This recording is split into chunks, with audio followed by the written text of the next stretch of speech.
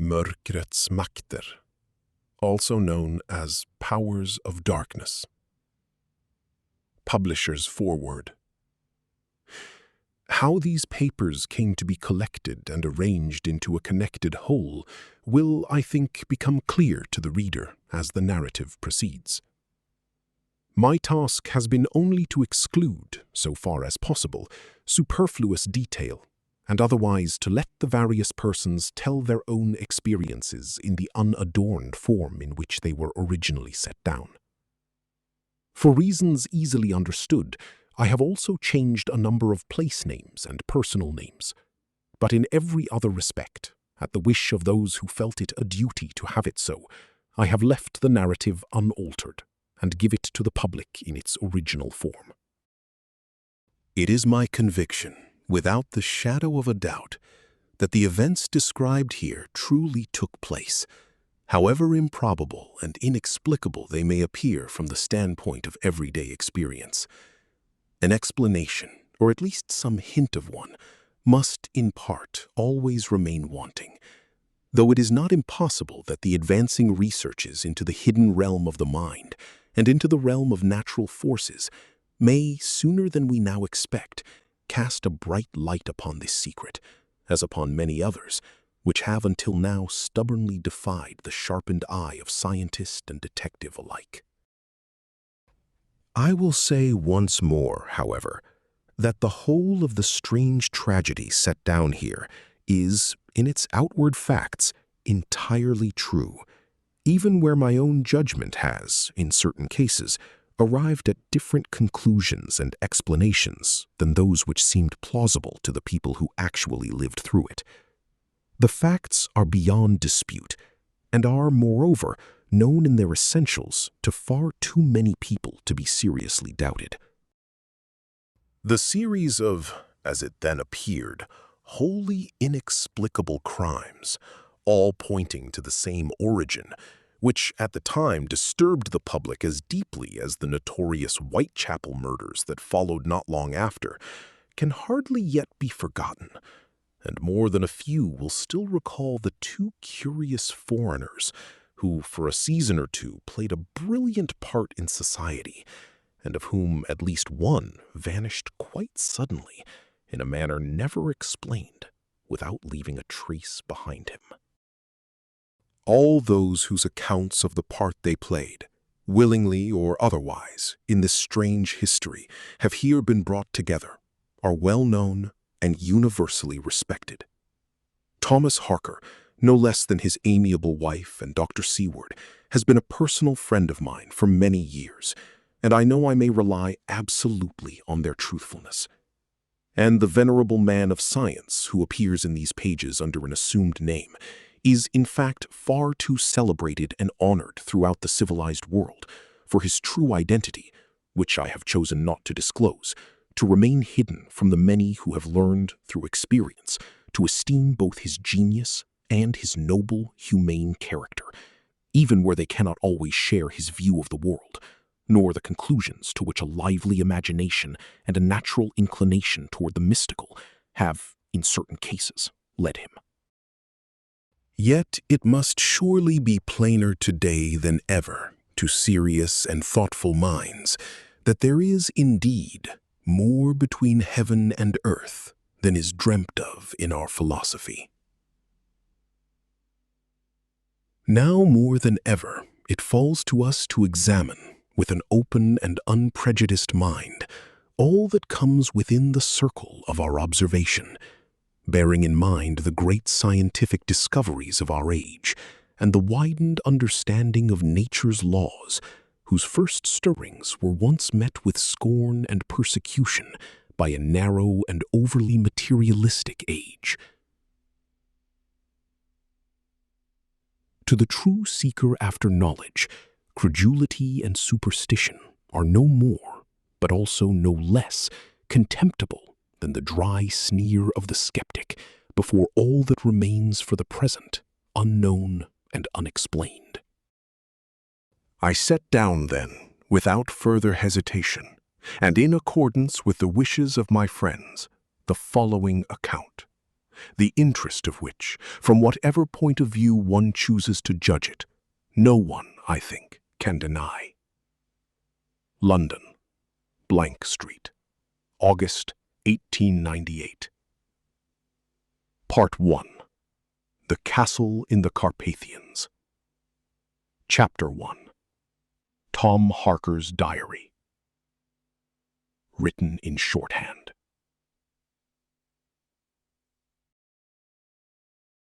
Bistritz, 3rd May. This, then, is how far I have come on my headlong dash across Europe. I left Munich at 8:30 in the evening on the 1st of May, reached Vienna the following morning, and went on from there to Budapest, a remarkable city, though I saw it, regrettably, only in passing.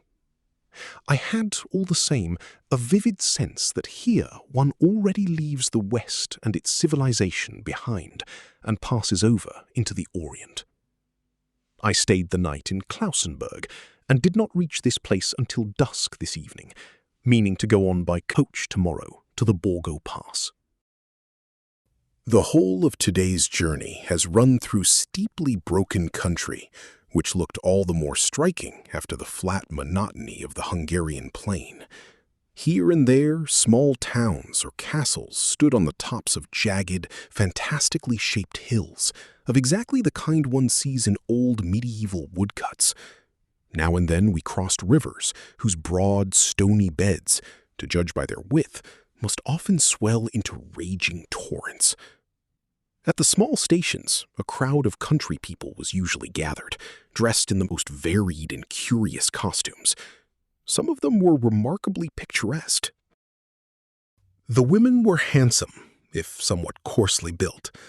Most wore very full white linen sleeves of one kind or another, either checked, plain, or embroidered in bright colors, along with vividly colored bodices, corselets, I believe they are called, or else broad, shapeless belts, from which a mass of gaudy ribbons or strips of cloth hung down over their short skirts.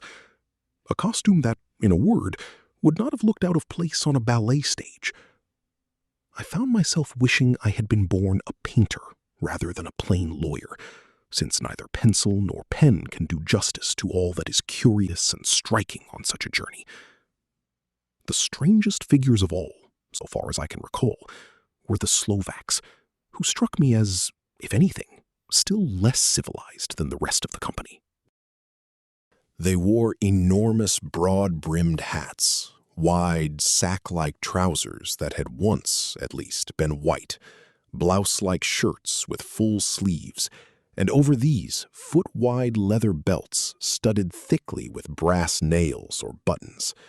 Their trousers were tucked into tall leather boots.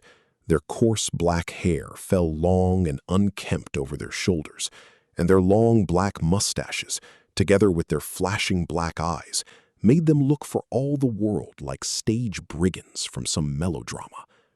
I am told, however, that they are in fact a fairly gentle and harmless people, and by no means as overbearing, defiant, or troublesome as some of the rest of the population here. While I was in London, awaiting further instructions from my employer, I took the opportunity to visit the British Museum, hoping to find in its books and maps some clearer notion of Transylvania, a principality of which my geographical studies had, until then, given me only the haziest idea. I discovered that the district to which the Count wished me to travel lies in the easternmost part of the country, somewhere up in the Carpathians, almost on the border where Transylvania, Moldavia, and Bukovina meet. Altogether, I gathered, one of the wildest, least accessible, and least known corners of Europe. I was unable to locate Castle Dracula on any map, since this country possesses nothing resembling the precise surveys prepared at home by our own general staff. The postal address, at least, is Bistritz, and the place itself is said to lie somewhere near the Borgo Pass. Ethnographically, Transylvania, so the learned gentleman I consulted at the museum assured me, is, like Hungary as a whole, remarkable for the great mixture of its population. There are Germans, Wallachians, Magyars, Czechs, Slovaks, Gypsies, Slovenes, and more besides, in the most motley confusion. There are almost as many creeds as nationalities, and, I am told, I quote my informants, the great horseshoe of the Carpathians encloses within it very nearly every form of superstition and folk belief known to the civilized world, together with a great many dim legends and ancient, highly curious traditions and customs.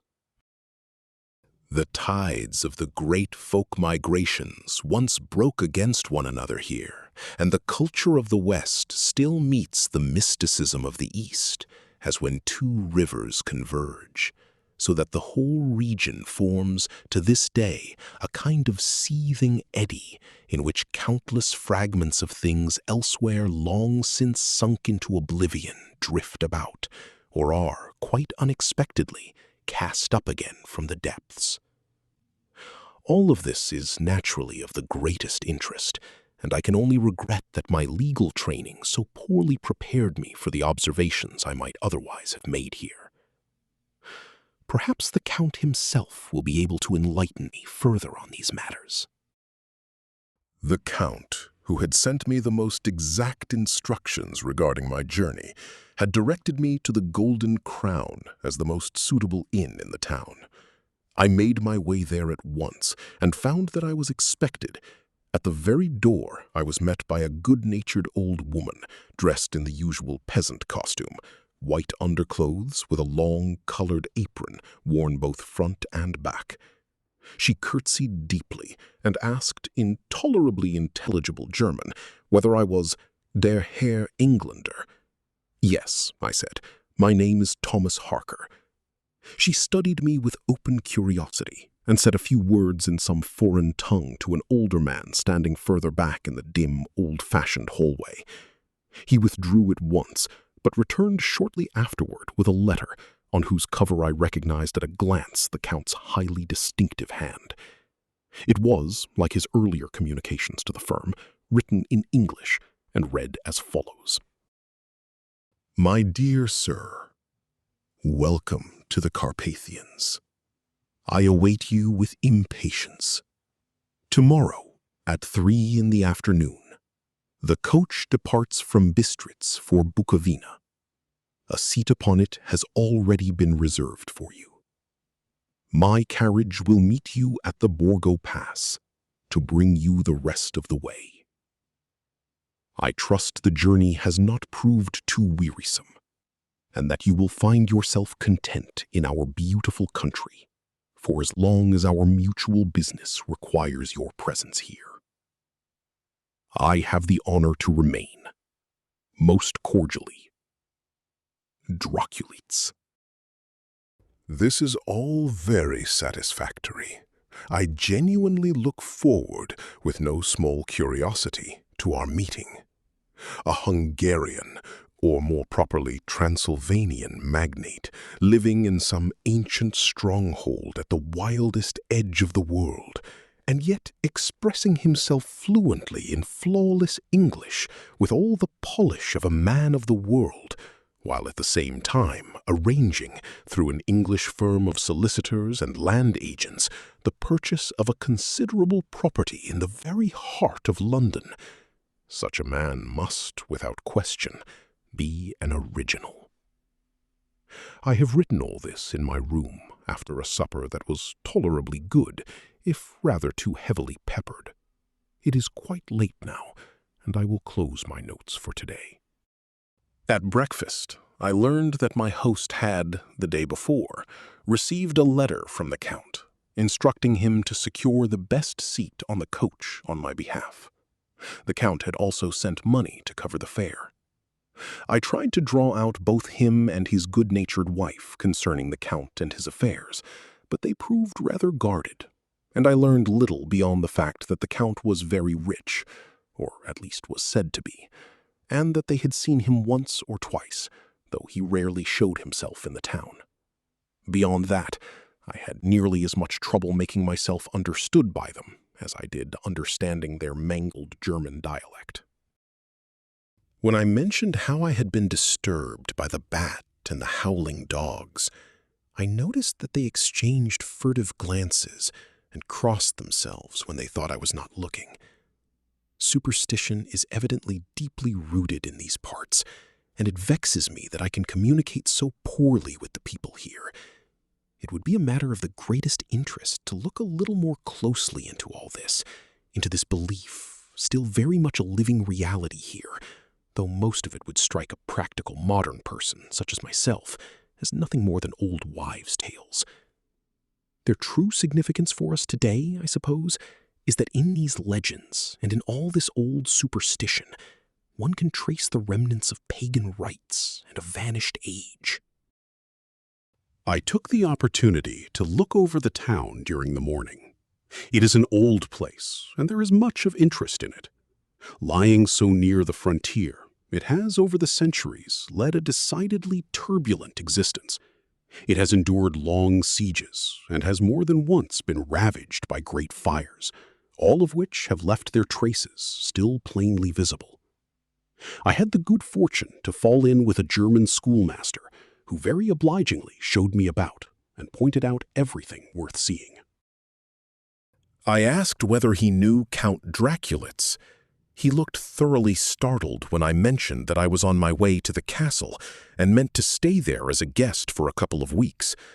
But he explained afterward that his surprise arose from the fact that the Count was known throughout the district as something of a recluse, living in an almost inhuman solitude, and that he himself had never so much as heard of the Count inviting any guest to the castle at all. Under such circumstances, I remarked, I imagine a good many strange stories must go round about him. People generally cannot bear it, I added, when someone insists on going his own way in this world. To this he answered only that there was indeed a good deal of talk, but that no enlightened person, of course, paid it any mind. He could give me no further information about the Count or his family. The line was among the oldest and noblest in the country, that much he knew. Its men had distinguished themselves for great courage, its women for uncommon beauty, and there had always been a good many romantic legends attached to the family. Whether the present Count, who, as far as he believed, had been married 3 times but was now a widower, was childless or not, he could not say. As it was now nearly time for the coach to leave, I did not press him further, but returned to the inn for dinner. When I had finished, I went up to my room to gather my things together. But there, to my great surprise, I was followed by the kindly landlady, who, after several clumsy attempts to open a conversation, suddenly burst out with something close to hysterical urgency. "Must you really go? Dear young sir, must you really go?" In her agitation, she seemed to lose entirely what little German she had, and poured out, at first, a stream of words I could not understand at all. When I answered that I truly must leave, and at once, since I had important business to attend to, she looked at me in silence for a moment, and then said in a solemn voice, "Then you do not know what day it is today?" I answered, truthfully, that it was the 4th of May. To this she replied, shaking her head again and again, "The 4th of May, the 4th of May. Ah, yes, I know that well enough. But do you not know what day it is?" I had to admit that I did not understand her, whereupon she answered eagerly in her broken German, which I will not attempt to reproduce here. "But where can you have come from then, poor young sir, not to know that this is the eve of St. George's Day, and that tonight, when the clock strikes 12, all the powers of darkness are free to work their will upon us poor sinful mortals?" She crossed herself devoutly. "Do you truly know where you are going, and what you may find there? Believe an old woman who wishes you well, dear young sir, Put off your journey, at least until tomorrow. It is a mortal sin to defy God and cast yourself of your own will into ruin." The tears ran down her cheeks, and before I could stop her, she fell to her knees before me, wringing her hands, and begged me by the Holy Virgin and a whole company of saints, whose particular virtues, I confess, were unknown to me, to put off my intended journey for at least a day or two. The whole scene was, on the face of it, quite absurd, but I cannot deny that her distress made a certain impression on me all the same, and I will not pretend that I felt entirely easy in my mind, though of course it goes without saying that I could pay no serious attention to such fancies. I therefore made the honest old woman rise, dried her eyes as best I could, and told her gravely that I truly must go, that duty required it of me. When she had grown somewhat calmer, she drew a rosary with a crucifix attached from inside her bodice and held it out to me. I confess I felt a certain awkwardness, since, as a loyal member of the Church of England, I have naturally been taught since childhood to regard such pious trinkets with a measure of distaste. But I had no wish to distress the well-meaning old woman, and when she noticed my hesitation, she settled the matter without further ado by hanging the thing around my neck herself, saying, half in tears, "For your mother's sake, dear young sir." And with that, she left the room. Superstition is, in any case, a curious thing, a kind of epidemic sickness, for I cannot deny that I felt somewhat unsettled after this theatrical scene. To calm myself, I have amused myself by setting all this down while I wait for the coach, which, as it turns out, is running a good deal behind schedule. This is all the more vexing, since the Count's horses will, on account of this delay, probably have to wait longer than expected at the appointed meeting place. In the meantime, thanks to the local Transylvanian beer, I have also found time to send Vilma a few lines, which I hope will give her a pleasant surprise. I wrote to her last from Vienna and asked her not to expect any further letter until I had reached the end of my journey. Here comes the coach at last. We shall see what I have to record the next time I write here. The Castle of Dracula, 5 May, early morning. It is already full daylight, just before sunrise. The sharp, forest-covered peaks stand out clearly against a horizon of deep gold, and through the mist that still hides the valley, one wooded ridge after another can just be made out beyond the last. It is a wonderful view up here. It is about 4 o'clock. I have not yet been to bed, and yet I feel entirely awake. It would be quite impossible for me to sleep just now. And since the Count has considerately given me leave to sleep as long as I please, promising that no one will disturb me until I am fully rested, I have unpacked my things and sat down to write, in the hope that drowsiness will come to me in its own time.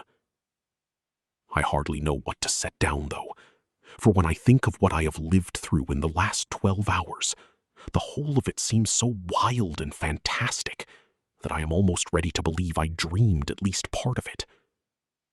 I mean, all the same, to record everything as faithfully as I can, from the beginning, exactly as I remember it. When I climbed up into the coach at Bistritz, the driver had not yet taken his seat on the box, and I saw him deep in what appeared to be a most interesting conversation with my landlady. It may have been my imagination, but I could have sworn they were speaking of me, for they kept glancing over toward where I sat, and by degrees the people who had been sitting on the bench outside the inn door gathered around them as well, along with the other passengers. Everyone seemed to be listening eagerly, and I could not help feeling that they were, from time to time, casting furtive looks in my direction, half wondering, half pitying. I pretended to notice nothing, but I could not avoid catching a number of words that came up again and again, and which stirred my curiosity. Quietly, then, I took my little polyglot dictionary out of my traveling bag and looked up the expressions that had lodged themselves in my memory. They were not, I must say, of the most reassuring kind. Ordog, the devil. Pokol, hell. Stregoica, a witch or something close to it. And Vrolok, which last word appeared to serve as a name for some sort of fairy tale monster, related more or less to the werewolf, the dragon, and the vampire, along with several others of the same flavor.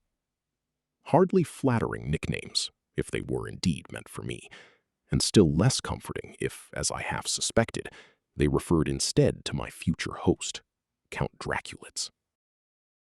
When we finally set off, the crowd around the inn door had swelled to a considerable size, and I felt distinctly uncomfortable when the whole company, all at once, made the sign of the cross and pointed at me, unmistakably at me, Tom Harker, who felt at that moment as innocent as a newborn child, with 2 fingers extended together.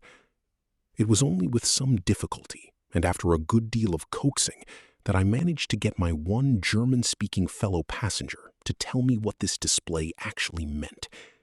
He assured me it was not intended as any insult, but was, on the contrary, meant kindly as a protection against the evil eye. I am not certain I felt quite as grateful as I probably ought to have, but I do know I shall never forget the last glimpse I caught of that old archway, and of all those people in their bright, patterned costumes, devoutly crossing themselves, standing out most picturesquely against the green backdrop formed by the orange trees, the oleanders, and the pomegranate trees, all planted in great green tubs in the courtyard.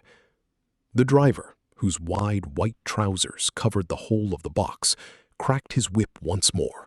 The 4 small horses broke into a trot, and before long we had left the town behind. Within a few moments, I had forgotten both the crossings and the superstitious forebodings alike, lost in delight at the beauty of the country. Ahead of us rose a range of sloping hills, glowing with the freshest green of spring, partly wooded, partly scattered with farmhouses, all of which, curiously, turned their windowless gable ends toward the road. Wherever one looked, the fruit trees stood heavy with blossom. Apple, pear, plum, and cherry in almost unbelievable abundance. In places, the spring-green grass was entirely hidden beneath fallen petals. The road wound between these hills in endless curves, climbing steadily all the while. The driver whipped his horses without pause, in a manner that struck me as merciless, both to the animals and to the passengers, for the road was in no very good state, and we fairly flew over log and stone at what amounted to a breakneck pace. I was assured, as though this were meant to comfort me, that the road was excellent in summer, but had not yet been repaired and put right after the winter. I could not really see what all this haste was meant to accomplish, but the driver had evidently made up his mind to reach Borgo Prund within the shortest possible time, whatever the cost. Beyond the green hills, the peaks of the rocky Carpathians rose out of vast, dark forests. Soon they stood on either side of us, both to right and left. In the light of the setting sun, they seemed to me to shimmer through every color. Deep blue and violet in shadow, green and brown, yellow and red where the bare rock caught the full light, and an endless expanse of shifting turquoise and gray, of jagged, broken ridges stretching away as far as the eye could reach, until the great snow-clad summits rose up around the horizon. Here and there we passed deep clefts down which white torrents came rushing. As we rounded one bend in the road and suddenly saw a towering, snow-covered peak rise against the sky directly ahead of us, one of my fellow travelers touched my arm and cried out, "Look, Ishtansek, God's seat, and crossed himself as he said it. The sun sank lower still, and the shadows spread ever wider over the landscape, while the snow-covered summits still glowed with an almost unearthly rose color. From time to time, we passed groups of country people in picturesque dress, and I saw a great deal that was new to me. Hayricks set up in the trees, for instance, where they are thought to be better protected from damp and rain. And whole forests of the loveliest weeping birches, their white trunks gleaming like silver among the pale green leaves, a sight I had never seen in England. Once or twice we passed a lighter wagon, the ordinary cart of the peasants in these parts, particularly well suited to the uneven roads. These too were loaded with country folk returning home, Czechs in white sheepskins, Slovaks in colored ones, the latter also carrying long spear-like staves with an axe fitted to one end. As dusk began to fall, it grew quite cold, and the higher we climbed that evening, the more we saw patches of lingering snow gleaming among the black pines. A couple of times, the slopes were so steep that I wanted to get out and walk, to spare the horses, as one usually does at home, but the driver would not hear of it. "No, no," he said in his broken German, "not get down, not walk here. Very bad dogs here, very dangerous." And he gave me a long, meaningful look and sighed. The only stop he made was to light the carriage lamps. As the darkness deepened, the passengers' unease seemed to grow with it.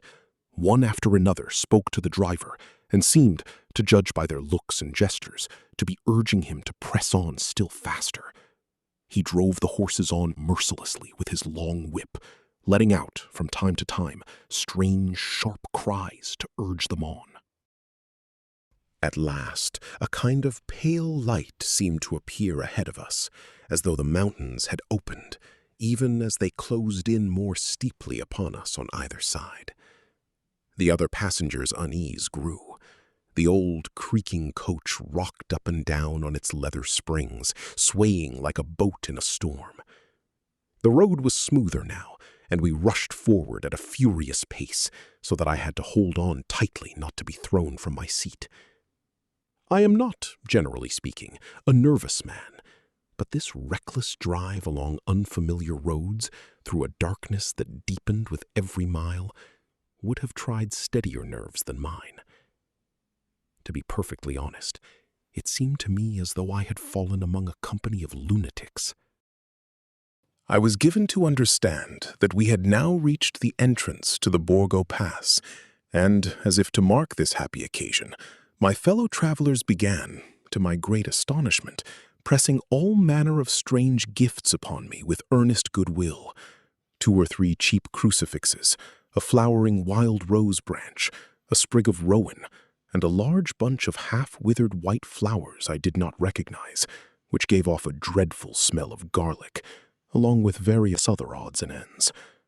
I had not the heart to refuse these well-meant offerings, though I found occasion later to be rid of most of them, since I could not imagine what use or pleasure there could possibly be in dragging a pile of half-withered leaves and flowers about the country with me.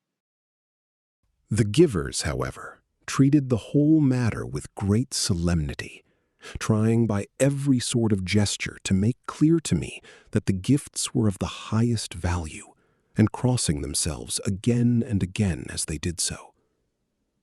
All of this was presumably connected, in some way, with the superstitious dread that, according to my good landlady, the people here feel toward this particular night above all others, the night on which, so they believe, mankind lies more than usually exposed to the cunning assaults and temptations of the evil one. Meanwhile, the creaking old coach still went whirling onward at the same furious pace, heedless of stones and ruts alike. Trees and rocks seemed to rush toward us out of the gray mist that hung ever more thickly over the country, catching the light of our lamps for an instant before vanishing again. and all the while the passengers' excitement mounted higher and higher until they were half hanging out of the coach on both sides, straining to see the road ahead, while the driver himself sat leaning forward, every nerve taut, ceaselessly driving on the poor, exhausted horses. To my questions, I received only short, evasive, or wholly incomprehensible answers, but there was no mistaking that everyone either feared some danger or expected something of great interest to occur, and I too found myself caught up in the general tension, staring eagerly out into the ghostly dusk. At last, the sheer mountain walls on either side of us seemed to draw back somewhat, and one sensed, rather than saw, that the pass was widening toward the east, and that the ground was beginning to fall away again. For my own part, I now began to wonder why we had not yet met the Count's carriage, which was, according to our arrangement, to meet me here. I expected every moment to see carriage lamps appear out of the darkness, but nothing of the sort was to be seen.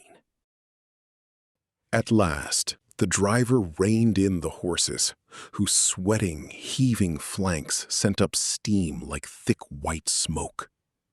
The moon appeared to have risen, though it was hidden behind the mountains, for the air had grown lighter, and we could make out the sandy road as a white streak between the dark trees, some way both before and behind us.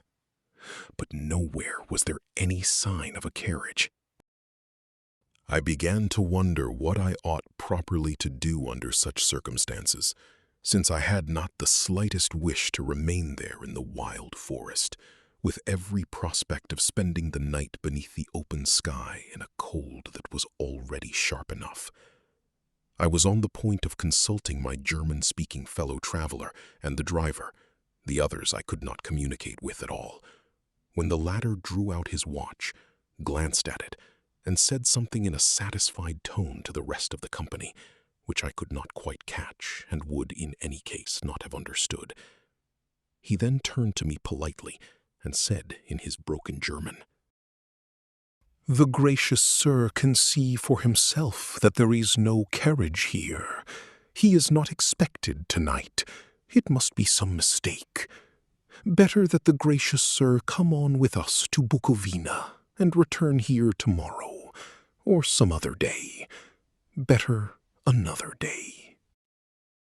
Even as he spoke, the horses gave a violent start, reared up, and began to snort and whinny as though in the utmost terror, so that he had to strain with all his strength to hold them in check. Among the passengers, a general confusion broke out. Some cried aloud, others called, apparently upon every saint they could think of, for I saw them crossing themselves and reaching for their crucifixes. In the midst of all this uproar, a tall, old-fashioned caleche, drawn by 4 horses and coming from the opposite direction, drew up beside us and stopped. The light of our lamps fell upon the horses, and I noticed that they were magnificent black stallions, extraordinarily well cared for, though the heavy, silver-mounted harness, worn and rather battered, would have looked more at home in a museum than upon their sleek, elegant bodies. The driver was a tall man with a great black beard. He wore no livery, but was dressed in some sort of national costume, heavy with fur and studded with glittering embroidery and buttons. On his head he wore a large, broad-brimmed felt hat, which partly hid his face. I did notice, however, that he had very white teeth and remarkably bright eyes, which once or twice seemed almost to gleam red in the lamplight, a thing not, after all, so very unusual in itself, yet always somehow striking. My imagination, I confess, had by that point been so thoroughly worked upon by the wild drive through the night and by my fellow passengers' strange behavior that I found myself wishing his appearance had been a little more ordinary. Just as he reined in his horses, he said in German to our driver, You are early tonight, brother." "The gracious English gentleman was in a hurry," the coach driver stammered, plainly embarrassed.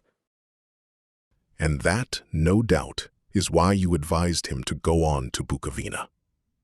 I have good ears, brother.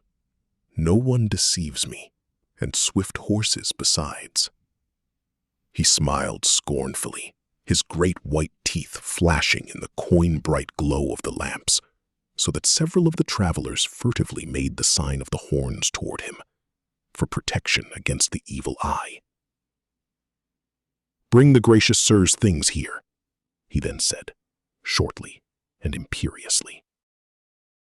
Everyone hurried to help, and within a few seconds, my traveling bag and my portmanteau, along with the rest of my luggage, had been moved across into the calèche. I climbed down from the coach myself. The driver sprang down from his box and helped me up into the calèche, and in doing so, I could not help but notice his extraordinary strength. He then swung himself back up onto his seat, shook the reins, and in another moment, we were rolling away down the dark road.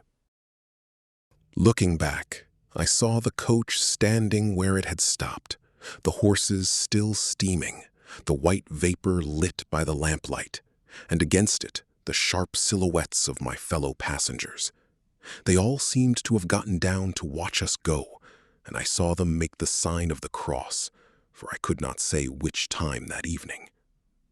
A moment later, a jutting crag hid them all from my sight. As they vanished from sight, I was seized by an involuntary shiver, and, at the same time, by an almost anxious sense of solitude. It seemed to me as if I had left the whole civilized world behind, and was being carried through night and darkness into some vast unknown, where almost anything might happen. My fellow travelers' superstitious excitement had undeniably affected me. There is a good deal of unconscious suggestion in such things, and I truly had to summon all my willpower and common sense to steady myself again, reminding myself that I was not, in fact, the hero of some fantastic tale of robbers and haunted castles where ghosts and satanic monsters run riot, but merely the calm, practical Tom Harker, a properly qualified solicitor with a respectable record, at present employed as a clerk at the well-known legal and estate agency of Mr. Peter Hawkins, and sent in that entirely unromantic capacity by the firm to Count Dracula's in Transylvania to help conclude a property purchase already underway in London. I thought, too, of Vilma, my dear little sweetheart, to whom I had sent my last letter that very afternoon, and with the thought of her came so many fond memories and bright recollections that the whole overwrought mood I had lately been in vanished away, and I felt entirely calm and cheerful again, only a little curious about the reception that awaited me in the house of this evidently most original of counts. I had just lit a cigar when the carriage suddenly stopped.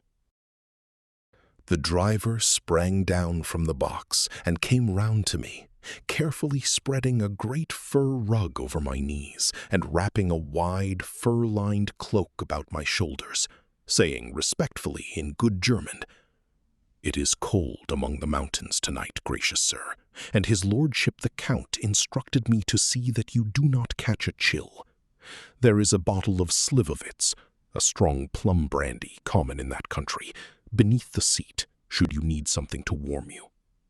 I thanked him, and he took his seat again and urged the horses on, which set off briskly once more. No sound was to be heard but the rumbling of the carriage, the steady beat of the horses' hooves against the hard ground, where, now and then, a stone struck by a hoof drew a flash and a spray of sparks, and the monotonous murmur of the forest.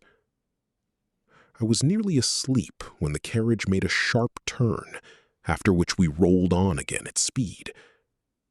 This happened 2 or 3 times more, and in my half-drowsing state, it began to seem to me at last as though we were driving endlessly back and forth along the same stretch of road.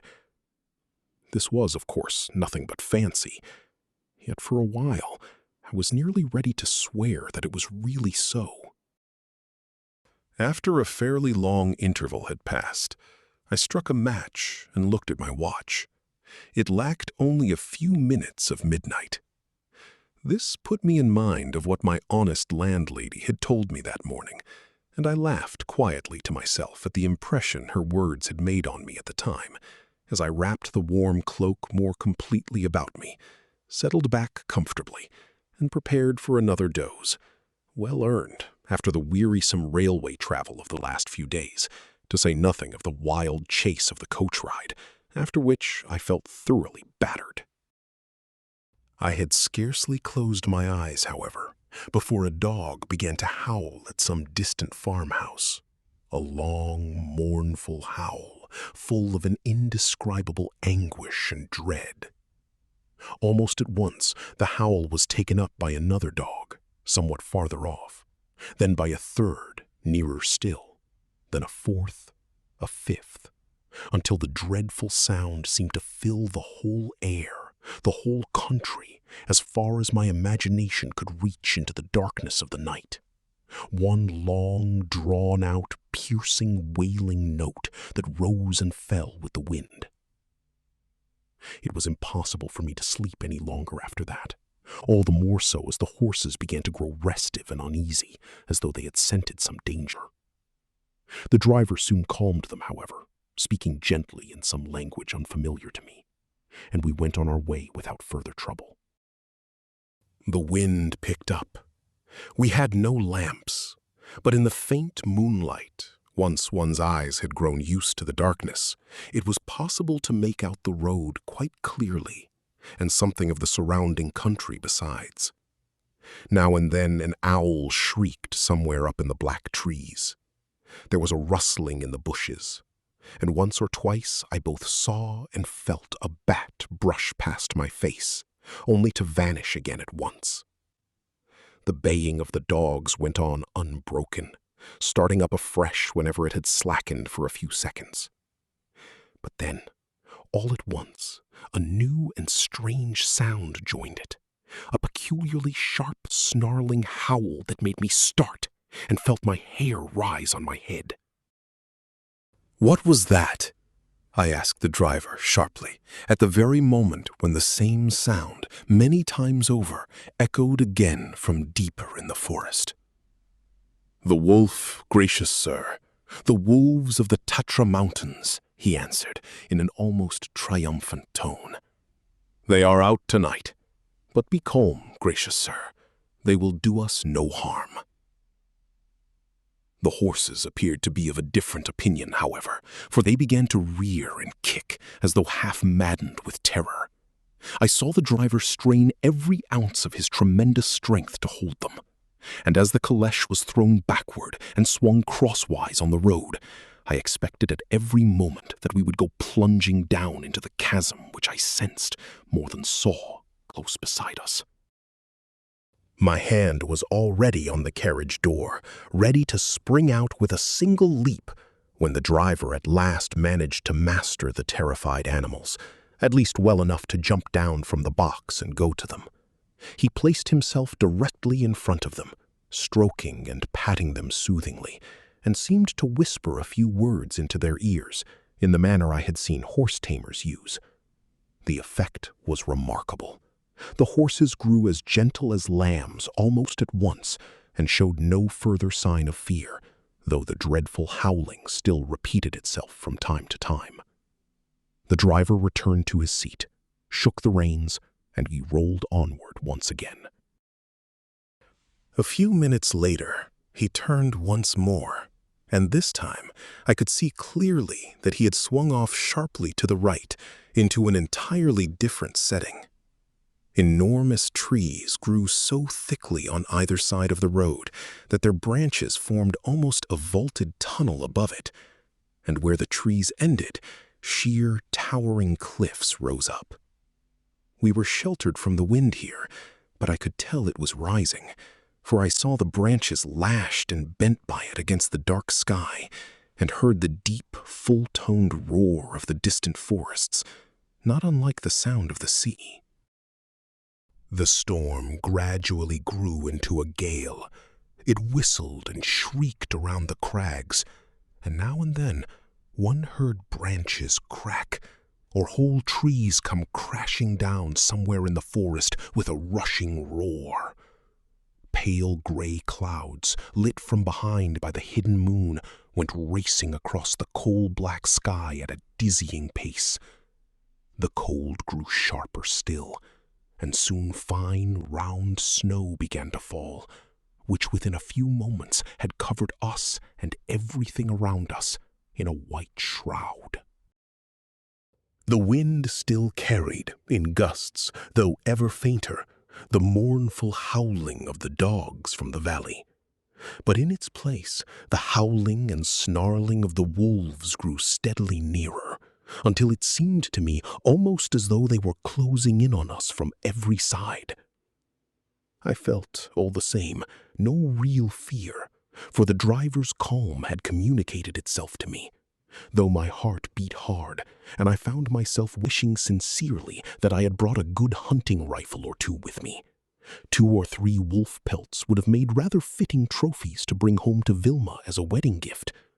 And I had to laugh at myself, thinking how many of my sporting friends would have given a month of their lives for such a chance. The horses grew restless again, shying every so often, but the driver sat as still as a statue and did not seem to find the situation in the least unusual. I noticed, however, that he kept turning his head, now to the right, now to the left, as though watching for something in the forest. Suddenly, I saw a faint, bluish, phosphorescent glow on the ground among the pine trees. The driver evidently noticed it too. Without a word, he reined in the horses, set down the reins, climbed down, and disappeared along a forest track.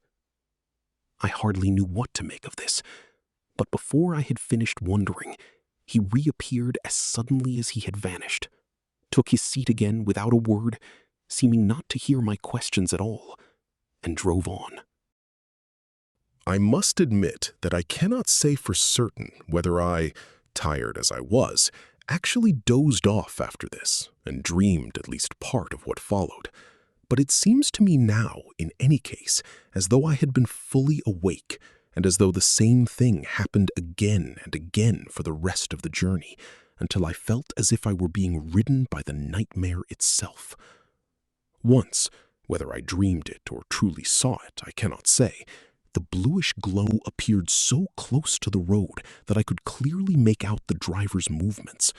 I saw him gather a number of stones and build with them a kind of low wall or something of the sort around the glow, which in fact could hardly be called a light at all, since it illuminated nothing around it, not even, it seemed, the man's own face and hands as he bent down over it.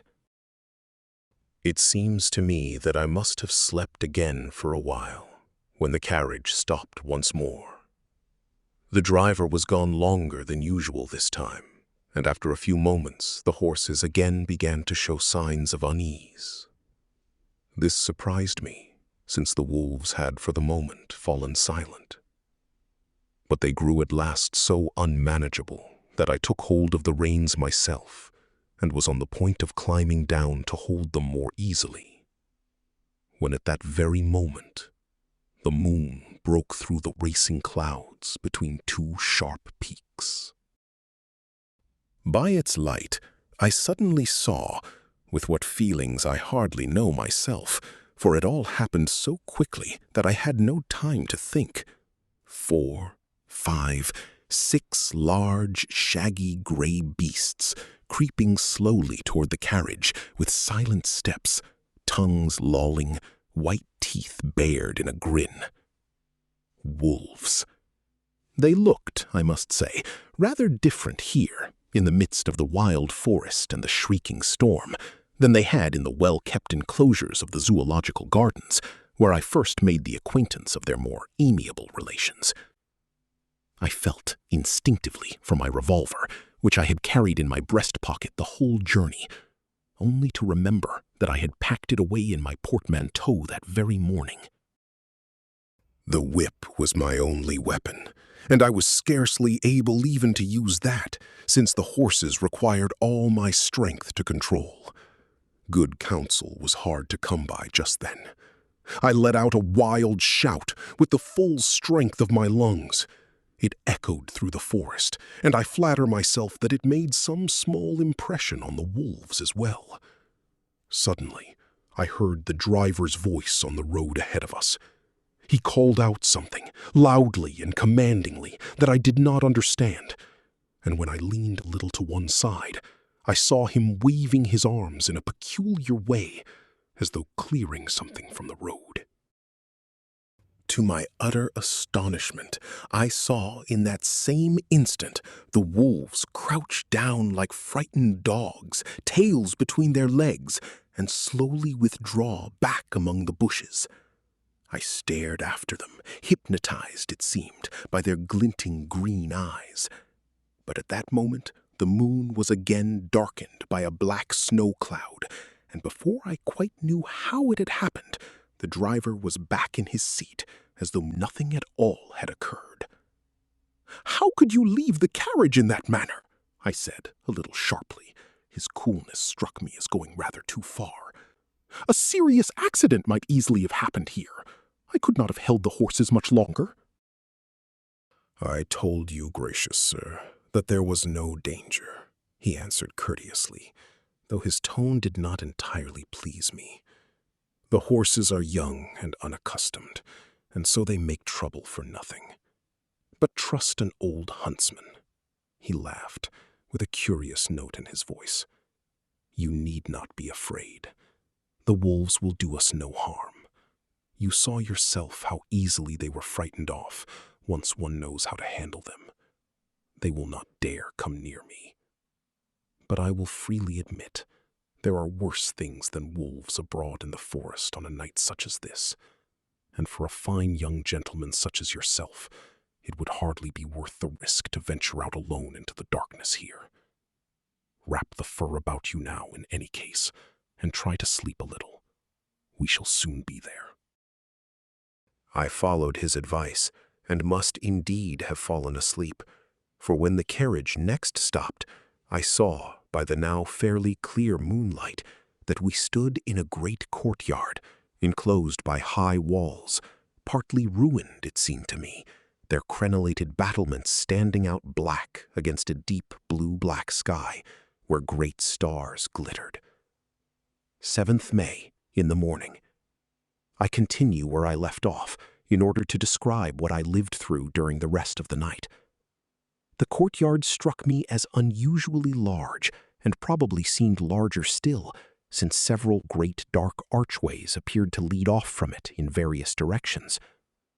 Oddly enough, though I have now been here for nearly 24 hours, I have not yet had occasion to see it by full daylight. When the caleche stopped, the driver jumped down and helped me out, and I could not help noticing, once again, his extraordinary strength.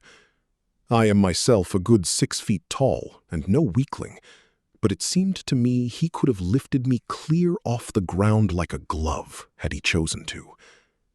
He then lifted down my belongings and set them on the ground beside me. I now found myself standing before a flight of steps, leading up to what appeared, so far as I could judge in the uncertain light, to be a particularly magnificent carved stone doorway, fitted with a pair of great, old-fashioned doors, studded with iron and great flat-headed nails. The driver pulled a bell cord, and I heard a bell ring somewhere far off inside. He then swung himself back up onto his box and urged on the horses. They set off at once, and within a second, the whole equipage had vanished into one of the dark archways, the clatter of wheels and hooves still echoing from the old walls with an almost ghostly din. No sound came from within the house, and not so much as a gleam of light showed at any window. I will not pretend that I did not feel rather strange, standing there entirely alone in this unfamiliar place, before the closed door, hemmed in on every side by the dark, secretive walls. A pair of owls shrieked somewhere up near the roofline, and looking up, I noticed 3 or 4 bats flitting about in silent, endless circles above me, quite clearly visible in the moonlight, which did not, however, reach down into the courtyard itself, but was reflected only in a few window panes high up on the opposite wall, which gleamed like silver. As a set for some romantic opera, the whole scene would have been unrivaled, but to the eyes of a tired and hungry traveler, it did not, at that moment, seem especially encouraging.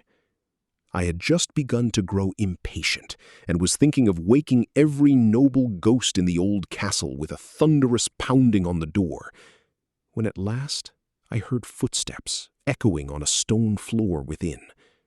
There came the rattle of chains, heavy bolts were drawn back, a key was turned in the lock with a grating sound that showed it was not often used, and the doors were flung wide open. The first to meet my eyes was an old woman, dressed in some sort of Magyar, Hungarian, Ruthenian, Wallachian, or Slovak national costume. I give up, once and for all, any attempt to keep these tangled ethnic distinctions straight. A costume worthy of the opera, though rather worn and faded. She dropped a deep curtsy and held the door open for me, staring at me all the while with a frightened, half-vacant smile, which hinted at what I later discovered to be the truth, that she was deaf and dumb. My eyes, however, passed over her figure for only the briefest instant, for behind her another person appeared, who at once claimed my entire attention. It was a tall, spare old man, clean-shaven, with long white mustaches and white hair, and a bearing of the utmost dignity. He too wore some sort of national dress, dark in color and trimmed with a great deal of braid. More than that I had no time just then to take in. In his left hand he held a small silver lamp of a curious, old-fashioned shape, its wick, unshielded by glass or chimney, flaring and smoking in the draught from the doorway, and casting strange, fantastic shadows about the great vaulted hall. Before I had even reached the top of the steps, he made, with his right hand, a courtly gesture of welcome, and called out to me in fluent English, though with a somewhat foreign accent, "Welcome to my house. Enter freely and of your own will." He made no move to come toward me, but stood as still as a statue until I had actually crossed the threshold. Then, however, he came eagerly forward, held out his hand, and grasped mine with such force that I could scarcely keep from wincing, especially since his hand was so icy cold that I felt its touch chill me to the very bone. He repeated, once more, with an old-fashioned, almost solemn courtesy, "Welcome to my house. Come freely, go safely, and leave something of the happiness you bring with you beneath this roof." Though I could hardly doubt that I stood before my host, I felt I ought nonetheless to ask, "Count Draculitz?" He inclined his head slightly and answered courteously, "I am Draculitz. Once again, most heartily welcome, Mr. Harker. I have awaited you with impatience. But you are tired. You are cold. The road has been long tonight, and you are not accustomed to such things. You must have rest and refreshment." He turned to the old woman and made some signs to her, whereupon she hurried off with a trembling haste to fetch my belongings, set them down, and having bolted and locked the great door, followed us up a broad and rather ruinous stone staircase, along a long vaulted corridor where our footsteps rang out with an almost dreadful echo, and finally to a great iron-bound door, which the Count, who had walked ahead the whole way with the lamp, threw wide open, revealing to my delighted eyes a lit room, a table laid for supper, and a great fire blazing in the open hearth. In short, everything I most eagerly desired at that moment. The Count, however, walked straight across the room and opened a door leading into a small octagonal cabinet, windowless so far as I could see, but lit by an old-fashioned hanging lamp. Here he opened yet another door and invited me with a courteous gesture to step inside. Here, too, a welcome sight awaited me. The room was a large bedchamber, lit by a pair of wax candles in heavy silver candlesticks. The thick curtains of the bed were drawn, and here, too, a splendid fire blazed in a great open hearth. The Count made a sign to the old woman as to where she should set down my things, at which she vanished, silently, the way we had come. The Count withdrew as well, saying, "You are tired. You will wish perhaps to make a little toilet after the journey. As soon as you are ready, I shall be waiting for you outside." The light, the warmth, and above all the Count's kindly reception had all at once scattered every uneasy and anxious impression of the night.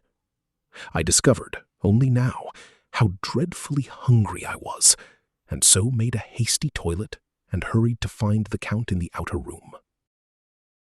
Supper was already laid on the table. The Count, who stood leaning against the carved mantelpiece, made a courteous gesture toward the table, and said, "Please be seated, and take whatever pleases you. You will excuse me for not joining you. It is late, and I have already supped." I handed him the sealed letter which my employer, Mr. Hawkins, had entrusted to me for him. He read it carefully, and then handed it back to me with a gracious smile. I set down its contents here, which certainly gave me pleasure. "My dear Count, I regret to say, as I have already had the honor of informing you, that a severe attack of gout, which troubles me from time to time, prevents me at present from undertaking any journey, but I am fortunate enough to be able to send a representative, in whose reliability and skill I place the fullest confidence. He is a young and most promising lawyer, whom I have known since boyhood, and who is at present employed as a clerk in my firm. I can vouch completely both for his knowledge of the matter and for his discretion, and you may confer with him without hesitation regarding the property purchase in question. I have carefully instructed him, and he has, moreover, gathered all necessary information himself on the spot. I have, then, the honor of recommending him most warmly, while I remain, with the greatest respect, your humble servant, Peter Hawkins." While I read the letter, the Count himself lifted the lid from a dish on the table and asked me once again to sit, which I did most readily. An excellently roasted, if rather too heavily peppered, chicken, a good salad, whose ingredients, however, remained a mystery to me, cheese, butter, and bread, together with a bottle of superb old Decay, made up the meal, which tasted to my famished self like the very ambrosia of the gods. All my weariness vanished as though blown away, and when my host, once I had finished eating, invited me to sit in a great armchair by the fire and offered me a cigar, I found myself just as ready for conversation as he himself seemed to be. He had taken his seat directly opposite the fire, and moreover in the full light cast by the wax candles in the old three-branched silver candlestick on the table, so that I had the best possible opportunity to study his appearance closely. It was a remarkable face indeed. It had what one might call a true aristocratic cast, with something of the bird of prey about the strongly aquiline nose, the mobile nostrils, and the thick jutting eyebrows above sharp, deep-set eyes.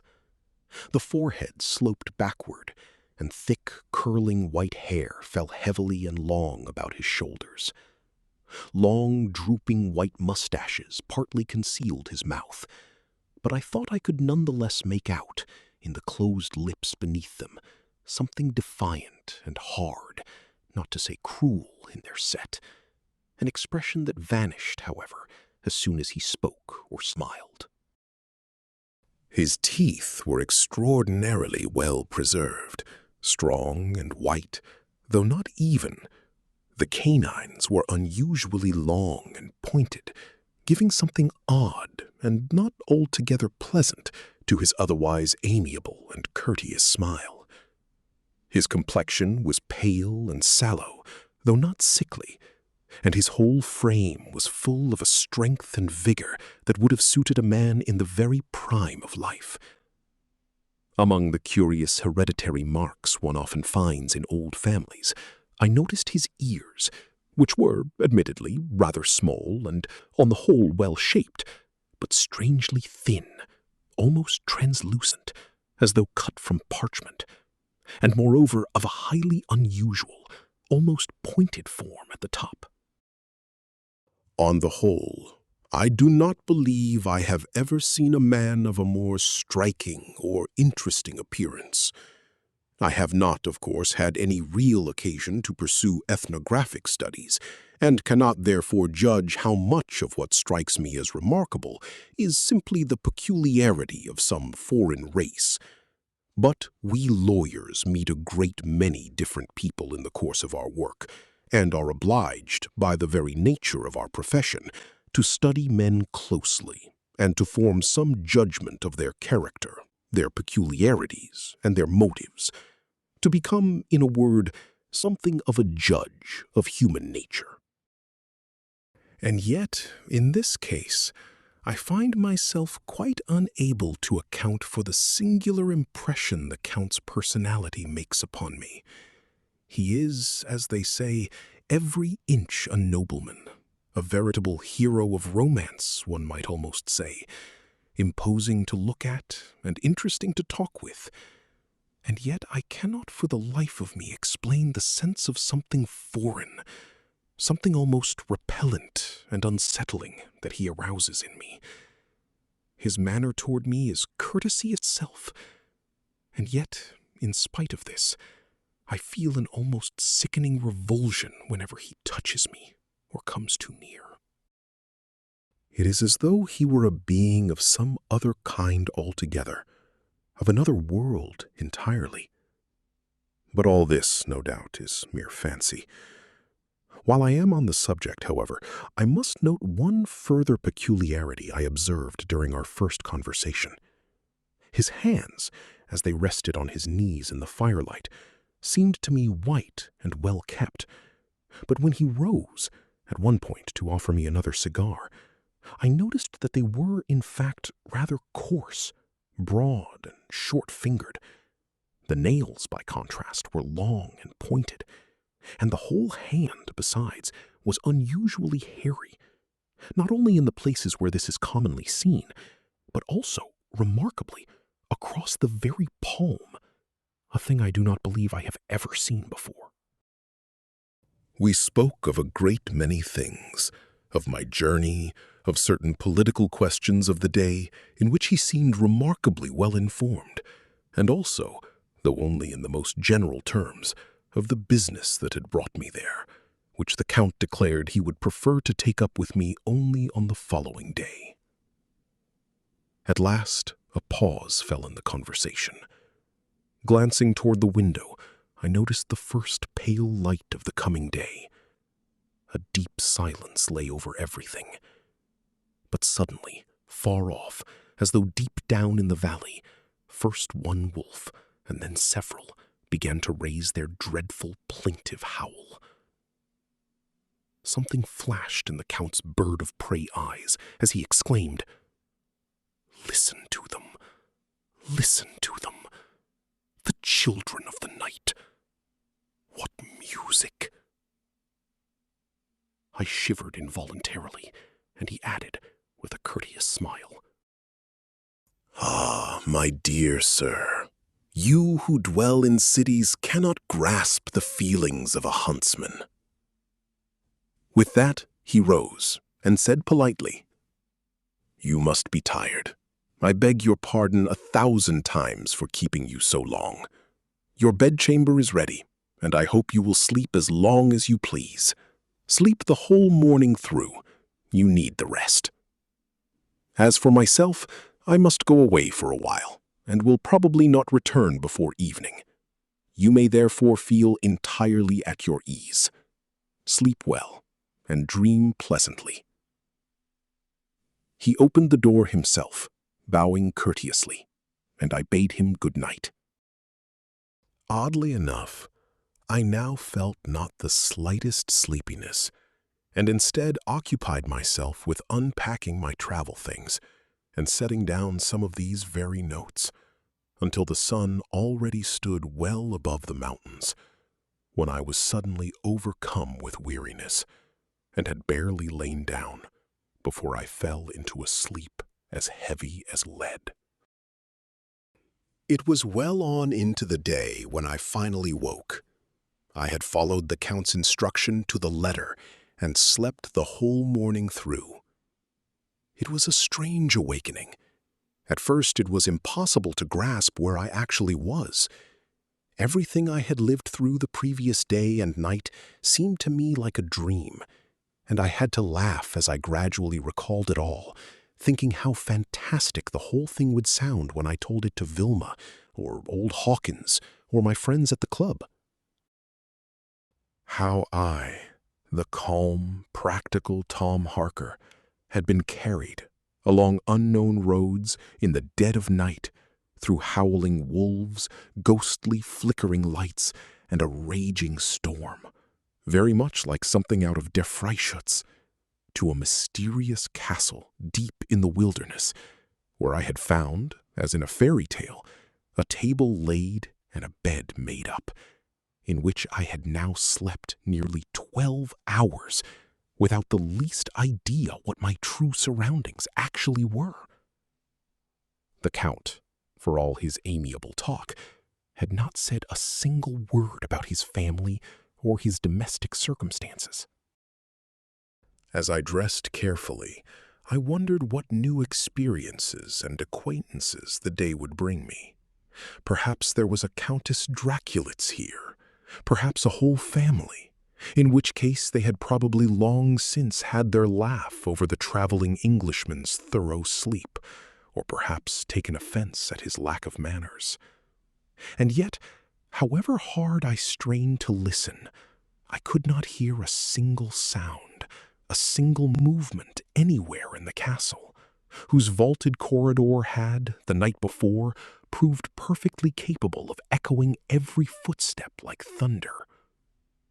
These rooms, I supposed, must lie in some remote wing where no sound from the rest of the castle could reach. I took the opportunity to examine my bedchamber more closely. It was well worth the trouble.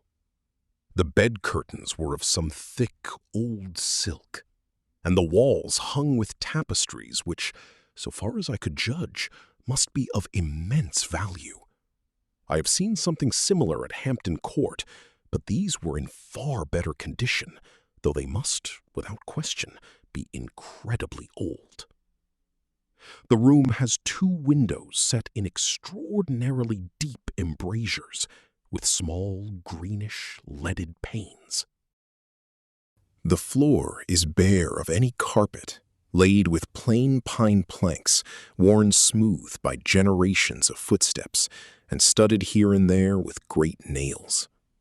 On the whole, everywhere I look, there seems to reign a curious mixture of barbaric splendor and barbaric simplicity. The furniture, as a rule, is limited to the barest necessities, though what there is proves solid, costly, and every piece quite ancient. My washstand, for instance, is a most curious little article, a sort of cabinet inlaid with precious woods standing on tall legs. On its gray marble top, hardly larger than an ordinary lady's sewing table, stand the basin and ewer, both of heavy, solid gold, exquisitely worked. Oriental work, it seems to me, though, so far as size goes, quite absurdly inadequate by modern standards. Of a looking glass, there is no trace at all. I had to make use of the little shaving mirror from my traveling bag to attend to my morning toilet. Everything else is in keeping with this. Once I was ready, I went out into the room where we had supped the evening before. I now saw that this room was considerably larger than it had appeared to me in the dim light of the night. In fact, a rather large hall, with 3 tall windows, like those in my bedroom, but looking out onto the courtyard. The walls, partly whitewashed, were otherwise hung with gray woven tapestries depicting hunting scenes, executed, to judge by the costumes, in a highly naive style dating from the 17th century. The ceiling is high and almost overloaded with plaster ornament, its central figure a vast dragon, which holds in its claws an old-fashioned chandelier fitted with great, heavy pieces of glass, the kind one occasionally sees in antique shops. A few heavy chairs and a great table made up the whole of the remaining furniture. At one end of the table a cloth was spread, on which a few cold dishes, a bottle of wine, and the usual accompaniments had been set out. Having looked about carefully to satisfy myself that there was truly no one else in the room, I went up to the table, which was laid for one person only, and at once noticed a folded note addressed to me in the Count's hand. It contained only these few lines. I shall be away for the greater part of the day, and hope you will kindly forgive this involuntary discourtesy. If you would be so good as to put all the necessary papers in order, we shall have a great deal to discuss upon my return. Until then, fare you well. Yours, most obliged, D.Z. When I had eaten, the food was good, if oddly seasoned and prepared, and the wine beyond all praise. I looked about for some bell by which I might summon the servants, but none was to be found. I tried the door to the corridor, but to my surprise found it locked. The customs of this household are, without question, most peculiar. Everything remained as silent as the grave. But glancing through the window, I did see the old woman, in her fantastic costume, hobbling across the courtyard, carrying a pair of water buckets. She vanished at once into one of the deep archways that open onto the yard from every side. But the mere sight of a living creature, and, costume aside, a thoroughly ordinary one at that, did me good. The whole affair was, in truth, beginning to seem a shade too fantastic and romantic for a sober, modern-minded man. It was now between 4 and 5 o'clock, and I returned to my bedchamber, took out all the papers concerning the house purchase, arranged them carefully, and set them, neatly bundled, upon the table, so that I might fetch them at a moment's notice whenever the Count wished. I then went back out into the hall. The door to the corridor was still locked, and this involuntary imprisonment was beginning to strike me as rather tiresome. I tried one of the doors on the opposite wall, corresponding to my own, but this too was locked. Vexed, I tried a third, on the same side, opposite the entrance, and this time the lock actually gave way. I opened the door without hesitation, and found myself, to my great delight, in a large corner room with 2 windows facing the courtyard and 3 facing west, through which the low afternoon sun was streaming in. The room was circular, a kind of library. Every wall was entirely covered with bookshelves, except for the wall between the 2 windows facing the courtyard, which was taken up by a great old-fashioned cabinet, its glass doors covered with a fine steel wire lattice, and which, at a glance, appeared to me to contain a good many chemical instruments and other objects whose names and uses were entirely unknown to me. The lower part of the cabinet, for the rest, was occupied entirely by a small Egyptian mummy, which, standing stiffly upright in its costly wrappings, produced an almost ghostly effect. I began at once to examine the books.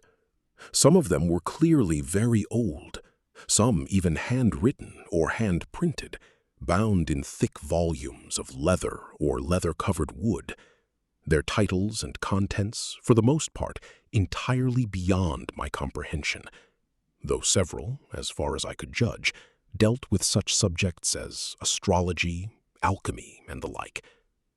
Some were in Latin or Greek, others in languages wholly foreign to me. Had I been able to understand them, they might well have interested me, but as it was, I soon set them aside and searched further. In the shelves between the windows on the left-hand wall, I came at last, to my equal surprise and delight, upon a large collection of books, entirely in English, both old and new, comprising a rich selection of fiction as well as historical and scientific works. Looking further about, I found the great table in the center of the room piled with English newspapers and periodicals, and besides, a separate shelf full of geographical and statistical works, travel accounts, political treatises, and even a considerable collection of law books, all in English and devoted entirely to English customs and affairs. I even found, among a mass of other reference books, all clearly well-thumbed and marked with annotations, the London Directory, the Red and Blue books of recent years, Whitaker's Almanac, the Army and Navy lists, and, it struck me almost as an old and dear acquaintance, the latest law list. So thoroughly interested, entertained, and astonished was I by this unexpected discovery that I busied myself among the books for so long that only when the sun stood directly on the horizon did I realize how much time had passed. I went to the window to enjoy the spectacle it offered, which surpassed in beauty almost everything I had ever seen of the kind. The sun sank slowly behind the high mountains in the west, its rays still tinting every high point of the valley, which lay wrapped, besides, in a transparent gray-blue haze, a deep rose color. Countless ridges and hills faded away toward the horizon in green, deep blue, pale blue, and violet.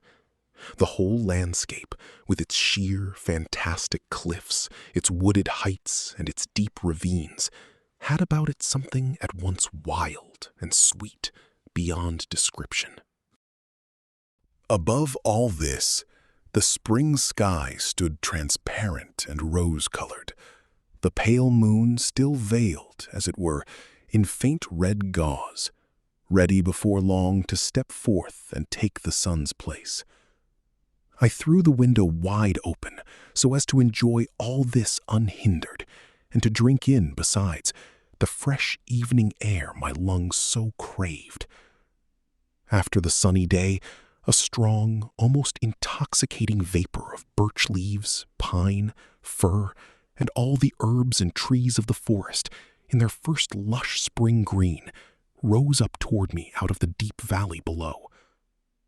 Now and then, the wind carried with it a particular, strong, almost overpowering scent from some flowering tree, perhaps bird cherry or rowan, while the thrush, with long, flute-like notes, seemed to be holding some kind of singing contest with the pine groves down below. Only once, in the Scottish Highlands, do I recall having seen anything that could in any way be compared to this. But everything here was infinitely grander, stranger, and more romantic. I thought of my dear little Vilma, and how she would have delighted in all I was seeing. She, who through these beautiful spring days remains forever bound to her school and its endless, wearying round of duties. When the sun's last spark had gone out behind the black mountain ridge, everything changed as though by a spell. The air grew cool and damp, and the landscape lost its color, while the moon appeared with growing silver brilliance in the darkening sky.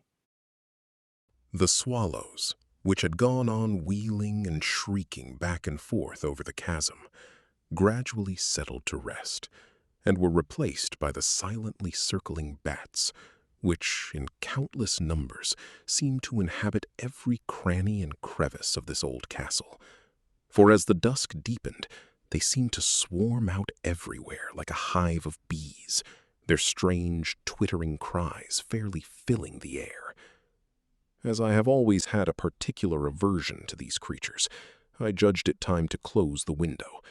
But at the very last moment, one of the unpleasant things managed, brushing past my head, to dart with a swift swoop into the room, and I could not see where it went, which vexed me, since I had not the least desire for such company in my solitude.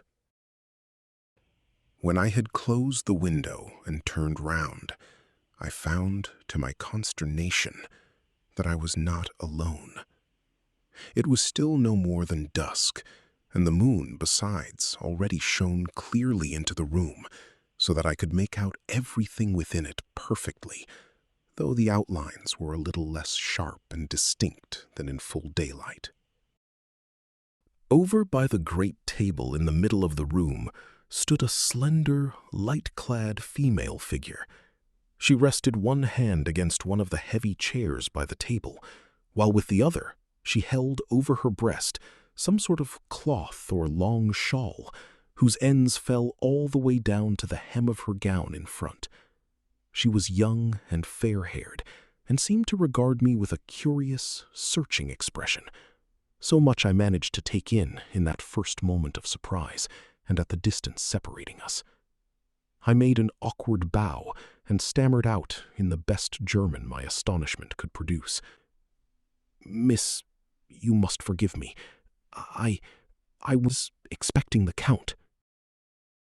As I spoke, she came slowly nearer. Now she stood only a step or two in front of me, lit by the full brilliance of the moon. "Welcome here," she said in German, though with something of a foreign accent. "You are the stranger who was expected. Welcome. It is lonely here in the castle, lonely in the mountains." Her voice had a most strange quality, brittle and high, and yet enchanting. I can only compare it to a glass harmonica, though even that gives no true sense of its real character.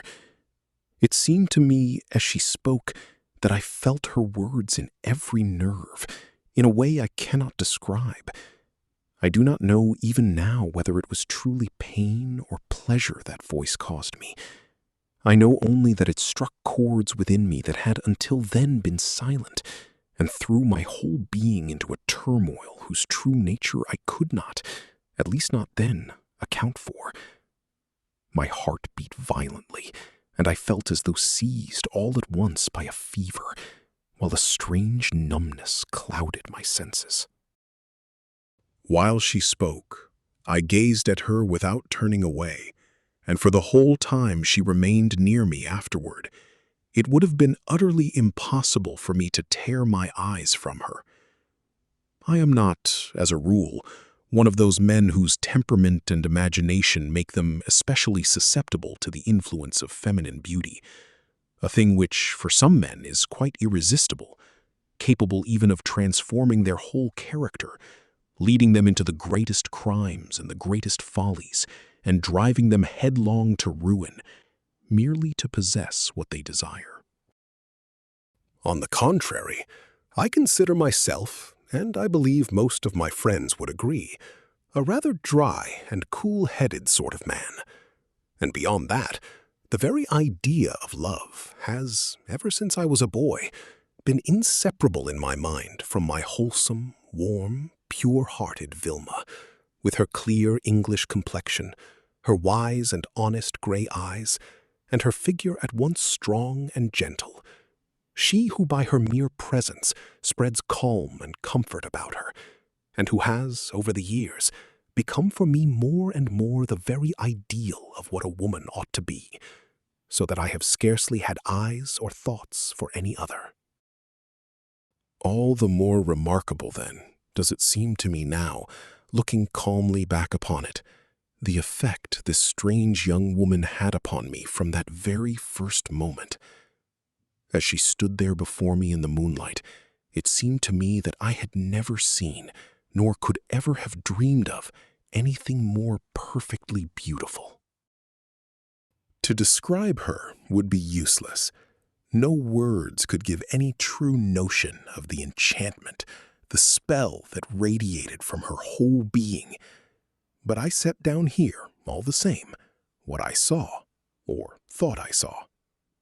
A rich golden mane of hair fell in a confusion at once artful and careless, held in place by a slender, glittering band or ornament, in curls over her forehead, and was gathered rather high on the crown into a knot from which a few soft locks coiled down onto her white throat. Whether her features could properly be called classically beautiful, or to what type they truly belonged, I cannot say, only that the whole was harmonious and complete. Her eyes seemed to me almost turquoise blue, beneath long lashes and fine brows, a shade darker than her hair. The pupils were unusually large, and her eyes shone with a quite peculiar brilliance and an expression I did not understand, and do not fully understand even now. Her mouth was perfect in shape, with full, deep red, soft lips, half parted as though longing for something. Her skin was dazzlingly white in the moonlight and looked soft as velvet. The dress she wore contributed, in its own particular way, to heighten her beauty still further. Our young ladies nowadays are fond enough of coquetting in their so-called Cupid costumes, which bear about the same relation to what they are meant to represent as a shadow does to the substance. This wonderful young woman, however, had chosen to go the whole way. The soft white gown that clung to her limbs like the draperies of a Greek statue matched down to the smallest detail the costumes one sees in portraits of the great beauties of the century's beginning, Madame Récamier, the Empress Josephine, and countless others. The short, softly draped bodice left throat, breast, and her exquisite arms almost entirely bare. A slender girdle, fastened with a small, glittering jewel, encircled her just beneath the bosom, and from there the skirt fell in long, graceful folds all the way to the floor.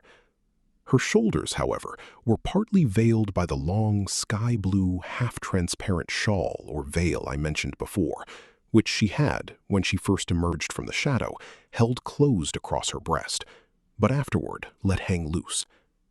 About her neck she wore a slender chain from which hung a heart of diamonds, at whose center a great ruby glowed with an almost bloody light. I set down all these particulars now, while I still have them fresh in my memory, because they were later given a strange explanation. In truth, I made these observations in far less time than it has taken to write them down, even in shorthand. I stammered something in reply to her greeting, I hardly know what, and then made some highly banal remark about the beautiful view. "You admire the view?" the strange voice sounded again. "Yes, they say our mountains are beautiful, but desolate, desolate. One is like a prisoner here. One longs, longs, longs for the great world out there, for people.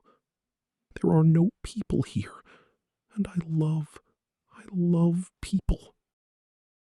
For a moment, she spread her white arms wide, as though in a kind of ecstasy, and it seemed to me that her eyes, for a second, blazed in the moonlight with a wild, almost phosphorescent light. "I am glad that you have come here," she went on, in a tone that was almost caressing. "You look kind and human. Up here in the Carpathians, only manly men belong, no weaklings. Your company will be welcome to us." In my confusion, I hardly knew what to answer to this highly unconventional, if flattering, speech.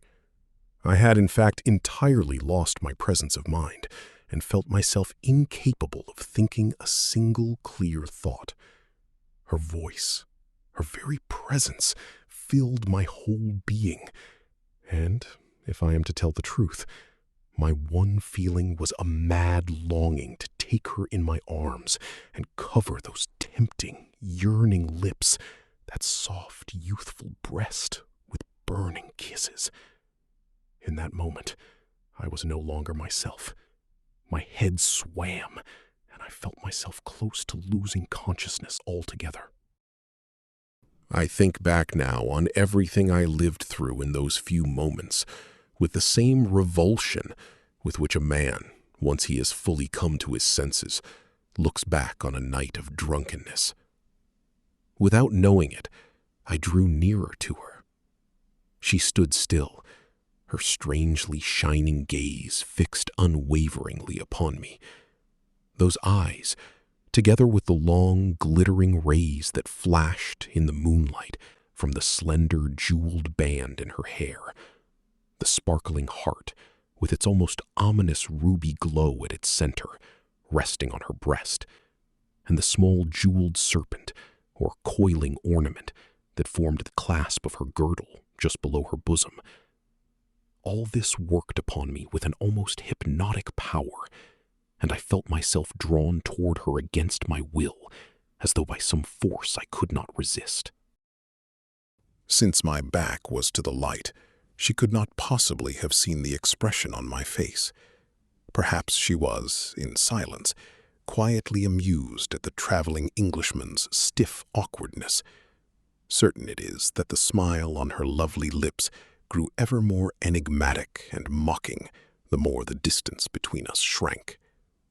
Whether I said anything, or tried to say anything, I truly do not know, any more than I am able to say how much time passed between the moment I first became aware of her and the moment she vanished from my sight. For vanished is the right word. A hand suddenly touched the lock, rather roughly. The door opened, and a light streamed into the room. It was the Count, entering, carrying the same small lamp I had seen the evening before.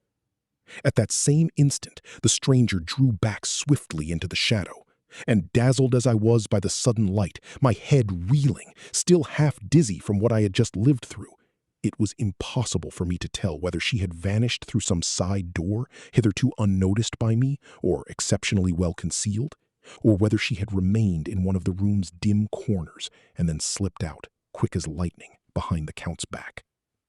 That she was there, and that she was gone, is all I know. "My dear Mr. Harker," the Count began, with animation, "I am mortified. What must you think of the hospitality of our old roof?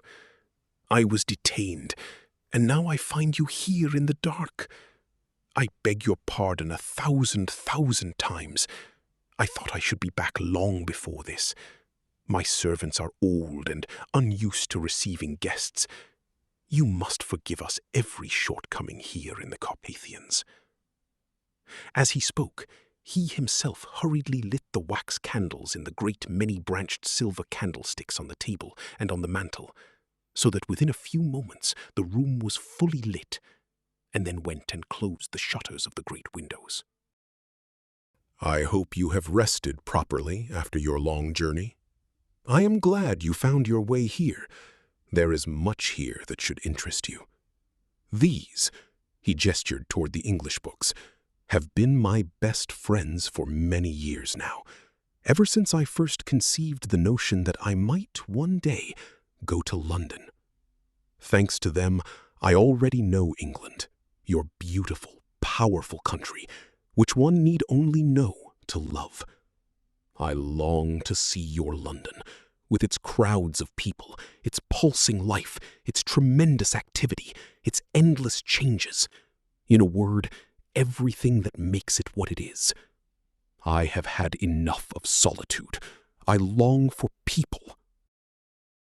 It was almost word for word what the strange, beautiful woman had said only a few minutes before. But there was something wild in his tone and expression, I would almost say ravenous, that struck me as strangely repellent. For a moment, it seemed to me as though I had seen some wild animal crouched to spring upon its prey, and I shivered involuntarily. I had still not been able to say a word. I felt like a man newly roused from sleep who has not yet had time to collect himself. The Count now seemed, for the first time, to notice my state, my silence, my distracted air. I saw him fix a penetrating look on me with his strange oriental eyes beneath their heavy brows. Then he said in a changed tone, cautious and almost caressing, "And how, my dear young friend, have you spent your time during my absence?" I told him I had slept most of the day, at which he nodded, satisfied, saying, "That is as I wished. You needed rest, and I gave orders that no one should disturb you. Well, and after that?" I explained, as best I could, how I had occupied myself, how I had put my papers in order, and how I had then found the outer door locked, and had, by chance, come into this room, which I hoped he did not mind. He answered courteously, "You are always welcome here, and I hope you will spend as much of your time in this room as possible. It is, in fact, my favorite room as well. My own private apartments lie on the other side. I beg your pardon 1,000 times for my thoughtlessness in locking the corridor door. It is my habit when I go out, and I did it today from pure forgetfulness. Of course, you are entirely free to wander about and view our old castle, which has, after all, its points of interest, as much as you please, if it amuses you."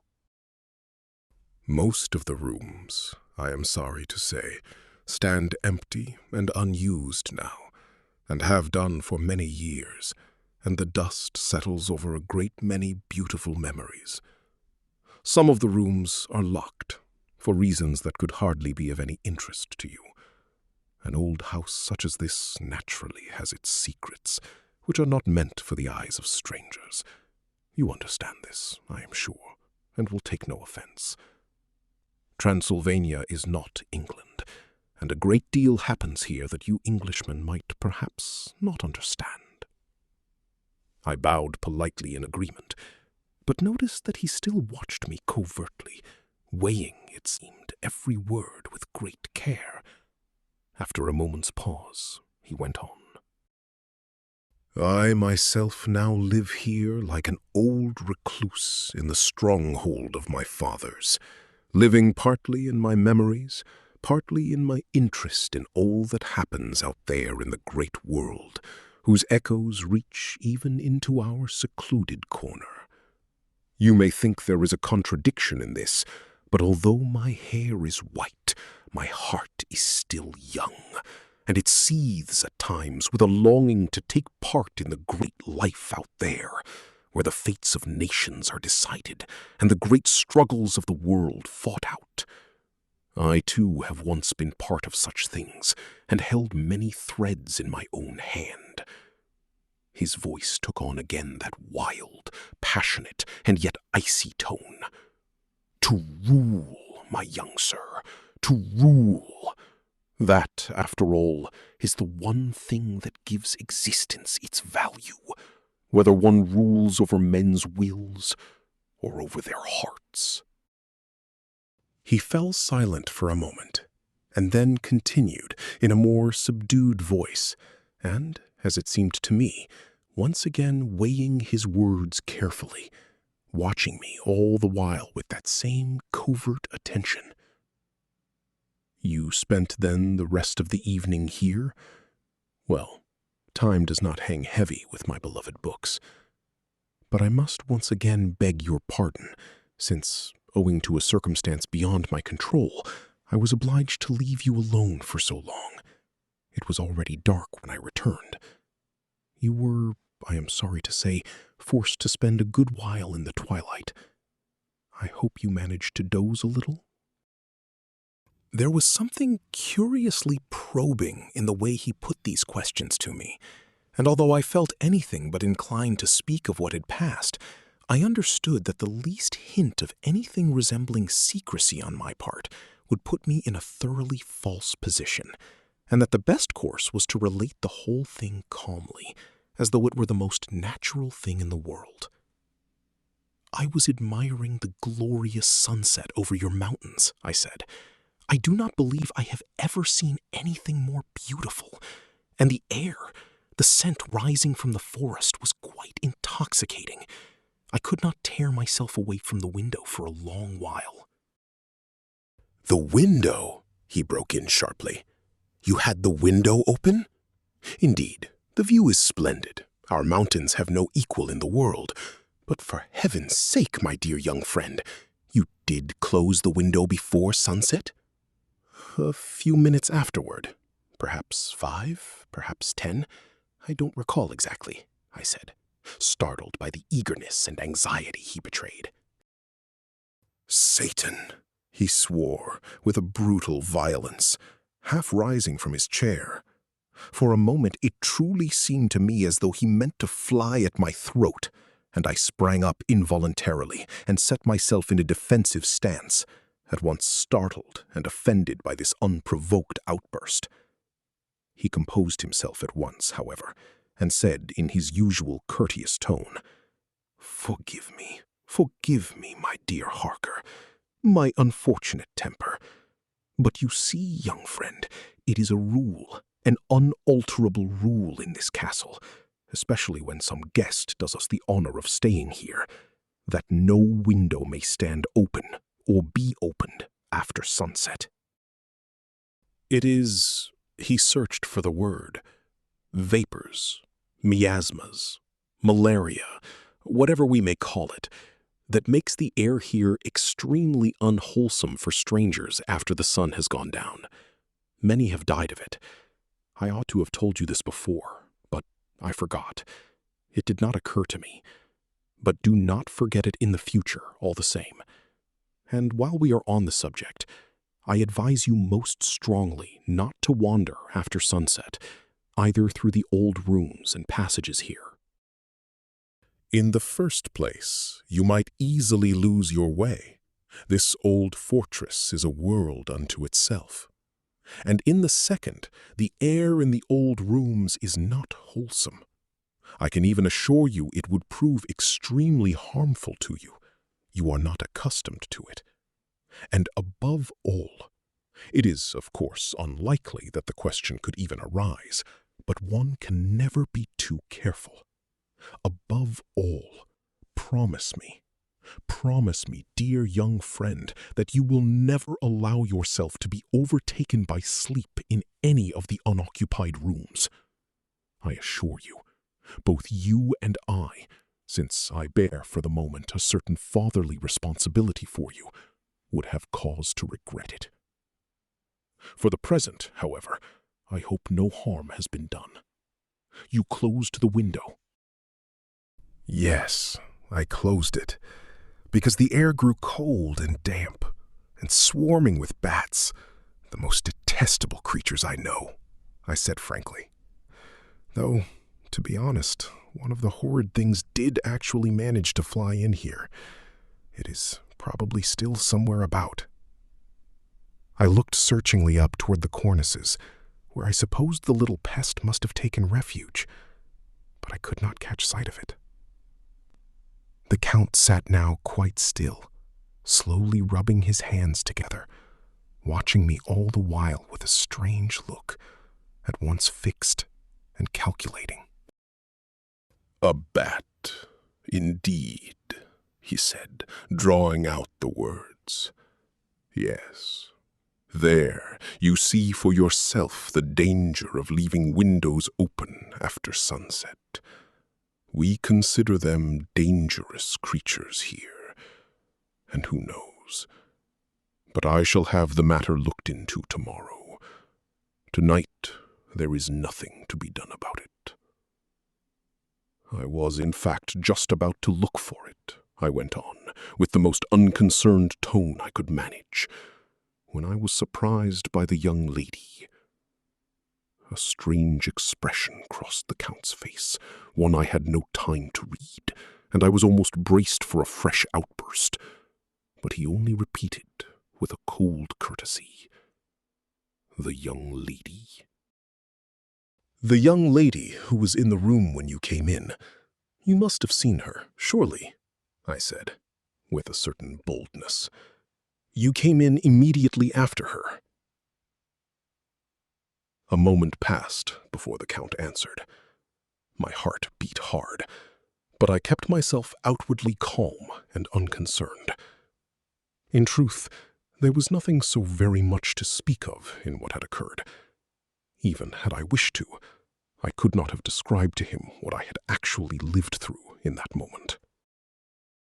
"No, I did not see her," he said at last, weighing, it seemed, every word. "I am rather absent-minded, and for the moment I was entirely taken up with my involuntary discourtesy toward you. But I ought to have been prepared for this, ought to have foreseen it."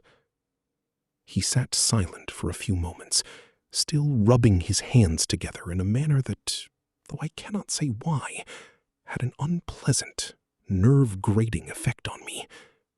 He stared fixedly ahead of him into the air, and I felt, more clearly than ever, that I had before me a creature of another race, another blood, and in all likelihood of an entirely different order of thought from my own, so that I could no more read his inward feelings from my own than if he had been some animal unknown to me. At last he spoke, in his usual, almost caressing, courtly tone. "My dear young friend, dear Harker Thomas, forgive me. I forgot that you Englishmen, according to your custom, place the given name before the family name. Dear Thomas Harker, I must speak quite frankly with you. I said a little while ago that an old house such as this naturally has its secrets. You have stumbled upon one of them. The lady of whom you speak, was she fair-haired? Yes. And dressed in white, perhaps in a somewhat unusual, even slightly eccentric style? I confirmed this as well. She wore upon her breast a heart of diamonds, with a great ruby at its center? Yes. And she was, shall we say, rather beautiful. Very beautiful, I agreed. Very beautiful. Lovely, my dear Thomas Harker. Lovely as Venus, lovely as Helen. A veritable wonder of creation, one might well say. Have you ever before seen such a throat, such a bosom, such arms, such lips, to say nothing of all the rest? Poor boy, poor virtuous young Englishman. You have surely never before crossed paths with such a siren. There was something indescribably cynical in his tone and in his laughter, and for a moment I thought I glimpsed a leering fawn-like face peering out from beneath the eagle-like mask of the warrior. In the next instant, however, he had resumed his usual manner and expression. "Forgive me for jesting a little. You young people nowadays take so seriously what we, in my day, laughed at," he said. "There is, in fact, nothing at all to laugh at here. My jest concerned only your own smitten, reverent expression, my young friend. You must forgive me that. But the truth is sad enough. The lady you saw." He searched a moment for the words. "Did she say anything to you?" "As I recall, she spoke a few kind words, telling me I was welcome at the castle. I took it for granted that she was one of the ladies of the house." "So, in a sense, she is, though in her own particular way. She is a young relation of mine, beautiful as a goddess, as you say, but unfortunately, incurably deranged." I made an involuntary movement of horror. "She is entirely harmless, but she suffers from a fixed delusion. She believes herself to be her own grandmother, and for that reason always appears in the very costume in which that lady is portrayed. I shall have the pleasure, some other evening, of showing you our family gallery, and I believe you will then find a certain striking resemblance. It is, after all, an innocent enough amusement." "She is generally watched quite closely, but at dusk it sometimes happens that she slips out and wanders about these corridors. She has, of course, suffered some disappointment in love, poor deranged creature, and believes herself perpetually in search of her lover. Now you know the whole of it." He looked at me sharply, with an expression that seemed to say, "And that, truly, is all you shall ever be permitted to know." But I had, perhaps wrongly, a definite sense that he had not told me the truth. I cannot really account for the feeling of mistrust and unease the old gentleman inspires in me. It is, in fact, entirely without any real foundation, as most antipathies are.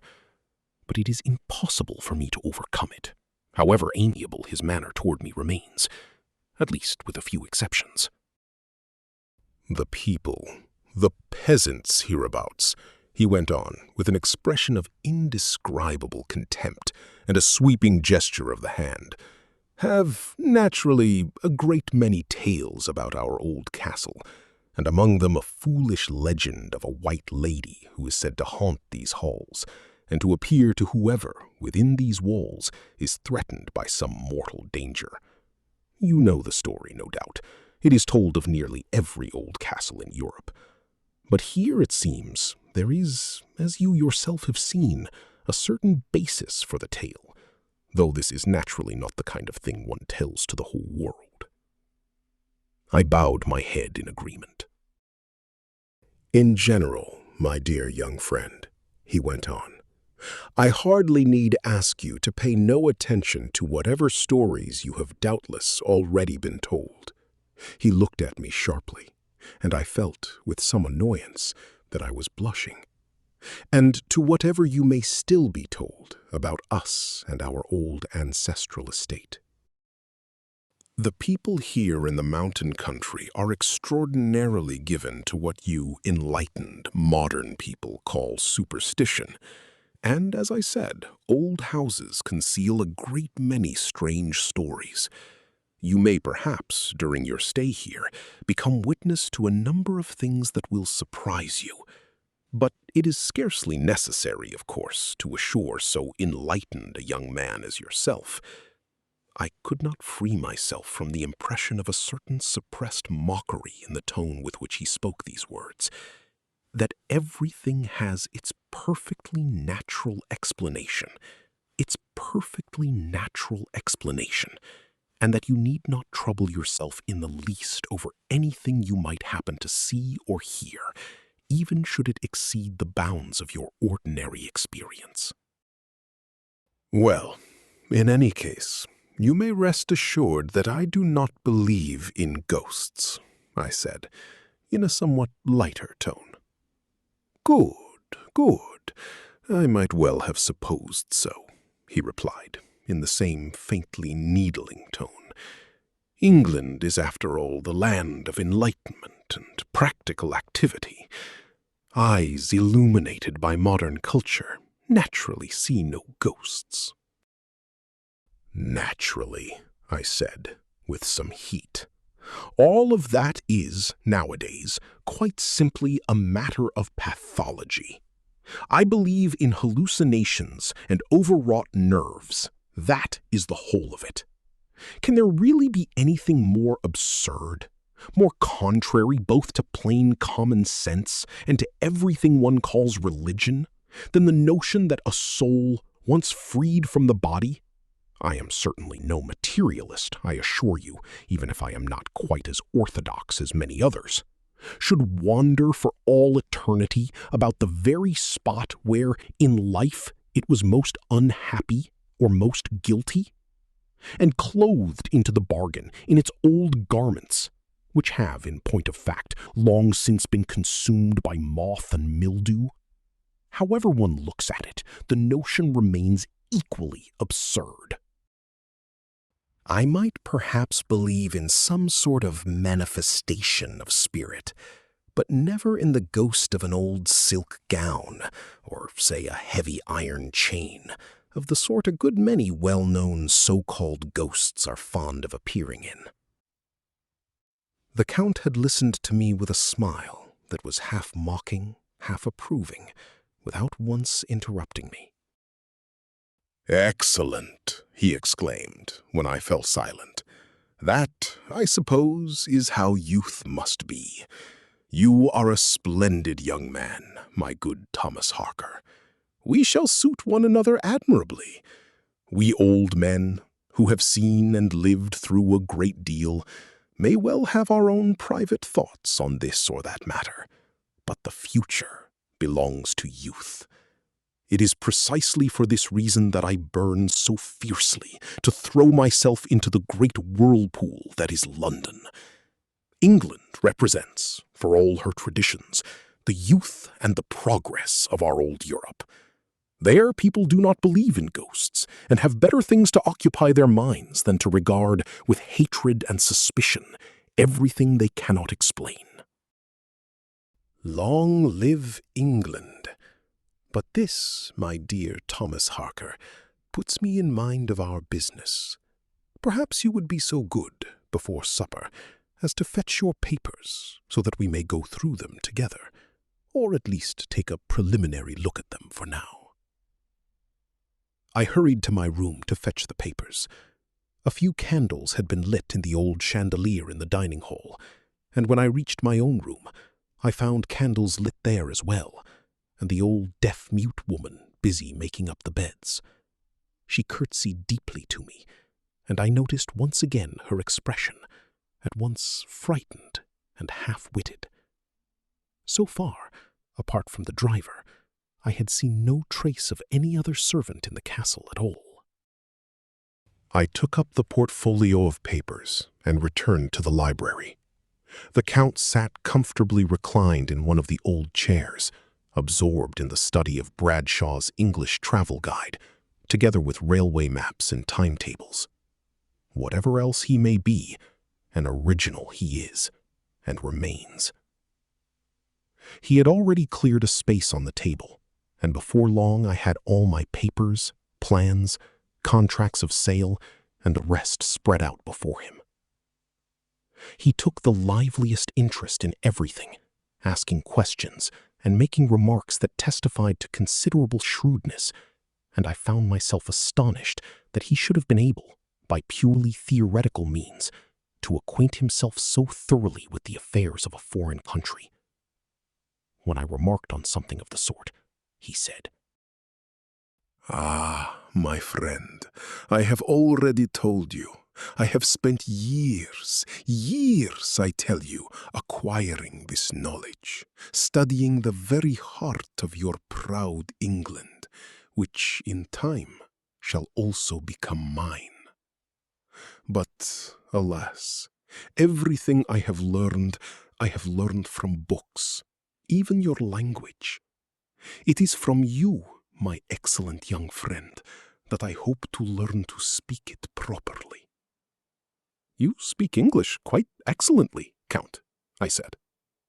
He answered with a slight bow. "You are too kind, dear friend, but I still have a long way to go.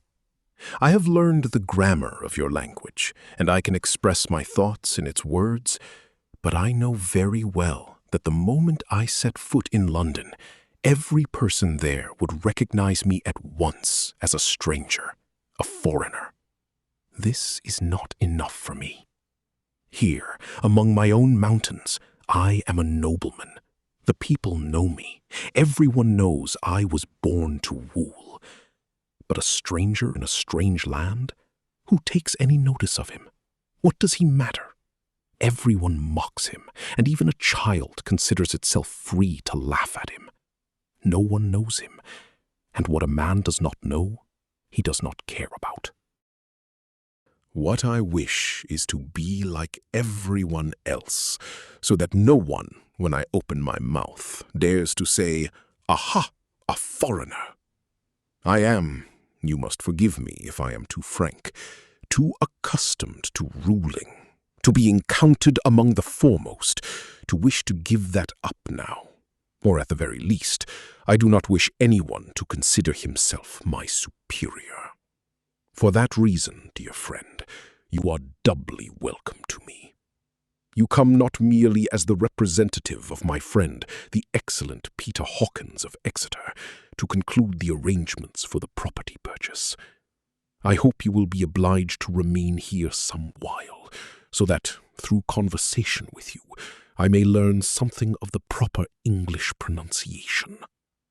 I beg you to correct me the moment I make any error, even the smallest. You will thereby do me an inestimable service, one I shall know how to value at its full worth. But let us return to our papers. We turned once more to the question of the property purchase, upon which he was entirely resolved. Once we had gone carefully through every particular, he had signed the necessary papers, and I myself, following his instructions, had written a letter to Mr. Hawkins, ready to be sent off with the next post. He asked how I had managed to find so suitable a place. I then read aloud to him the notes I had made on the subject, which I set down here. The property in question is situated in the suburb of Purfleet, on a little-traveled side road, and appears to correspond reasonably well to the wishes expressed by Count D. It was evidently, in its origin, an old manor house, but is now hemmed in on all sides and much decayed, and would require thorough repair. The surrounding grounds, greatly overgrown and neglected, comprise some 12 acres. The whole property is enclosed by a high wall, solidly built of great hewn stones, though partly in a state of considerable disrepair. The entrance gate, of wrought iron, is considerably rusted. The place is called Carfax, which is thought to be a corruption of the French quatre faces, the main building being perfectly square and set precisely to the 4 points of the compass. The trees are old, and some of them very large, though mossy and heavy with many dead branches. The ground is somewhat marshy, probably owing to inadequate drainage, for immediately behind the house lies a deep, dark pond or small lake, partly overgrown, which does not appear to have any proper outlet. The main building is fairly large and clearly of considerable age. The walls are unusually thick, and the windows on the ground floor narrow and fitted with iron bars. Several additions of more recent date, in various styles, are also present. An old chapel adjoins the dwelling house, though I was unable to inspect it, since the key had been forgotten. The property has long been offered for sale, but appears to have proved difficult to dispose of, owing to its dilapidated condition and its rather undesirable location on the eastern outskirts of London. The present owner is said to have considered pulling the house down and selling the land as smaller building lots. In my judgment, however, the asking price may be described as decidedly low. The whole makes a somewhat gloomy impression, but this is due chiefly to the neglected state of the grounds, where trees and shrubs have been allowed to grow right up against the walls, obscuring the windows, a matter easily remedied. The walls themselves are entirely sound, and the rooms, though decayed, are large and well-proportioned. As the district is comparatively new, only a small number of properties nearby are built upon. Among these is a large private asylum for the insane, whose proximity, however, should cause no inconvenience, as it is visible neither from the grounds nor from the house itself. "It suits me. It suits me admirably," the Count said, with animation, when I had finished. "That it is old and decayed, as you say, is no fault in my eyes. It is precisely the retreat I need, unaccustomed as I am to the roaring life of your great capital. And the chapel pleases me. It was its proximity that decided me on the purchase.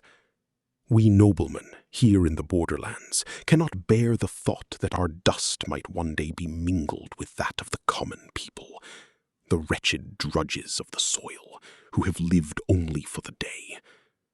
To find such a place, close enough to the great city, yet shut in by high walls and old trees, hidden from the crowd, and decayed like my own ancestral stronghold, that is what I wished for, though I scarcely dared to hope for it. I owe this to your diligence, dear young friend." He made a slight apology and withdrew for a few minutes. Meanwhile, I gathered up my papers and glanced idly at the books on the table, when a large atlas fell into my hand. It fell open of its own accord at England, and I could tell from many signs that this particular page had been well studied. Looking more closely at the map, I saw that a number of small red circles had been marked here and there in red ink. One was on the eastern side of London, roughly where the Count's future property lay. Another was near Exeter, and a third, if I remember correctly, near Whitby on the coast of Yorkshire. When the Count returned shortly afterward, he announced that supper was served, took my arm in a friendly fashion, and led me out into the hall, where the table was once again laid and a blazing fire burned in the hearth.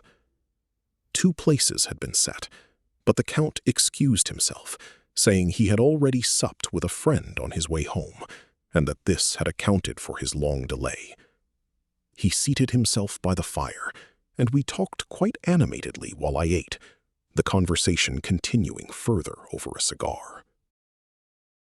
Since I had, in fact, only begun my day late in the afternoon, I felt not the least drowsiness, and as the Count was clearly eager for a little extra practice in English, I had no objection to obliging him.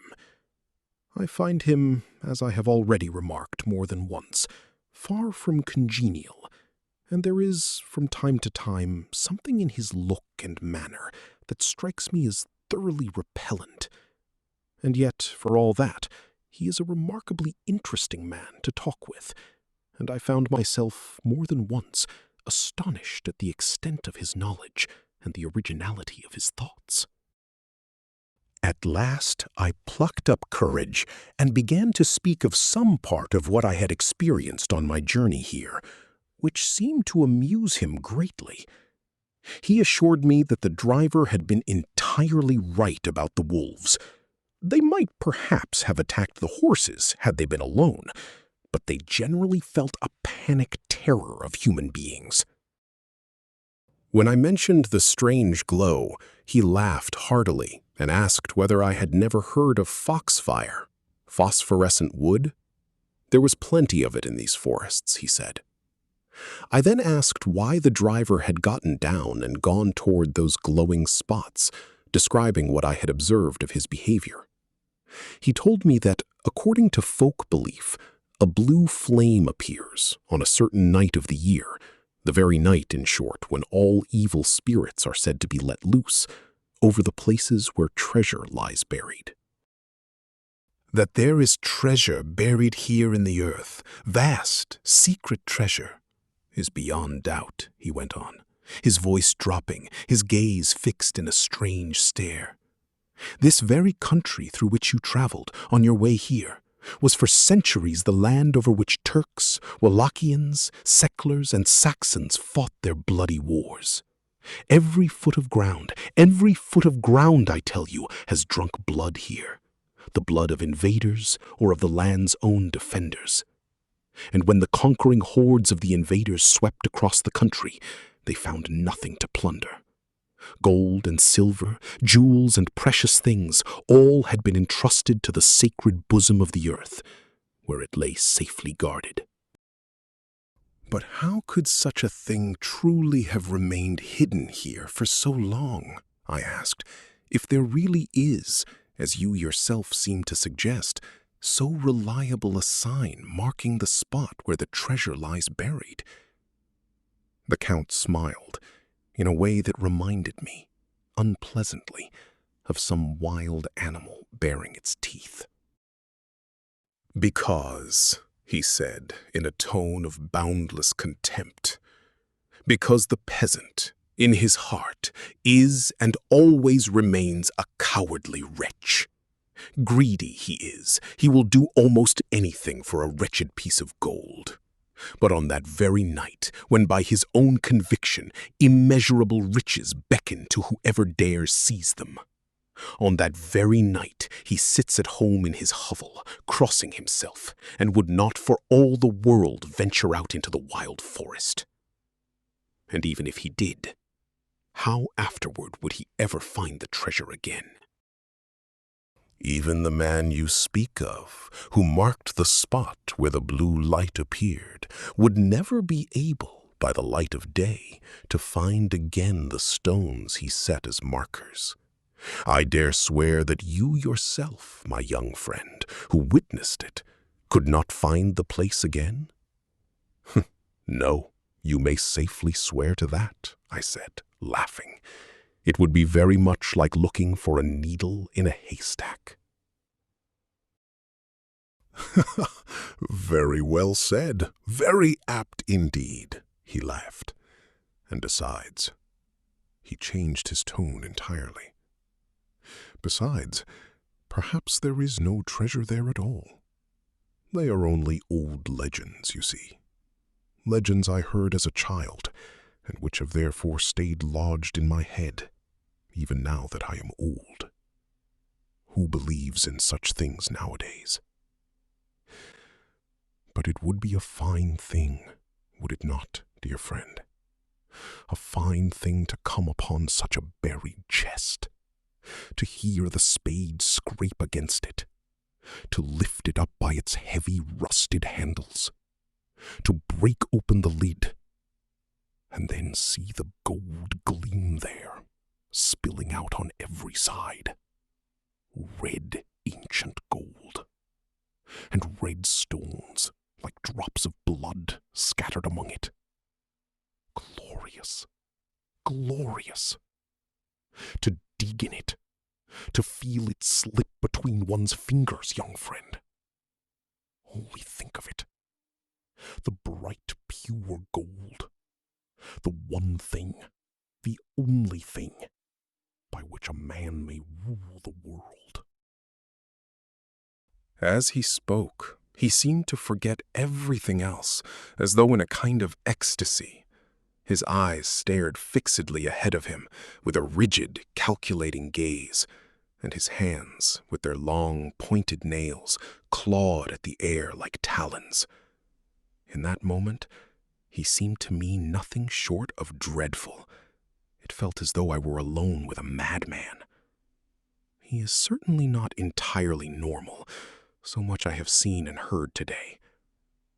But even the wisest of men may have some weak point, and a man might well grow a little twisted, living year after year alone in this old haunted nest of a place, whose effect I feel myself, even upon the soundest of nerves. For my own part, the thing now is simply to keep him in good humor, to humor his notions, and, as befits a lawyer, to keep my eyes open at all times, and not to let myself be caught off guard. It had grown very late during our conversation, and I began to feel something of that piercing, peculiar chill that comes with the dawn. Anyone who has kept watch at a sickbed or has otherwise been bound to a post they could not leave knows that shiver, which seems to pass through nature itself. It is said, after all, that most deaths occur at just that hour. The Count, too, seemed to feel the change. He gave a shudder, and when a cock crowed suddenly, somewhere far off, he rose quickly, exclaiming, "But it is morning! My dear Harker, it is truly unpardonable of me to keep you up so late. Forgive an old man who so rarely has the chance to enjoy so interesting, so stimulating a conversation as yours. Good night. Good night. I wish you a good sleep." He bowed politely and left the room, while I made my way to my own. He seemed to have entirely forgotten, or else to attach no importance whatever to, the strange outburst I had witnessed, since he made not the slightest reference to it. Now, as on the previous night, it was quite impossible for me to fall asleep once I was alone.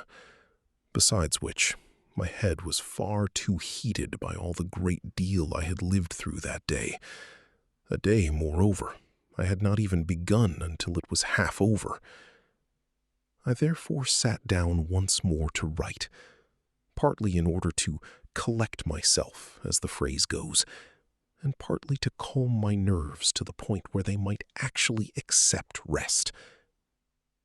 It reminds me almost of my reporter days, when it became a habit to turn night into day. In any case, I have now set down everything that has occurred up to this present moment. I resolved to keep this diary as fully as possible, partly because I foresaw that it would come to contain strange and singular experiences, and partly for the simple, more prosaic reason that I wished to practice my shorthand and not let slip the habit of retaining, carefully in memory, even the smallest details of what one lives through. It is a skill that can be cultivated like any other. The matter has, besides, the advantage that my notes remain unintelligible to most people, even, it seems to me, instinctively, to my excellent, if somewhat unreliable and eccentric host. Should it occur to him to conduct a little search of my belongings, my shorthand characters would prove a hard nut to crack, even for those wolf's teeth of his. The meeting in the library still stands before me like a dream, or rather, like a fevered fantasy. I recall with astonishment the state I was in at the time. I have sometimes been reproached for too strong a will, one that will bend to nothing, and I know there is some truth in this, for the line between a strong will and mere skeptical obstinacy is all too easily crossed. And yet, before this strange creature, my whole self melts like wax before a flame. Looking back on it now, it seems to me that, for some minutes or hours, I truly do not know how long it lasted, I was transformed into a will-less automaton. The Count's explanation sounded plausible enough, and yet there was something in his manner. I cannot help suspecting that there must be something more beneath all this. But we lawyers are, of course, a suspicious lot by nature. It comes with the profession. I confess, all the same, that I should very much like to see my beautiful unknown once again, preferably in the full light of day, and in rather less romantic surroundings. The first ray of sunlight is already shining in through the crack between the fastened shutters. It is high time to go to bed, and tomorrow, I have resolved, I shall not sleep away the entire morning. 8 May, just after midnight. Most curious and in part disturbing experiences to set down on record, but best to take the matters in order. In spite of all my resolutions, I again slept as heavily as if I had swallowed a solid dose of morphine, which is not, otherwise, among my failings. Even as I wrote the last words above, I felt so wide awake that I seriously doubted whether I should be able to sleep at all. But scarcely had I laid my head on the pillow than a kind of heavy stupor came down over me, and it was with real effort that I managed to blow out the candle I had set beside the bed. After that, I knew nothing more until I woke. My watch showed, to my indescribable annoyance, close to 5 o'clock once again. Fortunately, I had wound it before sitting down to write, or it would naturally have stopped. To leap out of bed, throw open the inner shutters and the window wide, and then splash over myself all the water there was in my little golden pitcher, the so-called washing ewer, was the work of a moment. I then flung on my clothes in the greatest haste and went out into the hall, now with no fear of embarrassing myself before the ladies of the house. Breakfast stood, as usual, on the table, and beside my place lay a great bundle of newspapers, together with a letter from my dear little Vilma, which for me was the best spice of the whole meal. To read her letter was like a breath from some saner, more real world. If only I were home again. This journey is beginning to grow almost too interesting for an ordinary prosaic man, and the quiet daily life here in the castle offers episodes that are nearly dramatic, but more of that in due course. I was, however, very hungry after my long sleep, and so my meal, I hardly know whether to call it breakfast or dinner, took a fairly long time, especially since I could not resist glancing now and then at the newspapers. I had not seen any since Vienna, and the post here does not seem to be exactly what one would call current, since the bundle that had just arrived, alongside the newest issues, contained some copies that were nearly a fortnight old. When I had eaten, I went into the library, having first knocked without receiving any answer, but the Count was not to be found there either.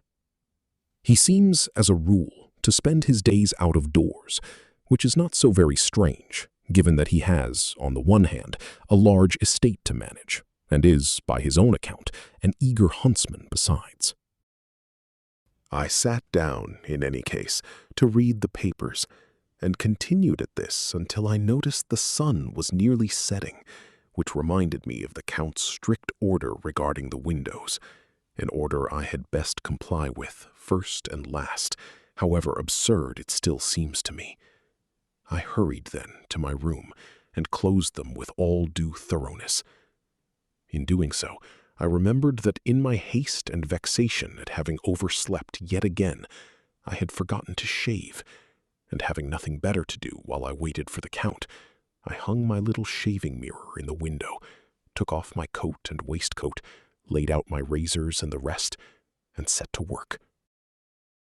It was still full daylight, though dusk falls considerably earlier and more quickly here than it does in England at this time of year, and I paused now and then to admire the strange, truly incomparable landscape, thinking meanwhile of Vilma's letter and all the news it had brought.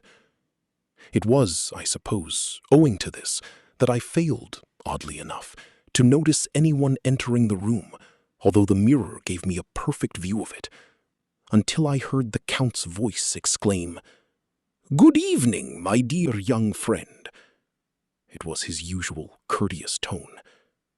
I started so violently in my surprise that I cut myself, quite badly, and felt the blood running down my chin and cheek, and instinctively reached out for my handkerchief to wipe it away, turning at the same moment to answer the Count's greeting.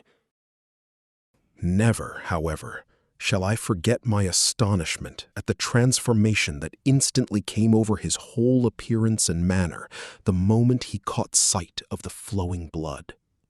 He turned deathly pale, his eyes widened dreadfully and gleamed almost red.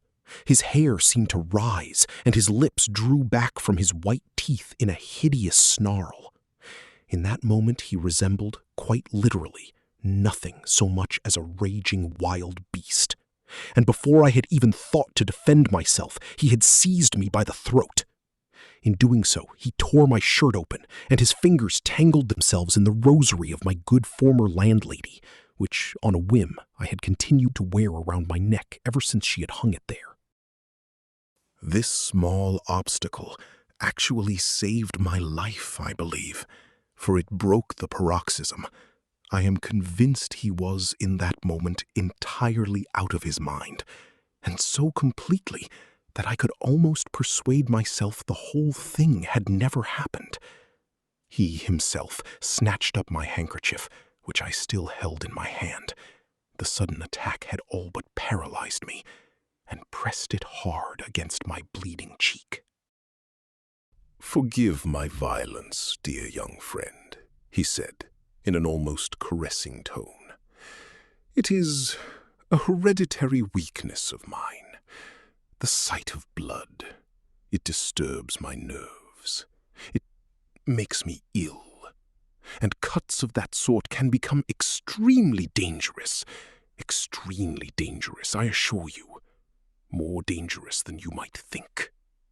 And this," he snatched up the mirror, "this wretched instrument of human vanity is the cause of the whole thing. These accursed mirrors, how much harm they have done. Away with you." He struck the mirror against the edge of the mantelpiece so that it shattered into several pieces, then trampled it into small fragments on the hearthstone, and finally gathered up every last piece, carefully, and threw it all into the fireplace, among the ashes and charred embers. Then he nodded pleasantly at me, saying, "I shall await you outside, my dear Harker," and withdrew, as the novels are fond of putting it, a prey to indescribable feelings. For if, as I have more and more reason to suspect, the old fellow, I call him the old fellow on account of his white hair, and because he always speaks of himself as a man well on in years, though in truth he is probably my superior both in strength and in agility. If the old fellow, I say, truly does have a screw or two loose, so that the original barbarian in him, he boasts himself that the blood of Attila runs in his veins, is ready at the slightest provocation, or even without any provocation at all, to break out in a fit of animal savagery, forever lying in wait behind that polished surface, then my situation here is, in truth, rather a precarious one. So far as I have been able to determine, though I have certainly had no chance to search the castle thoroughly, there is scarcely any other servant here besides the old deaf-mute woman, who seems to keep to some part of the cellar level, and the driver, of whom I have not caught so much as a glimpse since the night he brought me here. The building, however, is of so unusual a size that a dozen people might well live here for a considerable time without ever suspecting one another's existence, and the beautiful stranger's appearance and her mysterious vanishing show clearly enough that there are indeed living beings somewhere in some other part of the castle, even though one neither sees nor hears anything of them in the ordinary course of the day. The courtyard is as though dead, and I have not in all these days heard so much as a single footstep, a single word echo along any staircase or corridor. I am, therefore, in fact, alone here with the Count, and in a certain sense, his prisoner. For should it occur to him, he could very well lock every door and cut me off entirely from the outside world. By way of the windows, I do not think I could escape, for the castle is built upon a rock that falls away in a sheer precipice on 3 sides. When I look out of my windows, I see down into an abyss of treetops. That route would certainly be, in every respect, the very last I should ever resort to. I am, I know, by no means one of those people who amuse themselves conjuring up ghosts in broad daylight. I have, thank God, far too calm a temperament and far too little of that luxury article called imagination. But if the Count really should be nursing some form of madness, a touch of mania for murder, say, or something of that sort, which he may well have inherited from his esteemed ancestors, the amiable Huns, then it is best to take one's precautions in good time. I shall, in any case, observe him closely and govern my conduct according to circumstances. His frequently repeated talk of the many secrets that an old castle such as this one may hide beneath its roof gives me a good deal to think about. But enough of this for now. Time will bring counsel. In any case, I am glad that Vilma knows nothing in detail of my present surroundings and circumstances. It would only cause her needless worry. Once I had somewhat recovered from the disagreeable shock the Count's unexpected outburst had given me, I set my things in order, dressed properly, and did not neglect to put a bit of court plaster over the wound. Vexing, in any case, about the mirror. From now on, I suppose, I shall have to make do with the inside of my watch case, or one of the polished silver articles in my traveling bag, whenever I wish to make myself presentable. I wonder how the Count himself manages. He is always most carefully groomed, and I confess it would genuinely interest me to see him at his toilet.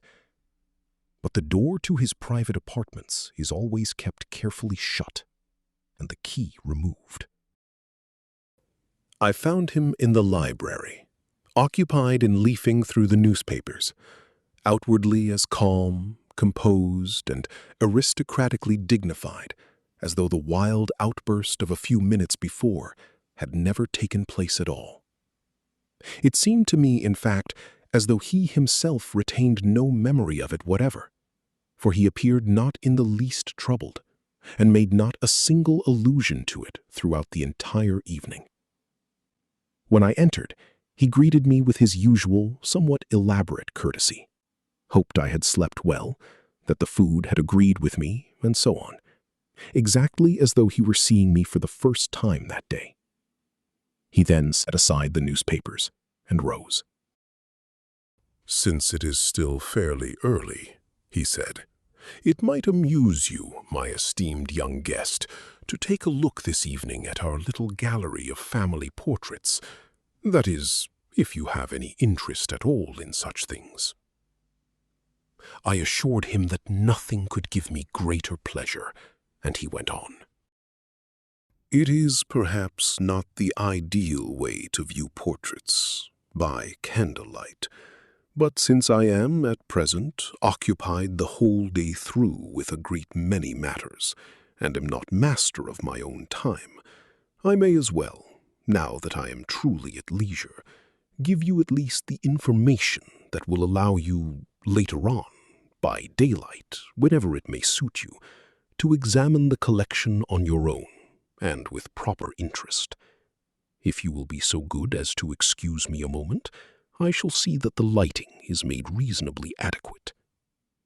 He withdrew, and I heard his footsteps echo along the corridor, and then up some staircase further off, until they faded into the distance. It was evidently a fair distance to the gallery. Struck by a sudden thought, I hurried into my own room, and, half smiling at my own caution, slipped my revolver into my pocket. Until now it had lain undisturbed in my portmanteau, but here, it seemed, one ought always to be prepared for the unforeseen. When I returned to the library a moment later, I gave a sudden start, and for an instant everything seemed to spin before my eyes, as when one is seized by a violent dizziness. The Count, just before leaving, had lit every candle in the great silver candlesticks on the mantelpiece, for the dusk was already gathering fast, though it was still far from dark. In the light of all those wax candles, brightly lit and sharply outlined against the dark backdrop of shelves and books, sat the Count's young relation, my unknown beauty, in one of the heavy armchairs before the fire. Her white arms rested lightly on the arms of the chair, The blue shawl had fallen back.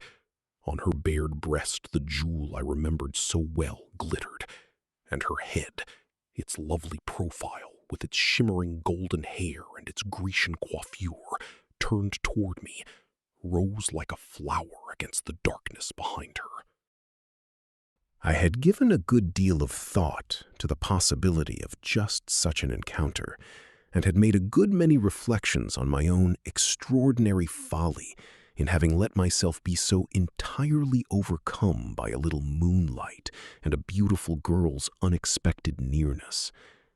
Our next meeting, I had firmly resolved, would be quite different, especially now that I had the Count's explanation, at least as a reasonably plausible starting point for my observations. And yet, as I walked slowly across the floor toward her, I felt again something of that same inexplicable oppression, half painful, half almost sweetly painful, that I had felt before. I summoned all my willpower to resist it, and did, in fact, manage to regain some measure of composure. But when she, while I was still a step or two away from her, suddenly turned her head and looked me in the eyes with an utterly indescribable expression, half yearning, half mocking, her gaze struck me, as people so often say without really meaning it, quite literally like an electric shock, sending a strange, paralyzing tremor through every limb. Half unconsciously, I gripped the nearest chair and leaned over its back with folded arms, while she went on looking me in the eyes. It did not occur to me in that moment that I ought to have greeted her, and that my whole manner was decidedly boorish. But she too seemed to feel no need of any greeting. I had, in fact, thinking back on it now, a curious sense that we had known one another for a long time, and that no explanations were needed between us. "Why do you not come up there?" she said. That same wonderful, utterly indescribable voice as before. I know of no sound to which I can compare it. "I thought you would come up there and pay us a visit. I have a great deal to speak with you about." I stammered some sort of excuse, that I had not known, and so forth. "Well, well," she said, without releasing my gaze for a single second. You will come, will you not? Remember that you are expected." She smiled charmingly, but did not turn her eyes away for a moment. Their blue brilliance was so intense that it truly seemed to me as though it pierced, like a sharp beam of light, I can put it no other way, into my very brain, and bored there deeper and deeper, with a sensation of quite physical pain. Suddenly, I heard the Count's footsteps echoing once more in the corridor, faint at first, then coming steadily nearer. "He is coming," she said calmly. "Then it is time for me to go. But do not forget." She rose and stood for a moment before me in the full light, more beautiful than anything beautiful I had ever until then been able to dream of. Then she glided past me, so swiftly and so silently that I scarcely heard her footsteps, laid her white hand, glittering with rings, upon mine, looked me once more in the eyes, and whispered, "Say nothing to him, but come, and beware, beware, beware." And with that, she was gone. This time, as before, I had no chance to see by what way she left the room, dazzled as I was by the bright candlelight and by her extraordinary gaze. But it seemed to me that I heard the faint click of a spring in one corner of the room, where, however, I could not recall ever having noticed a door. With an enormous effort, I managed to collect myself sufficiently that when the Count entered a couple of minutes later, I was sitting quite calmly, at least outwardly, at the table, absorbed in studying the map of England spread open before me. "Come now, dear friend," he called out. "Everything is ready up there. You will forgive our simple arrangements, no doubt. Electric light, of which I read in accounts of your splendid London, does not shine for us here among the Carpathians. But then you do not know London's fogs either, up here in your clean mountain air," I said, merely to say something. "Ah, those fogs," he broke in eagerly. "I have read of those as well in my books. It seems to me they must only heighten the enchantment of your wonderful city. That fog which turns day into night, and when night comes, settles like a thick blanket over streets and squares and palaces.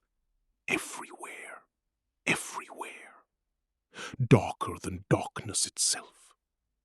Wonderful, wonderful. I long to see it." "I very much fear you will have your fill of it soon enough. The fog is, quite simply, London's greatest misfortune.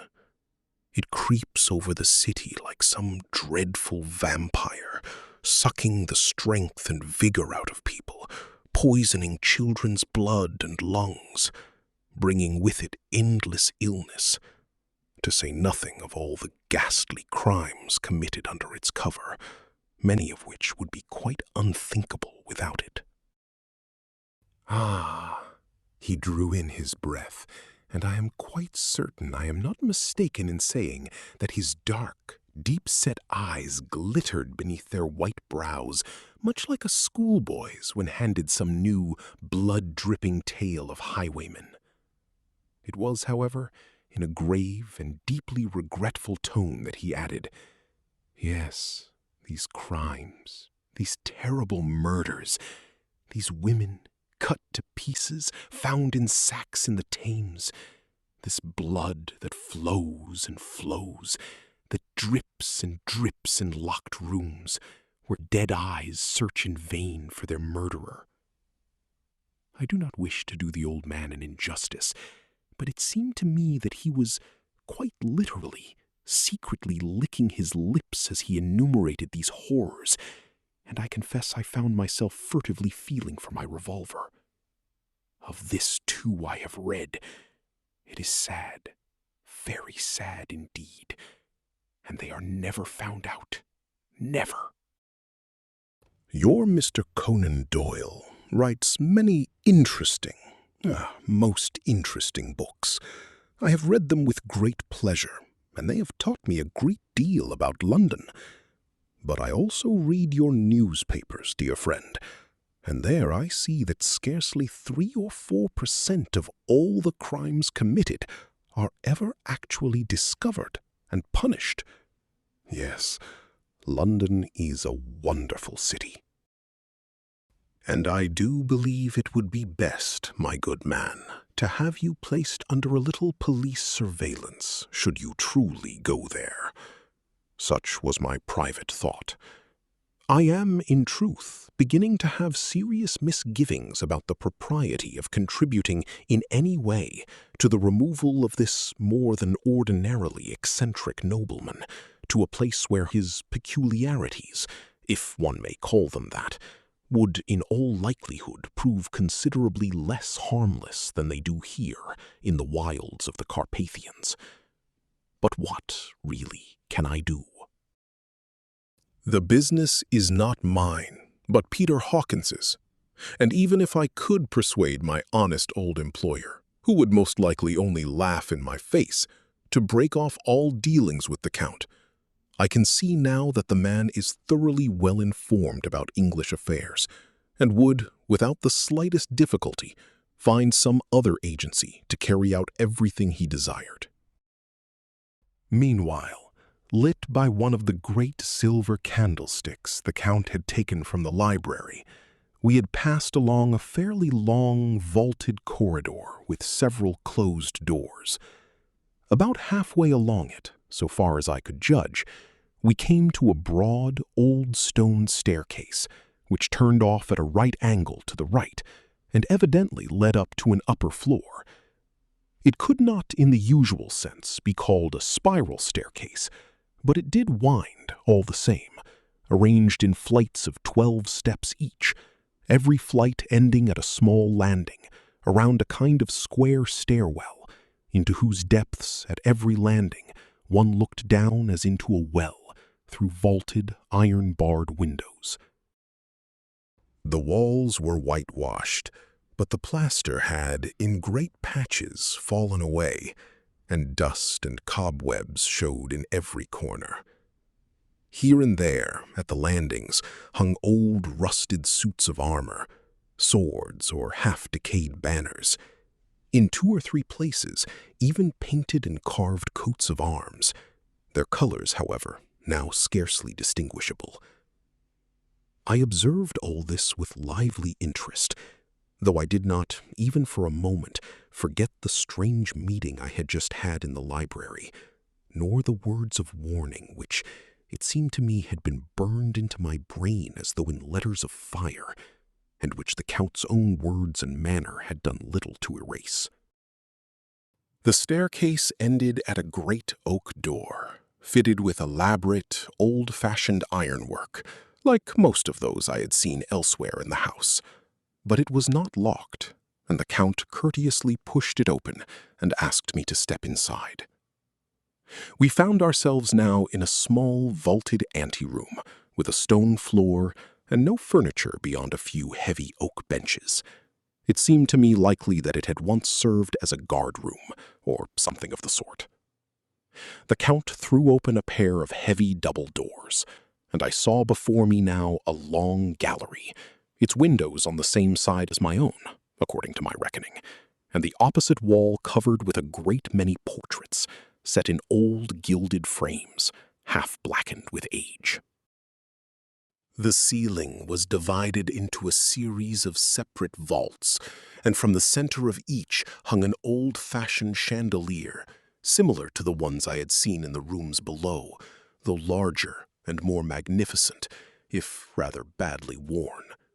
In these chandeliers a few wax candles had been lit, giving the gallery only the barest illumination, so faint that its far end seemed to me to vanish into a kind of haze, made all the more ghostly by the moonlight, which streamed in, at the same time, through windows unusually tall for the room, and shaded by no curtains of any kind.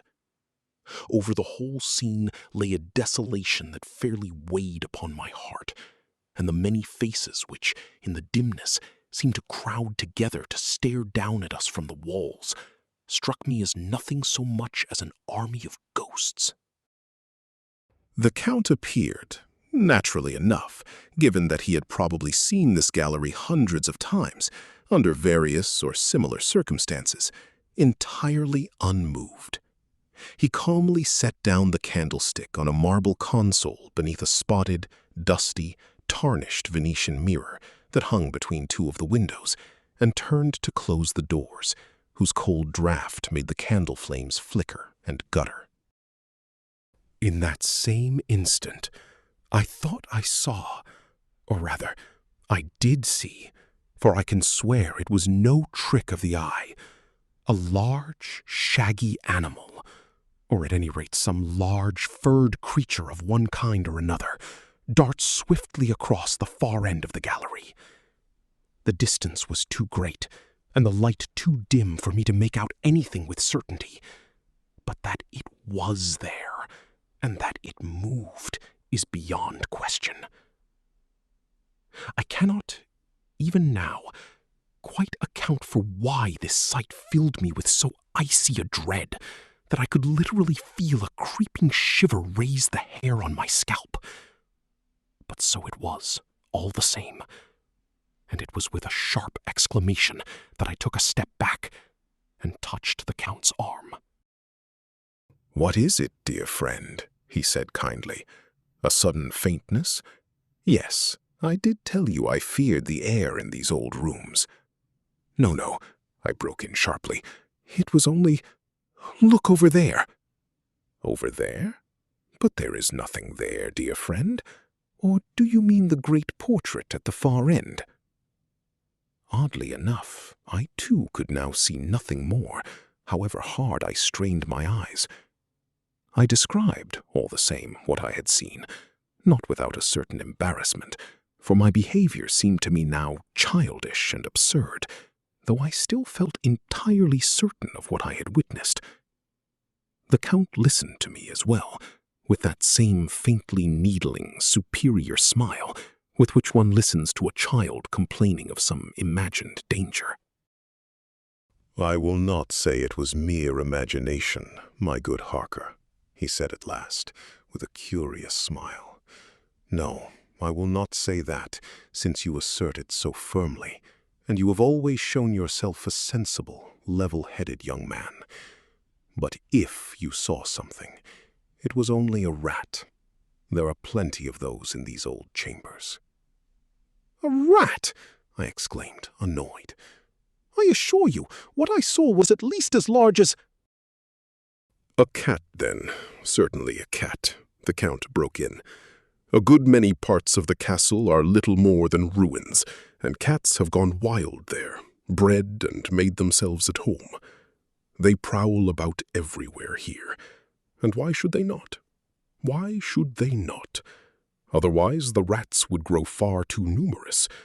It is nature's own wonderfully wise law that the stronger and cleverer creature always lives at the expense of the weaker and less gifted."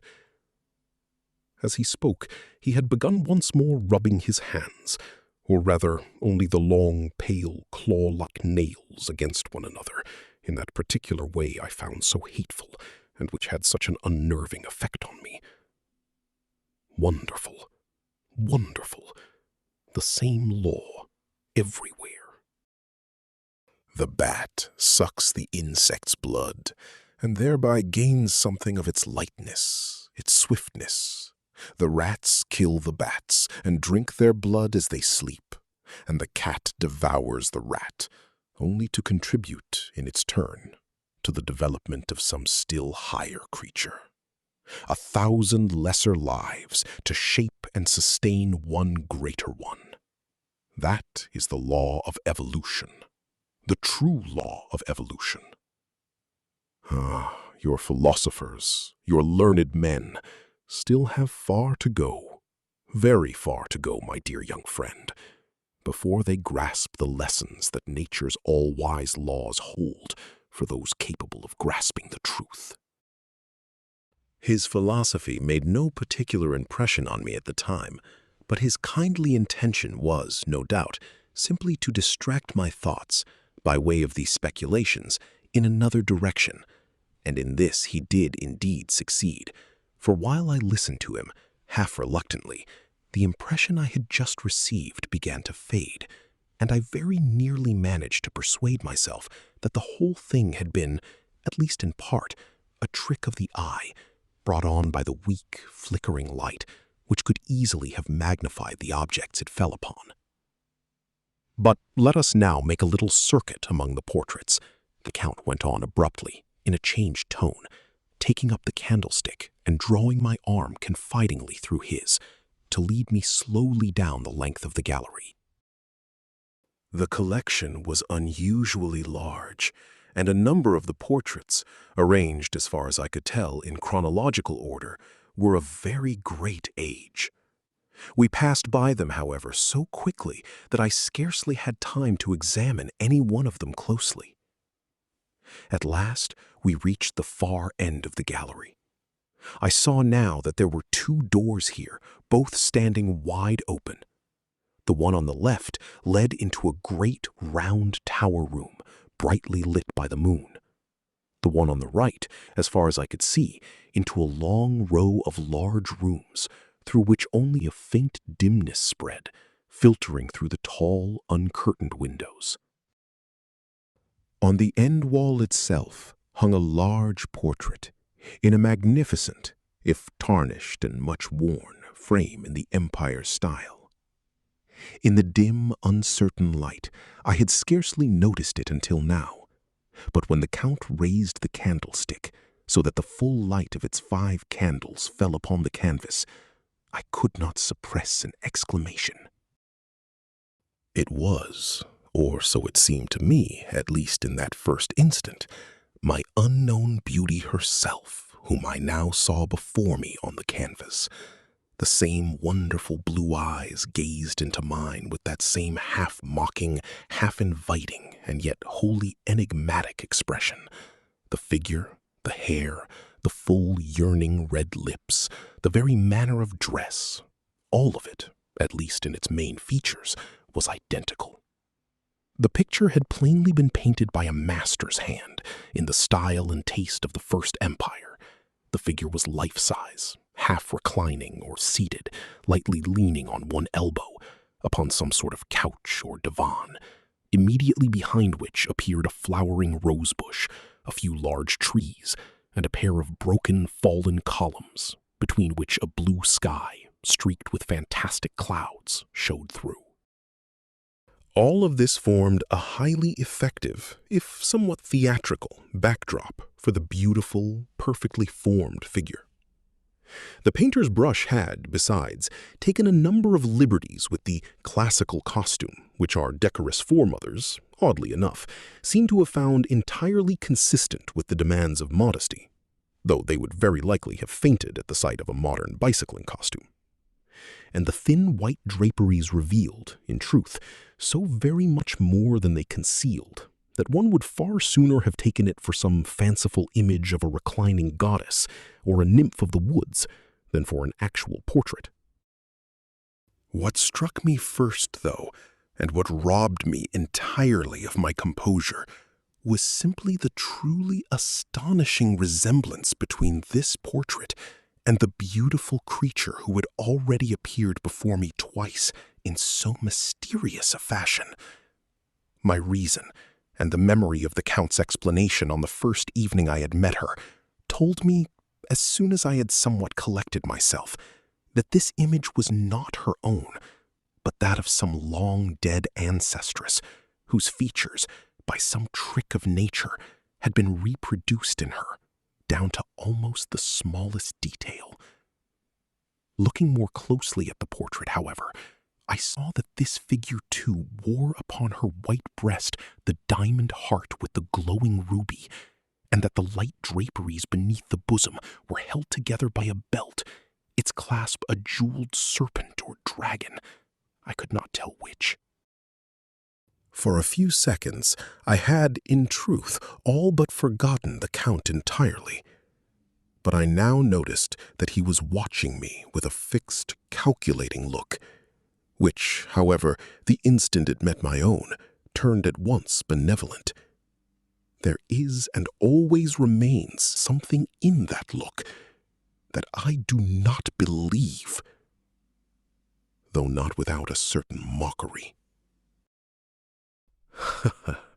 "Dear friend," he laughed, "you need not feel embarrassed.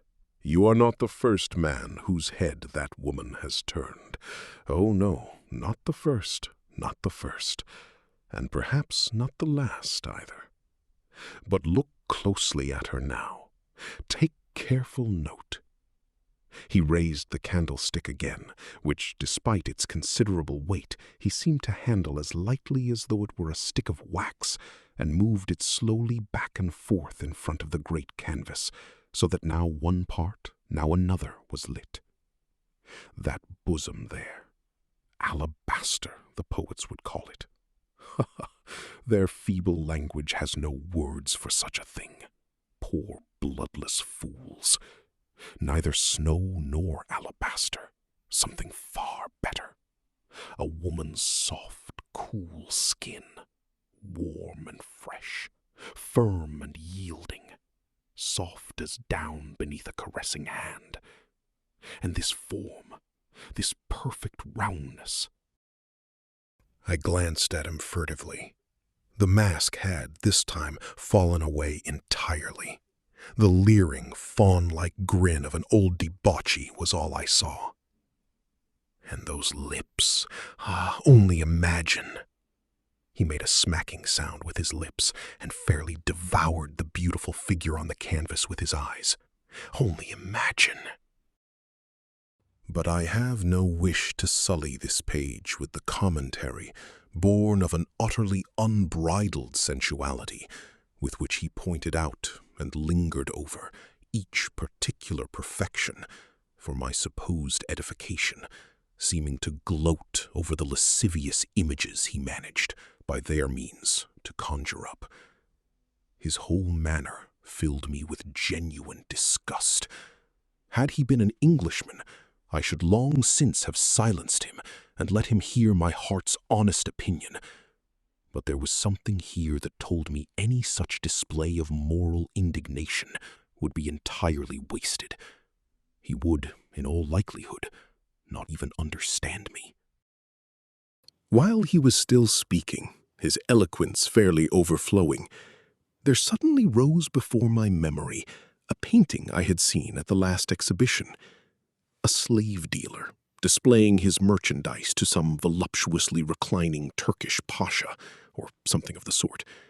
A beautiful naked woman whose charms he dwelt upon and pointed out with all the eloquence of a connoisseur and a man of business, hoping to render her still more desirable to the prospective buyer and perhaps to raise the price. The Count's expression in that moment reminded me of both men depicted in that painting, and it struck me at the same instant that perhaps I, with my modern Western outlook, was judging him too harshly in my own way, since it was, in fact, as impossible for me to understand him and his view of life as it was for him to understand me. The gulf between us was too wide and too deep for any bridge to be built across it. And once again I felt that strange sensation, half dread, half revulsion, that one experiences in the presence of some unknown and probably dangerous animal. He was and remained at bottom. This became clearer to me with every moment. That same, by our standards, dissolute, barbaric, untrustworthy, and despotic Oriental, or rather half-Asiatic, whose virtues and vices, an inheritance of ancient, almost unknown races, strangely intermingled over the centuries, are as incomprehensible to us as we, no doubt, are to him. All this, however, had not taken more than a few minutes, and the Count, lost in his ecstasy, seemed scarcely to have noticed my silence, still less guessed at the feelings that had produced it. I had, in my own thoughts, just returned to the slave dealer, and had come to the conclusion that the Count's expression, on the whole, more closely resembled that of the eager seller praising his goods than that of the lustful buyer, though I could not for the life of me understand why he should take such thankless trouble on my account, when he suddenly turned toward me and gave me a searching, wary glance. "You say nothing, dear friend," he observed. "You are yourself so eloquent, Count, that there is nothing left for me to add," was all I could think to say. "Oh, you cold-blooded Englishmen," he exclaimed with a curious expression. "One might almost believe you do not know what the power of love, of beauty, truly means. And yet I have read in my books that the women of England are counted among the most beautiful in the world." "Oh, yes, there are a good many pretty girls," I agreed. "As beautiful as she there?" he asked. I answered truthfully that I could not, in fact, recall having seen anyone who might be compared to her, though my experience, I admitted, was still fairly limited, since I knew the ladies of the aristocracy only through photographs or through portraits reproduced in magazines and newspapers, and it was said that the greatest beauties were to be found among them. "Oh, I have seen them! I have seen them!" the Count said eagerly, setting down the candlestick upon one of the two formerly whitewashed and gilded pillars that stood on either side of the great portrait, and which had, presumably, once supported candelabra. Beauties, dear friend, real beauties. I have had a number of such pictures sent to me to pass the time in my solitude. But a picture, after all, is not the same thing as flesh and blood. This complexion I have read of in my books, these magnificently developed figures. Oh, how must it all appear in reality? I caught, once again, a glimpse of that expression I so detested in his strange Asiatic eyes, and feeling that I had truly had enough of Oriental eroticism for one evening, I made an attempt to change the subject. "And who, then, is this lady?" I asked, with a gesture toward the portrait. "A daughter of our house," he replied. "A cousin of my father's. Our blood ran very pure in her veins, for her mother too was of Draculid stock. It has long been our custom, among us, to seek a spouse within the family, wherever this could be managed. A few have broken with that custom, but it has rarely brought happiness with it. Beautiful women of other lineages have many times come beneath our roof as brides, but...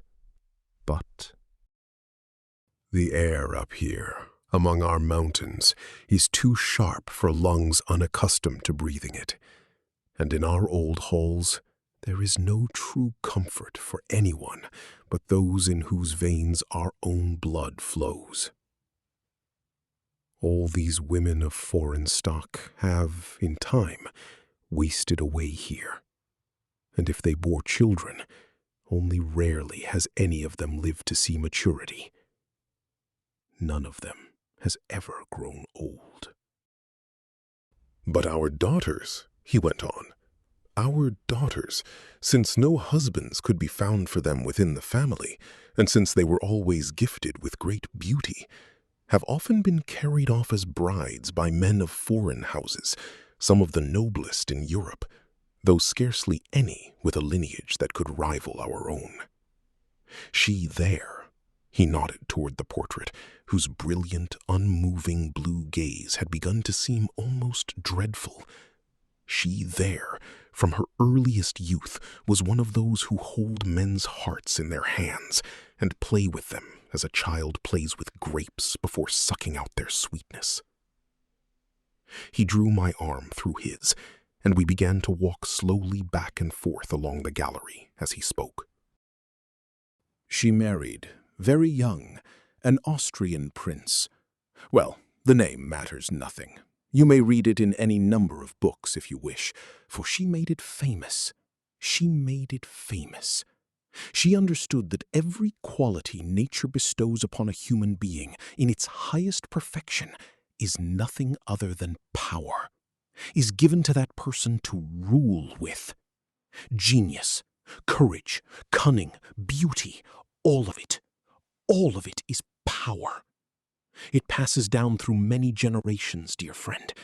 Nature labors continually, laboring to produce the perfect specimen, consuming a great deal of raw material, discarding, choosing. The weak, the inferior, must give their contribution, such as it is, and then onto the rubbish heap.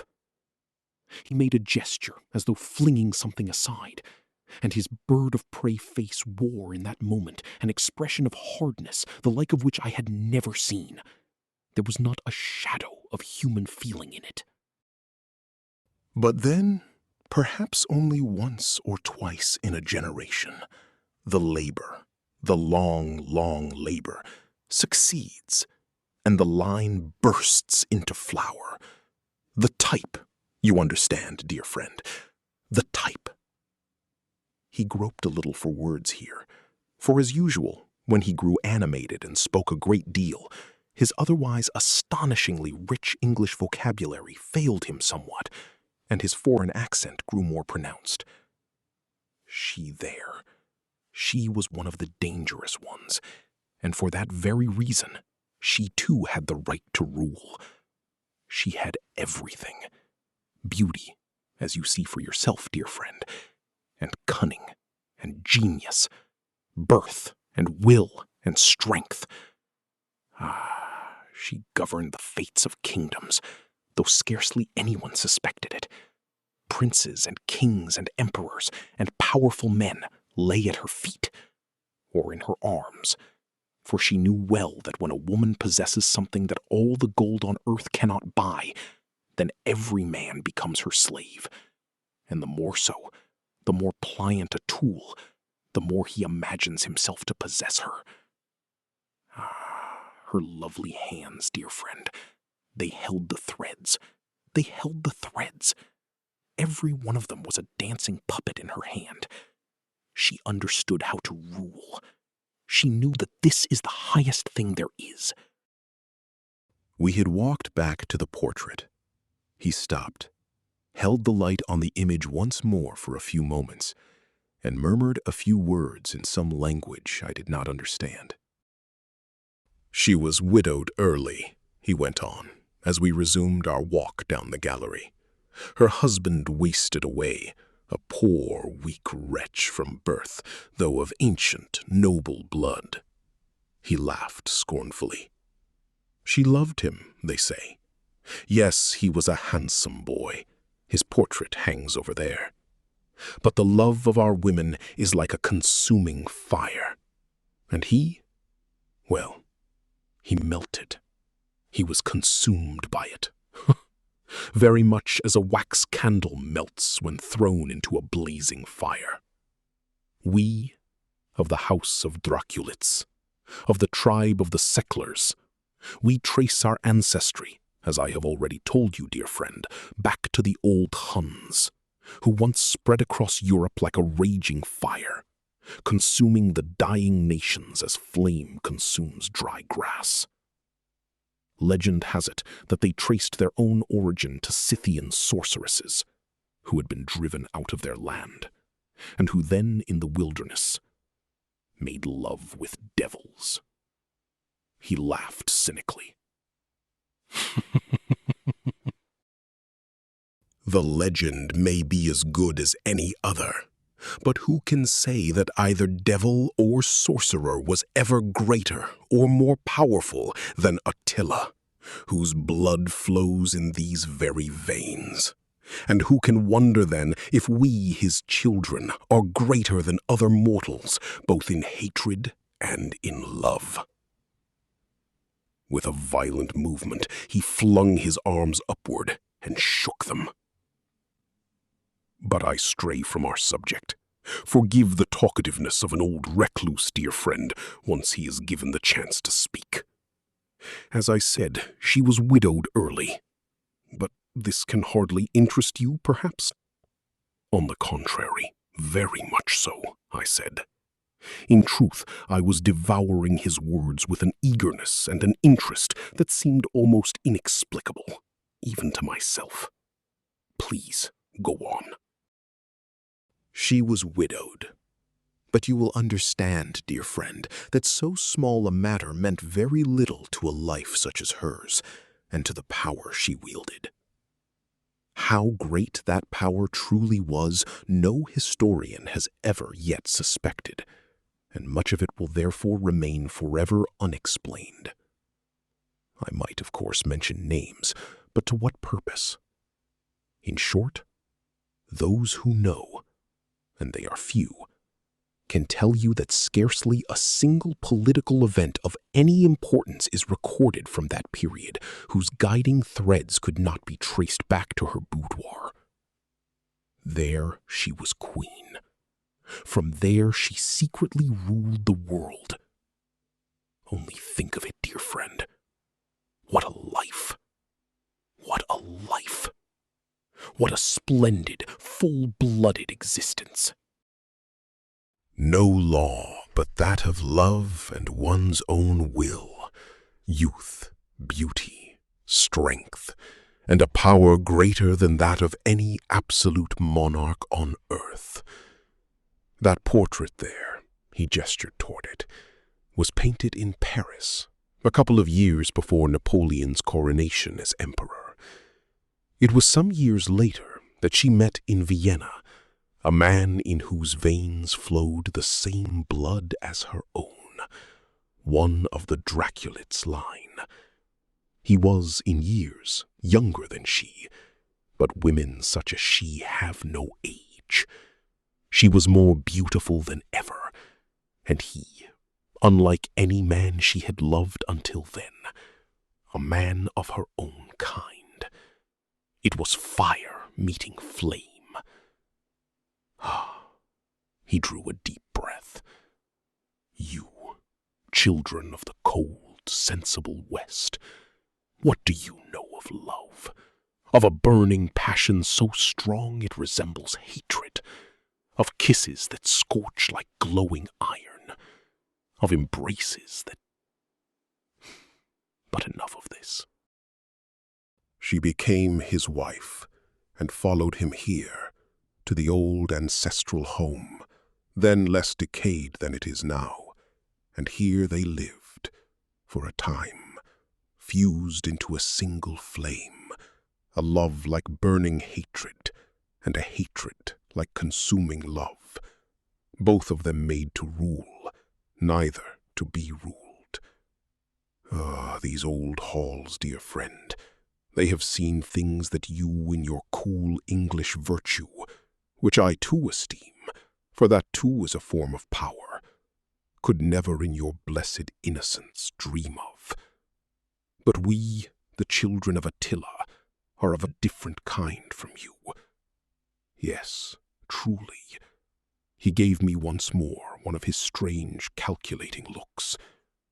Truly, of another kind. Ah, you wish to hear the end of the story? Yes, it is absurd enough, and yet perfectly consistent, dear friend. Perfectly consistent, if also a little commonplace. He laughed with a hard, strange note. In your English books I have read of eternal love. Perhaps I shall learn to understand that phrase when I come to your great London. For now, I do not know what is meant by it, at least not in the sense you seem to give it. Love has its season, like the flower in the field.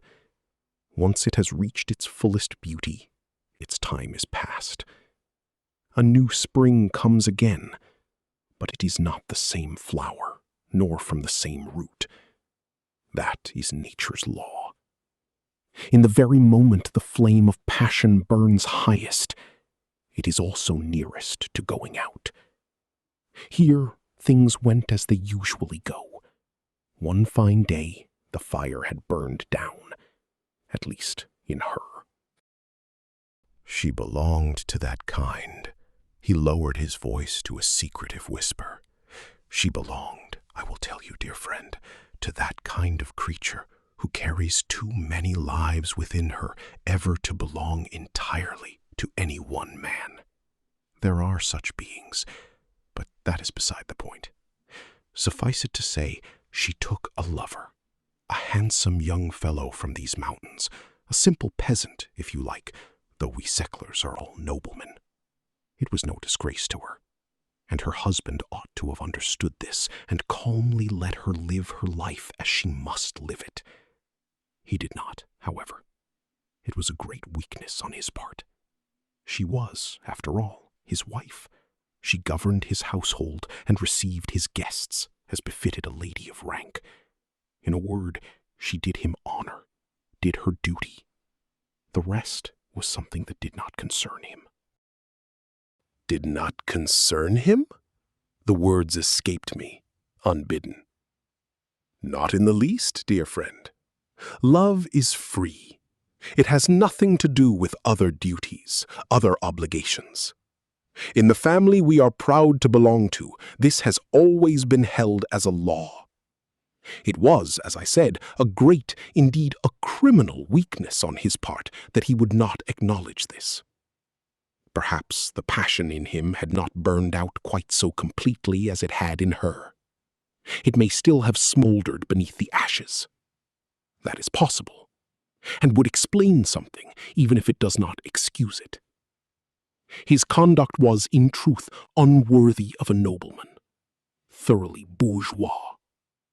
He stooped to spying upon them both, her and her lover, and one evening he surprised them together. Without ever grasping the sheer absurdity of playing the part of a deceived husband, so utterly beneath his dignity, he allowed himself to take revenge. And how, do you suppose, dear friend? Ingenious enough, one must admit. He simply had the doors to the Countess's private apartments nailed shut, and left the two of them there together. Not to starve to death, oh no. Care was taken to send in ample food and drink. It is said he saw to it himself, and that they wanted for nothing. Every servant save one alone, his trusted man, utterly devoted to him, was sent away. The castle fell as silent as the grave. Can you imagine that tete-a-tete, dear friend? I mean the two lovers in there together. I imagine that at first they lived as though in heaven, for she was too proud to know what fear even meant, and he, poor boy, no doubt felt himself richer than any king in possessing her. But the Count had calculated his revenge well. He knew her, and the consuming fire of her boundless passion, and he knew, too, that he, her paramour, belonged among those wax candles that melt away beside such heat, just as her first husband had. Some die, others go mad, poor weak wretches. The Count bided his time. A couple of months passed, and then, one evening, when the moon stood high in the sky, a window was flung open in the sealed apartments, in the little tower chamber to the southeast, to be exact. A voice was heard, they say, piercing, wild with the terror of madness, calling for help. Help! She is killing me! And then, in a single second, you understand, a foot upon the sill, and then his head plunging downward. Have you seen the precipice there? You can see it outside your own windows, but from up here, from the tower, it is many, many hundreds of feet down. There was not much left of him for caressing woman's arms to embrace when he was found among the rocks below. It is impossible for me to convey in words the tone he used to tell all this, at once dramatically gripping and yet utterly devoid of feeling. He paused a moment, during which he seemed, as it struck me, to watch with a kind of inhuman interest the dreadful effect his account was having on me. What she did, no one knows. A scream was heard, they say, and the window was slammed shut. But after that, all was silent. The Count let a few days pass, and then went in to her. At the very same hour her lover had thrown himself over the precipice. No one knows what passed between them at first, but afterward, so it is said, he visited her every evening at the same hour. They were, no doubt, sweet moments for him, in his own way. Perhaps rather less so for her, he added with a cynical smile. But who knows? No one saw, no one heard anything. It was not until a month later that he sent for women from the village and instructed them to render her the last services. No one dared ask any questions. She lay dead upon her bed. That was all. They dressed her, by his order, in the costume most resembling the one she wears in the portrait, and laid her in her coffin. She lies buried down here, in the chapel, where most of the children of Dracula's rest. But as you see, dear friend, she remains, even now, just as beautiful. Dreadful, was all I could say. In truth, I felt my whole body shaken by a nervous trembling, which I only managed to master by summoning the whole of my willpower. Had I been a woman, I believe I should say I felt hysterical. In any case, it was, for me, an entirely new sensation. Had a trapdoor suddenly opened before me in the earth, and had I all at once glimpsed as a living and undeniable reality some corner of the medieval hell of blue devils, yellow sulphurous fumes, hideously tortured human bodies, and all the other trappings certain old painters so love to depict, it would probably have produced upon me much the same effect. The Count gave a slight shrug and made an expressive gesture with his hands. "Yes," he said, regretfully. "It was a lamentable blunder on his part. The people of this region, Czechs, Gypsies, Wallachians, all the rest of that rabble who have settled on the land where we settlers alone ought to rule. For it was to us first that the proud duty was entrusted of guarding the frontier against the Turks. All that rabble has always borne us a grudge, just as they have always feared us above all of the Draculites line. And this only gave fresh fuel to their malice and their poisonous tongues.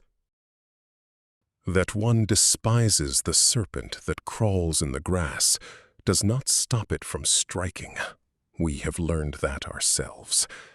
That is why I now live here like a recluse, while owls and crows build their nests in the towers of my forefathers' castle.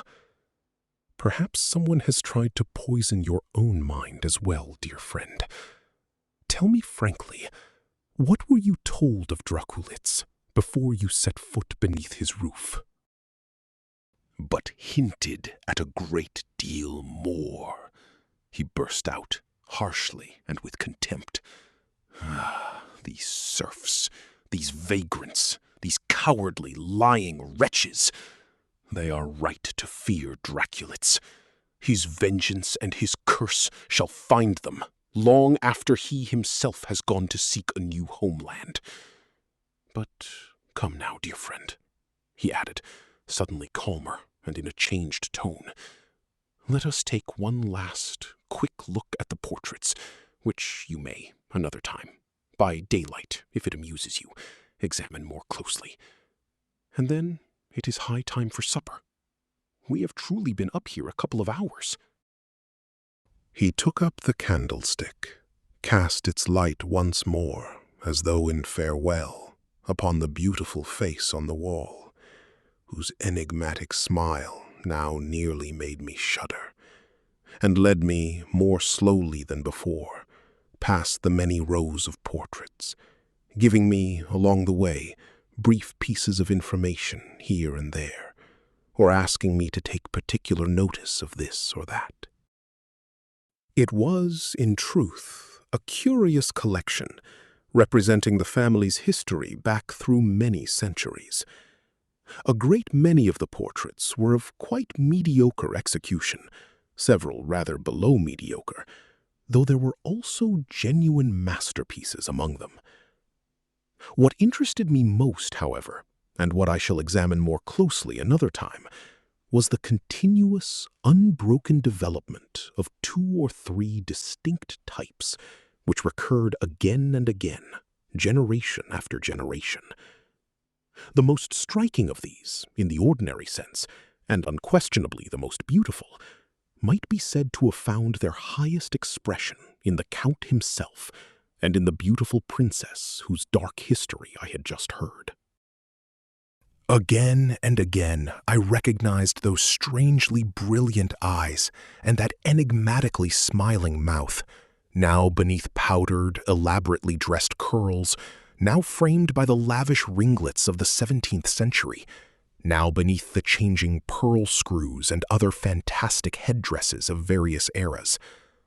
Even among the men, across widely differing periods, I recognized the same characteristic features.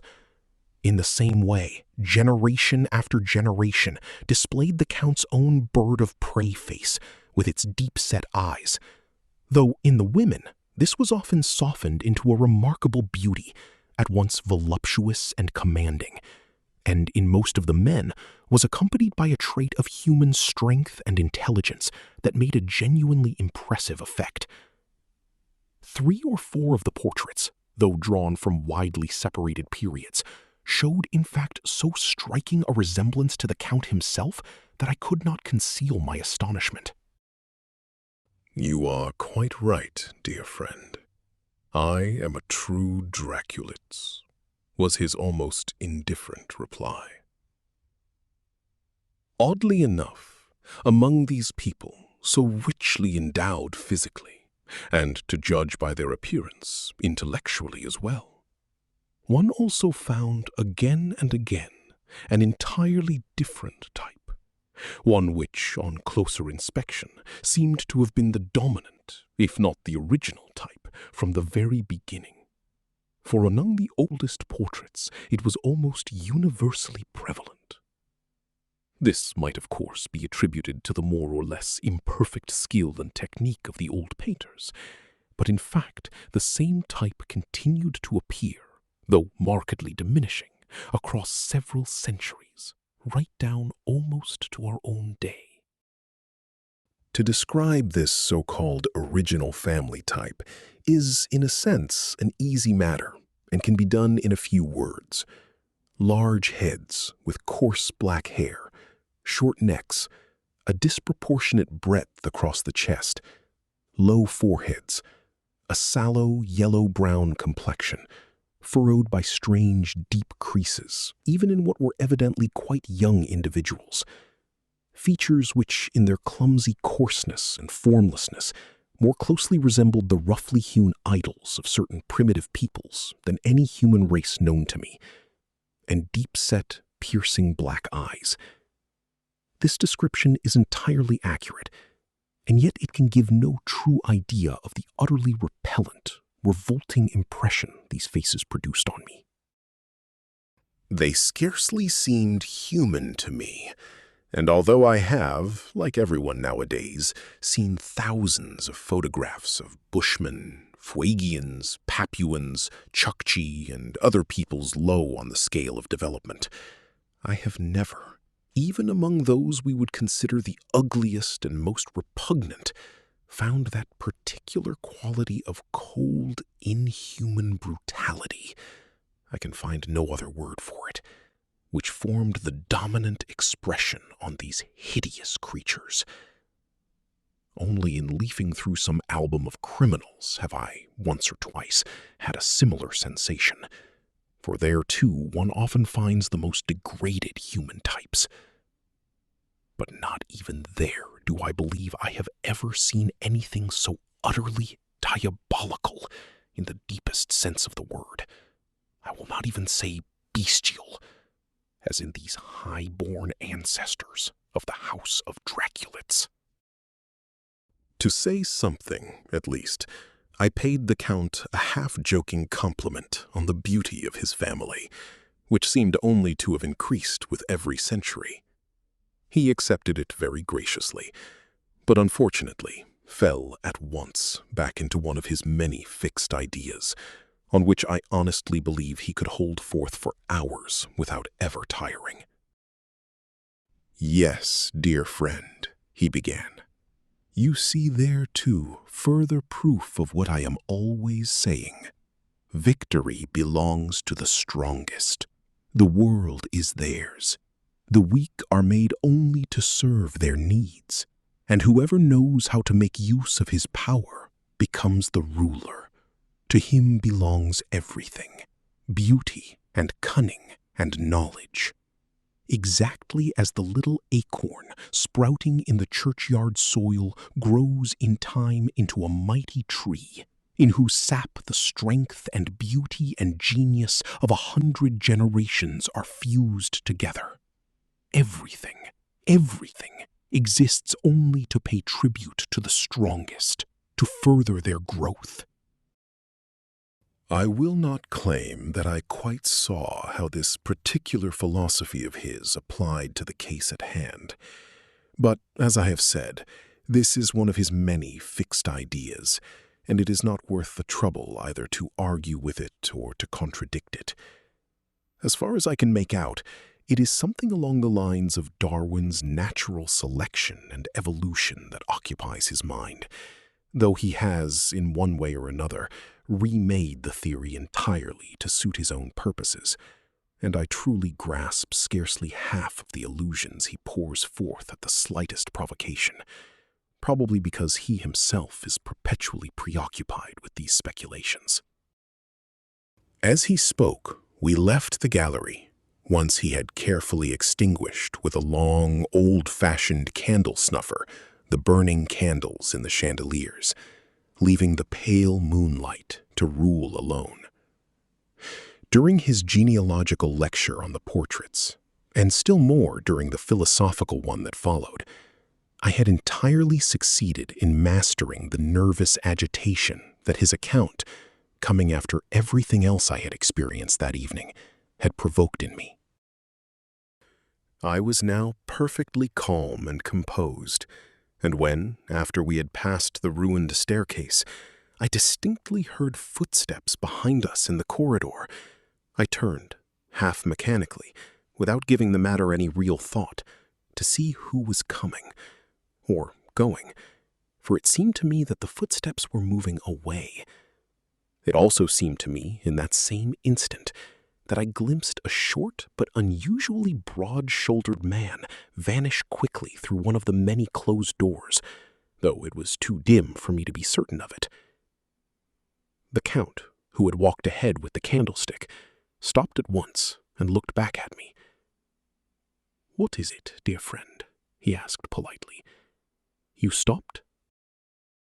"Oh, it was only that I heard someone walking behind us.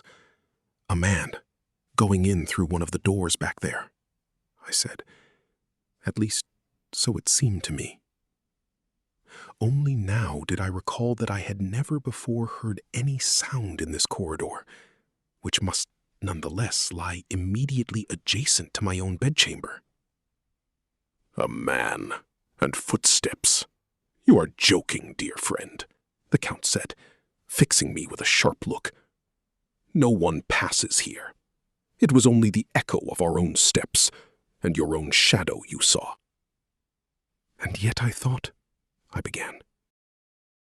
"I assure you, dear friend, that no living creature passes through this corridor at this hour of the night, except perhaps old Natra, and she does not come this way, but by a back staircase. But the castle is full of echoes, and in the twilight, one imagines one sees things one would see clearly by day. You yourself said you do not believe in ghosts." "Well, here one might almost begin to," I replied, half jokingly, half annoyed, for I was, in truth, not at all certain that he was telling me the truth, nor that my senses could have deceived me so completely. "Hallucinations, dear friend, only hallucinations. Was that not what you said?" he replied, in a joking tone, though with a note of secret mockery in his voice that irritated me. We had now reached the dining-room door, which he opened. Everything was arranged as usual within, the candles lit, the table laid for supper, and a fire crackling cheerfully in the hearth. The Count asked me to sit, but told me himself that he had no appetite, and that, in general, he rarely ate anything in the evening. Indeed, thinking back on it, I do not believe I have ever yet seen him eat anything at all. But as master of the house, he can naturally have food and drink whenever it pleases him, and it would, besides, be entirely in keeping with his other peculiarities if he preferred to eat alone, as he has, no doubt, grown accustomed to doing during his solitary life. "I will sit here, with your permission, and talk in the meantime," he said, taking his seat in one of the great armchairs by the fire. "It is good practice for me." This, then, was perhaps the simple explanation for his great talkativeness. He has, in truth, made considerable progress in his English over these past few days, and his ear for language is unusually fine, for I have noticed that he immediately adjusts his pronunciation to match mine the moment he detects any difference between us. When I had finished eating and had taken my seat opposite him, he said, after a short pause, "What you said just now, out there in the corridor, dear friend, put me in mind of something. The ignorant people hereabouts, cowardly, superstitious wretches, imagine that our old castle, which does indeed hold many memories, and, as you may well understand, many secrets that are no concern of the outside world, is a dwelling place for specters and evil spirits. They avoid its neighborhood for that very reason, and I can scarcely find a single servant willing to eat my bread, even for wages. You are wiser and better educated than these poor wretches. You are an Englishman. In your splendid great London, no one believes in such things. But young people have lively imaginations and hot blood. I advise you, therefore, once dusk has fallen, to keep to these rooms, which you know well, and where I hope you will find everything necessary for your comfort. It would do you no good to wander about the old halls up there. The air is unwholesome, as I have already told you, and in solitude one may see and hear a great many things which one's imagination might well cast in a false light. I sincerely hope that you will find yourself content here, and will remain some weeks, as I have already told you. It would grieve me deeply should anything cause you to leave my house before your time. Your company, dear friend, is most agreeable to me, and besides, these conversations, so interesting in themselves, give me just the opportunity I desire to perfect myself so thoroughly in your noble language that no one shall take me for a foreigner once I arrive in London. You will stay then, shall we say, a month from today?" He fixed me with a sharp look. I had no particular wish to stay so long, but out of sheer cowardice, I can call it nothing else, I could not bring myself to provoke him by saying no. I stammered something about Mr. Hawkins. "Him we shall notify. I have, in any case, already communicated my wishes to him," he said, in a tone of finality. "So, you will stay. My library offers a good deal of interest. There are, besides, a few small artistic pieces. In short, I hope you will find yourself content. But no ghosts." He laughed loudly. "As I have told you, the foolish people about here talk of a lady dressed in white. None other than she, up there," he made a gesture toward the ceiling, "who is said to appear whenever some danger threatens.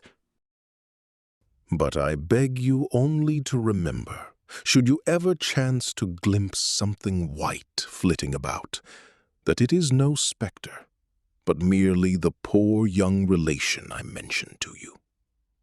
She is, admittedly," he gave an unpleasant smile, "beautiful enough to be dangerous, though not, of course, to you, dear friend.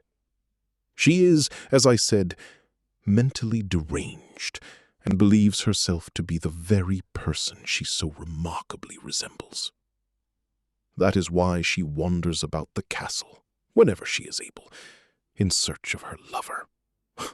Yes, it is regrettable, of course, but she has her comical side, too." It was, to me, indescribably unpleasant to listen to him speak so, all the more since I could not free myself from the sense that his words rang false.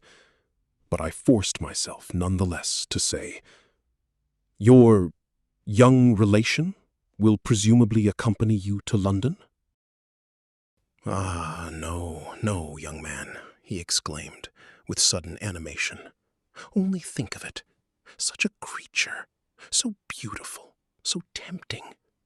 With this fixed delusion of hers, how easily, how all too easily, might she not fall prey to some unscrupulous adventurer, of the sort I have read of in your books, your excellent books, which have taught me so much. She," he gave me a sly look, "as you have seen for yourself, is, as she is, beautiful enough to turn any man's head. And moreover, she is, unfortunately, all too inclined to give herself entirely to the first man who takes the trouble to win her affection, since she would always believe she had found in him the very lover she is perpetually seeking." Yes, you see, I speak quite frankly with you, dear Harker. I have confidence in you. I know from books the noble principles that animate young men who, like yourself, have the right to bear the fine name of gentleman. Ah, no. The poor girl is safe only in complete isolation from the world, in perfect solitude. Our old castle suits her best. Do you not agree with me in this? His manner was, in that moment, once again so repellent to me that I could scarcely answer him, and yet, in truth, I could hardly do otherwise than agree with what he had said. I mumbled a few words to the effect that he, naturally, understood best what was appropriate to do in such a case. "Naturally," he agreed. "But it is nearly midnight. I must not keep you up any longer tonight. And besides, I myself have a number of pressing letters to write. Good night. Good night, dear friend. Sleep well and long." When I was alone, I was seized by an indescribable oppression. It felt to me as though some great misfortune had suddenly befallen me, and however much I reasoned with myself, trying to prove that nothing of the least real significance, touching me personally, had actually occurred, I felt as I imagine a man might feel who had, knowingly and willingly, signed himself over to the devil. I bitterly regretted my hasty promise to the Count, but saw no way of taking it back, for here, in this solitude, where the post seemed to come and go at extremely long and irregular intervals, I could hardly resort to the usual ready expedient of pleading some unexpected telegram or letter demanding my immediate return home. Just as little could I tell the Count that both he himself and his old castle seemed to me, at the mere thought of remaining here several weeks longer, quite unbearable. What might not happen in the course of those weeks? In truth, it was very nearly the same as voluntarily shutting myself up in a madhouse, or perhaps something worse still. What did I really know of the nature of the secrets the Count had, from time to time, hinted at? Secrets which, by his own admission, had caused the local population to shun the place as a dwelling of evil. A great deal might be taking place within these vast walls, of which I had no idea whatever. And who could say that I myself might not, against my own will, become entangled in circumstances from which I would find it difficult, if indeed possible at all, ever to free myself? Here there was most assuredly neither minister nor consul nor any lawful authority of any kind to whom I might appeal. I must rely entirely upon myself, on my own presence of mind and good sense, whatever difficulties might confront me. The thought, however, proved bracing and salutary, and it was not long, thank God, before I had regained my mental balance, so that I thought back with real shame on the nervous fright by which I had let myself be so unmanfully overcome.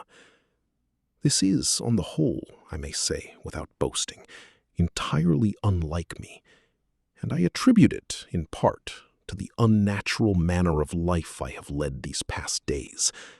This overwrought state, which makes me inclined to find something suspicious and strange in what is probably entirely natural and explicable. To spend day after day, after so long and headlong a journey, itself rather exhausting, sleeping half the day and remaining awake nearly the whole night without once getting a breath of fresh air, and this, moreover, in such highly unusual and peculiar surroundings as the present ones, can naturally hardly be wholesome, even for the healthiest of persons. To calm myself, and since the hour, for once, was not yet past 12, I sat down to record the evening's events carefully. Finding them, however, curious enough to deserve a fuller account, I wrote only a portion before falling asleep, and have now, over the course of a couple of days, good practice in shorthand and nothing else, gradually set down the rest. I was, at first, a little afraid of being too long-winded, but I am glad now that I did, in fact, set everything down while the impression was still fresh. It may perhaps prove useful to me later on, once the images have begun to fade, and the conclusions I myself have drawn have slipped from memory. The last few days have passed without anything particularly noteworthy. I continue to live here like the prince in the enchanted castle. Unseen hands attend to all my needs. The table stands laid when I wish to eat, the bed made up when I wish to sleep, and so on. But no living creature, save the old deaf-mute Natra, whom I have twice surprised at work in the rooms, is to be seen or heard. The Count always comes home late, or, in any case, shows himself to me only late in the day, but has throughout these days been amiability itself, and has shown no further signs of eccentricity beyond those that are, presumably, simply part of his nature. He is, in truth, most entertaining and interesting when he wishes to be, and thanks to his great eagerness to perfect himself in the English language, never tires of talking, answering, and telling stories. In the library, there are several old German folios in which the history of the world, and particularly the history of these lands, is treated by various authors. They interest me a great deal, and provide us besides with an inexhaustible topic of conversation, for the Count seems to be something of a specialist in this field, and has infinitely more to tell than what stands written in the books. He seems to have thrown himself with genuine passion into the history of his country, his people, and his family, and when he describes the events of former times, above all the devastating wars fought again and again in this border region between nations and tribes, he becomes so absorbed in his subject that he often speaks as though he himself had been present. Once he remarked on this himself, saying something to the effect that the honor of his people and of his family was his own, just as their fate and their misfortunes were his own. He always says "we," precisely like a reigning king whenever he touches on this subject, and paces up and down the room with great strides, swinging his arms as though cutting down an enemy with a broadsword, tugging at his long mustaches, and lifting the furniture as though he meant to crush it in his iron hands, while his eyes fairly glow red whenever the light falls upon them.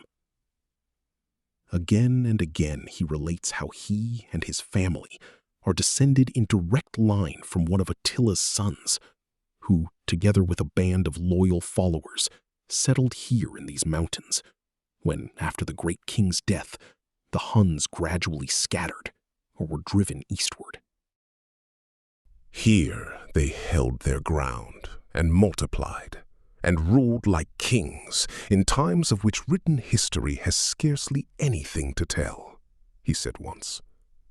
Yes, dear friend, we Secklers, and we of the Draculits line, as their heart's blood, their brain and their sword, We can trace ancestries beside which those of the Habsburgs, the Wittelsbachs, and the Hohenzollerns, to say nothing of the Romanovs, are to be reckoned as mere mushrooms sprung up overnight. Our people is scattered now, here and there throughout this borderland. Its ancient family strongholds fall into ruin. But Draculitz still lives. The peoples of the West scarcely know our name. But our time is coming. It is coming, believe me, dear friend. It is coming. He was, in truth, most impressive in that moment, and I begrudge him not the least of the pleasure these fantasies of the future afford him, nor the pride with which he regards the long line of ancestors who, as far as I can tell, never did a single thing in all their history to advance the progress or the happiness of mankind. I have often noticed how prone people are to boast, quite openly, of qualities, whether outward or inward, that under other circumstances would be regarded as genuine defects, so long as they can dignify them with the name family trait. Poor Fred Robinson, who squints so badly he always seems to be looking somewhere off toward the middle of next week, has even been known to speak with a certain pride of the Robinson eyes. And it is therefore little to be wondered at that the Count should boast with unmixed pride of his supposed or actual descent from one of the most repellent peoples ever to have soiled the surface of our poor earth with their presence, distinguished as much for their brutish sensuality as for their indomitable courage, says my old world history quite frankly of the Count's ancestors, the enterprising Huns, along with a good deal else that would make me, were I in his position, just as anxious to suppress this family connection as he seems eager to proclaim it. But everyone to his own taste. Another evening. My diary is beginning, in a rather unfortunate way, to remind me of the 1001 Nights, for however much I resolve to lead a healthier manner of life, I rarely get to bed before daybreak, and find it quite impossible to wake before well into the afternoon. Another evening, he surprised me by suddenly asking whether in England one had the right to employ more than a single legal agent for the management of one's affairs. I answered that he was free to employ 20 if he so pleased, so long as they were not all used for the same matter, which would be inadvisable from several points of view. He seemed to grasp this entirely, but went on to ask whether it would not be possible to entrust, say, financial matters, bank deposits and so forth, to one solicitor, and shipments and consignments to and from foreign ports to another, and whether it might not be advisable to make use of locally resident agents in cases where one wished to send goods, valuables, and the like to one or another distant port town. I asked him to explain himself a little more fully, and he answered, "Yes.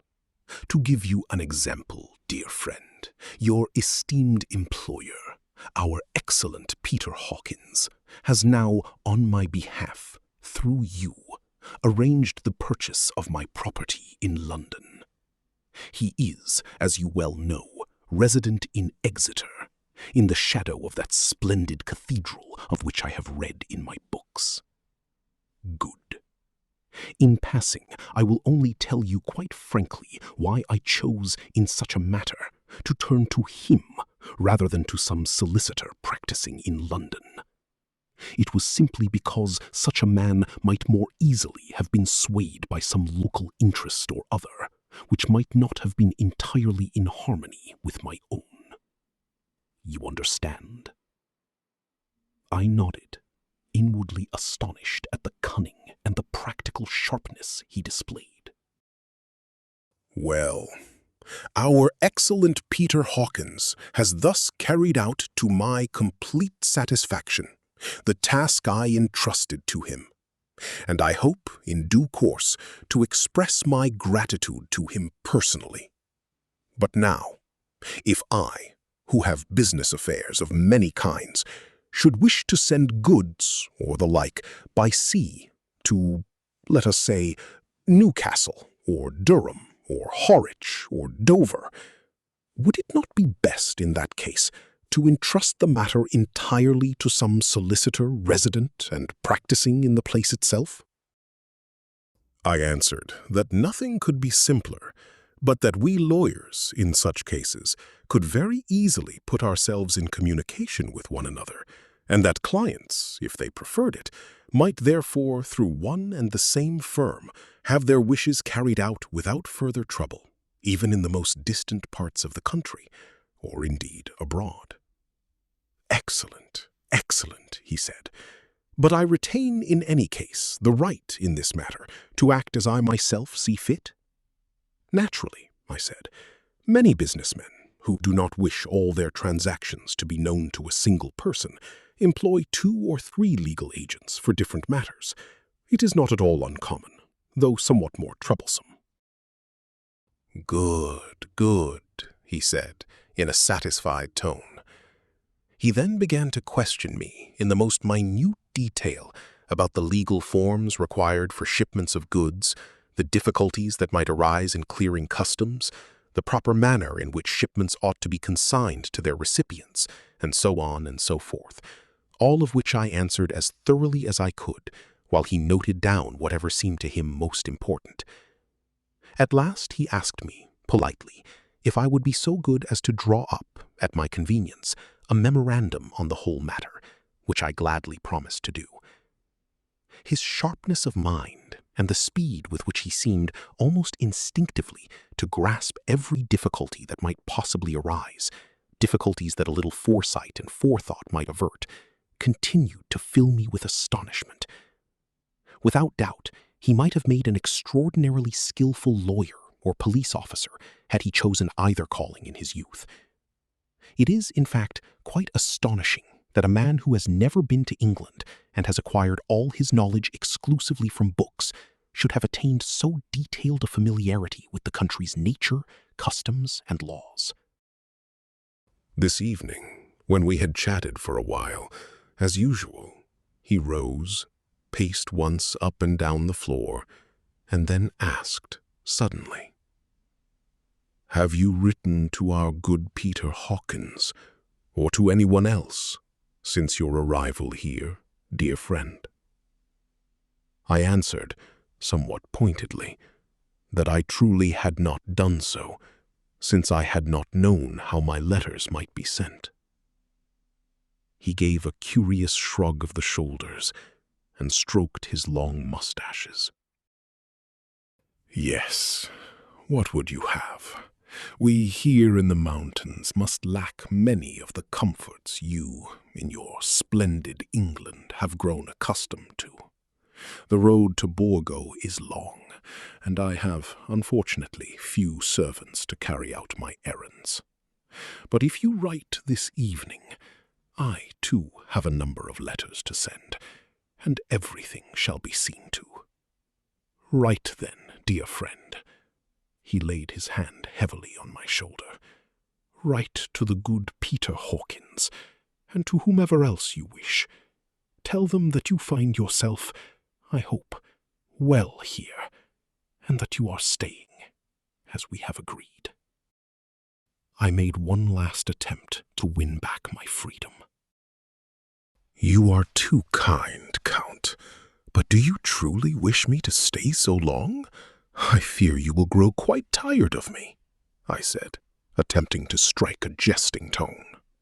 "I have already assured you that I wish it, and what is more, I will not hear of any refusal," the Count said, in a tone that warned me it would not be worth my while to raise any objection. "When your employer, your principal, as you call it, agreed with me that you should come here, it was, naturally, on the understanding that my wishes and my convenience would first and foremost be consulted. You know that I ask for no service which I am not prepared to repay in kind, do I not?" I answered with a silent bow. It was, in fact, the first time in all our time together that he had used so haughty a tone toward me, and I will not deny that my blood boiled a little within me. But he hastened at once, as far as possible, to erase the unpleasant impression, adding with his usual courtesy, "When I prepared myself to receive the legal assistant of my good Peter Hawkins, I hardly expected to find in him a man whose company would prove in every respect so agreeable and so congenial to me. Forgive, then, an old man's insistence, and give me the pleasure of your continued stay." I bowed again. What use was there in contradicting him? I was and remain fully convinced that he, for all his brilliance in certain respects, has a screw or two loose somewhere, and that, should one provoke him, he might prove genuinely dangerous, which, under the present circumstances, is best avoided. Besides, in remaining here, I am, after all, also acting in my employer's interest. For the rest, the remaining days have passed in their calm, ordinary course, and I hope they will continue to do so. I wrote then to my dear little Vilma, confining myself to speaking in general terms of the castle's interesting situation, of the Count's courtesy, and so on, and of his wish that I remain some weeks longer. It would not naturally occur to me to share with her details and suspicions that would only cause her needless worry. There will be time enough to speak of all this once I am home, and we go through my diary together. To Hawkins I wrote quite briefly, informing him only that I found myself well, that the Count seemed satisfied with the transaction, and that he wished, for various reasons, to keep me here somewhat longer.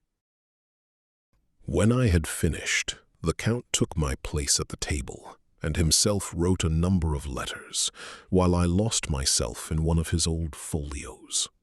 Once he had sealed them, he rose and went out. I could not resist the temptation to glance at his letters, which lay close beside me on the table. One was addressed to Samuel Billington, number 7, Street, Whitby.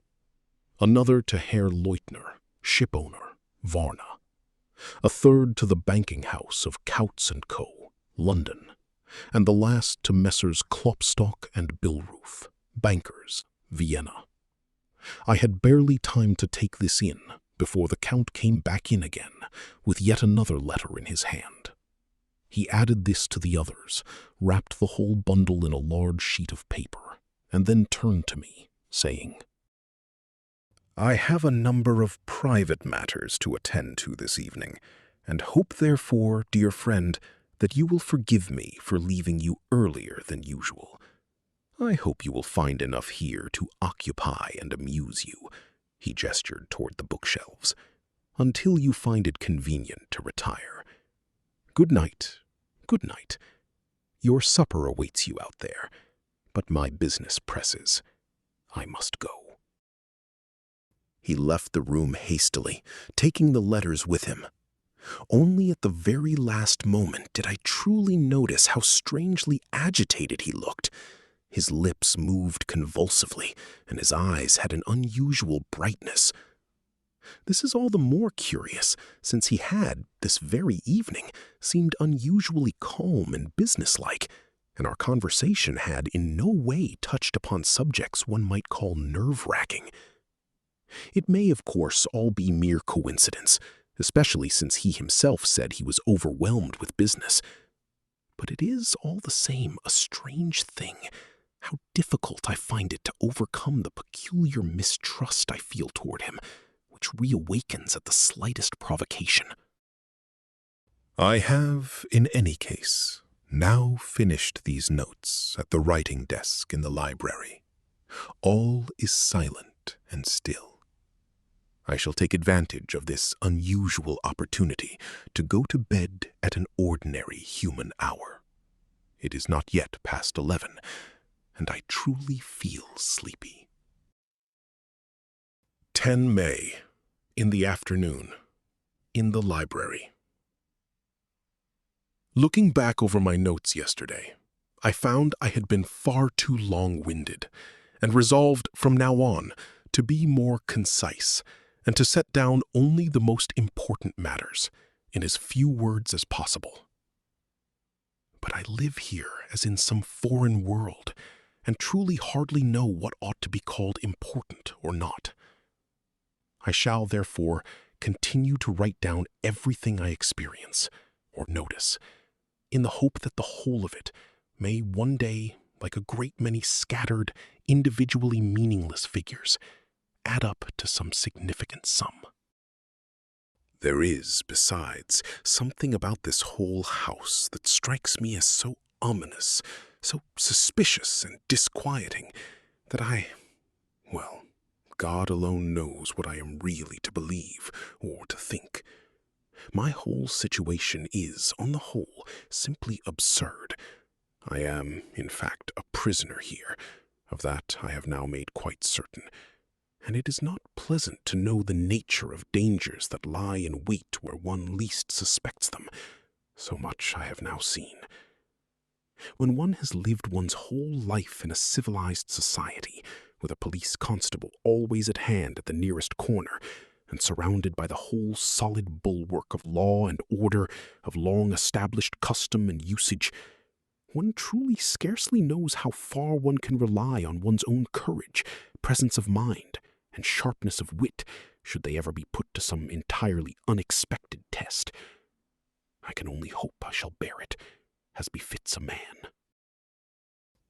It is as though the very air here were unwholesome to breathe, charged with some unfortunate species of electricity.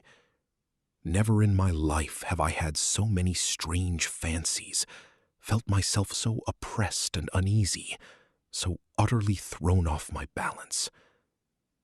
The only thing at all similar that I recall having experienced was during some oppressively hot week in August, back home, when, as the saying goes, there is thunder in the air.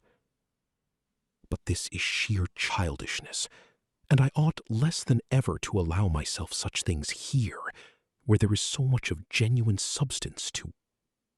But of that, in due course. I went to bed early last night. It was scarcely past 12 when I put out my candle. I seem to have fallen asleep at once, for I remember nothing more until I suddenly woke in the gray dawn. I had deliberately not closed the shutters, having resolved to rise in good time, and I thought I heard something. It is, otherwise, so silent here at night, so grave-like in its stillness. The castle stands so high that, with the windows closed, one can scarcely even hear the owls crying down in the forest. The wolves I have hardly heard since my first night here. At this moment, I cannot say with full certainty whether what I truly heard was some creature of the forest, or whether I dreamed it, and, still half asleep, imagined I heard a human cry of distress. First a sharp, piercing scream, then a soft, dying wail of anguish, though I have, unfortunately, good reason to believe the latter. I know only that when I came fully awake, I was sitting upright in bed, bathed in cold sweat, my eyes wide open, my heart pounding, while the cry still seemed to echo in my ears. In the next instant, I had leapt up, thrown on a few clothes, and rushed to the window, which I flung wide open. A damp chill flowed into the room. It had already begun to lighten toward sunrise, but a thick gray fog covered sky and earth alike, making it impossible to make out anything at all. I leaned out as far as I could and listened, every nerve strained to its utmost. The air was cold and raw as an autumn night. To right and left and straight down below, I could see the castle's grim walls, now dripping with damp from the fog. But even these vanished, at some little distance, into the leaden gray mist that enveloped everything. All was silent. Yet the impression I had received was so strong, so dreadful, that I could not tear myself from the window. I could not free myself from the conviction that the cry I had heard was real and had come from some human being in the utmost extremity of distress and anguish, and I kept expecting, all the while, that it would be repeated. At last, when I had stood there perhaps half an hour or so, I began to feel the cold and was on the point of closing the window to return to bed, when I suddenly stood stock still. It seemed to me that something was moving out there in the fog, gray as dust, but denser, long, narrow, formless, as though crawling or creeping along the wall, a couple of man-heights or so below me. There runs along the wall a kind of narrow projecting ledge, or border, perhaps a foot wide, of great hewn stones, which I had noticed before, either purely as an architectural ornament or to mark the division between two floors. It was along this ledge that the shadowy shape, of whose reality, after the first moment's near paralyzing astonishment, I could no longer doubt, was slowly and silently advancing. When I first became aware of it, it was still scarcely distinguishable, far off to my left, and, as I said, almost merging with the gray haze into which the walls themselves vanished. It is quite impossible for me to say how much time passed between the moment it first caught my attention and the moment it had drawn near enough for me truly to say I saw it, for in that moment I can honestly say my thoughts stood still, and my only sensation was a sheer, almost superstitious dread which held me as though nailed to the spot. I could not take my eyes from this mysterious, ghostly something drawing ever nearer. At first it seemed to me some large animal, some monster of the night, of a kind unknown to me. But once it was directly below me, I began, though the fog rendered every outline uncertain, to make out, with mounting astonishment, that it was a human figure, wrapped in some sort of gray, floor-length cloak, with a pointed hood drawn over its head, which, on hands and feet, silently and cautiously as a cat, crept forward along this dizzying path. It moved slowly, and I scarcely heard a sound, beyond, now and then, the faint rustle of the cloak against the wall. In this manner it crept, like a shadow, ever farther off into the fog, until it suddenly vanished. It seemed to me that it must have slipped in through some opening or crack in the wall, for I could see quite clearly a stretch of wall some distance beyond the place where it had disappeared. How I managed to close the window and fasten the shutters, I scarcely know. Only once I had gotten the light lit did I come fully to my senses again and regain something of my composure.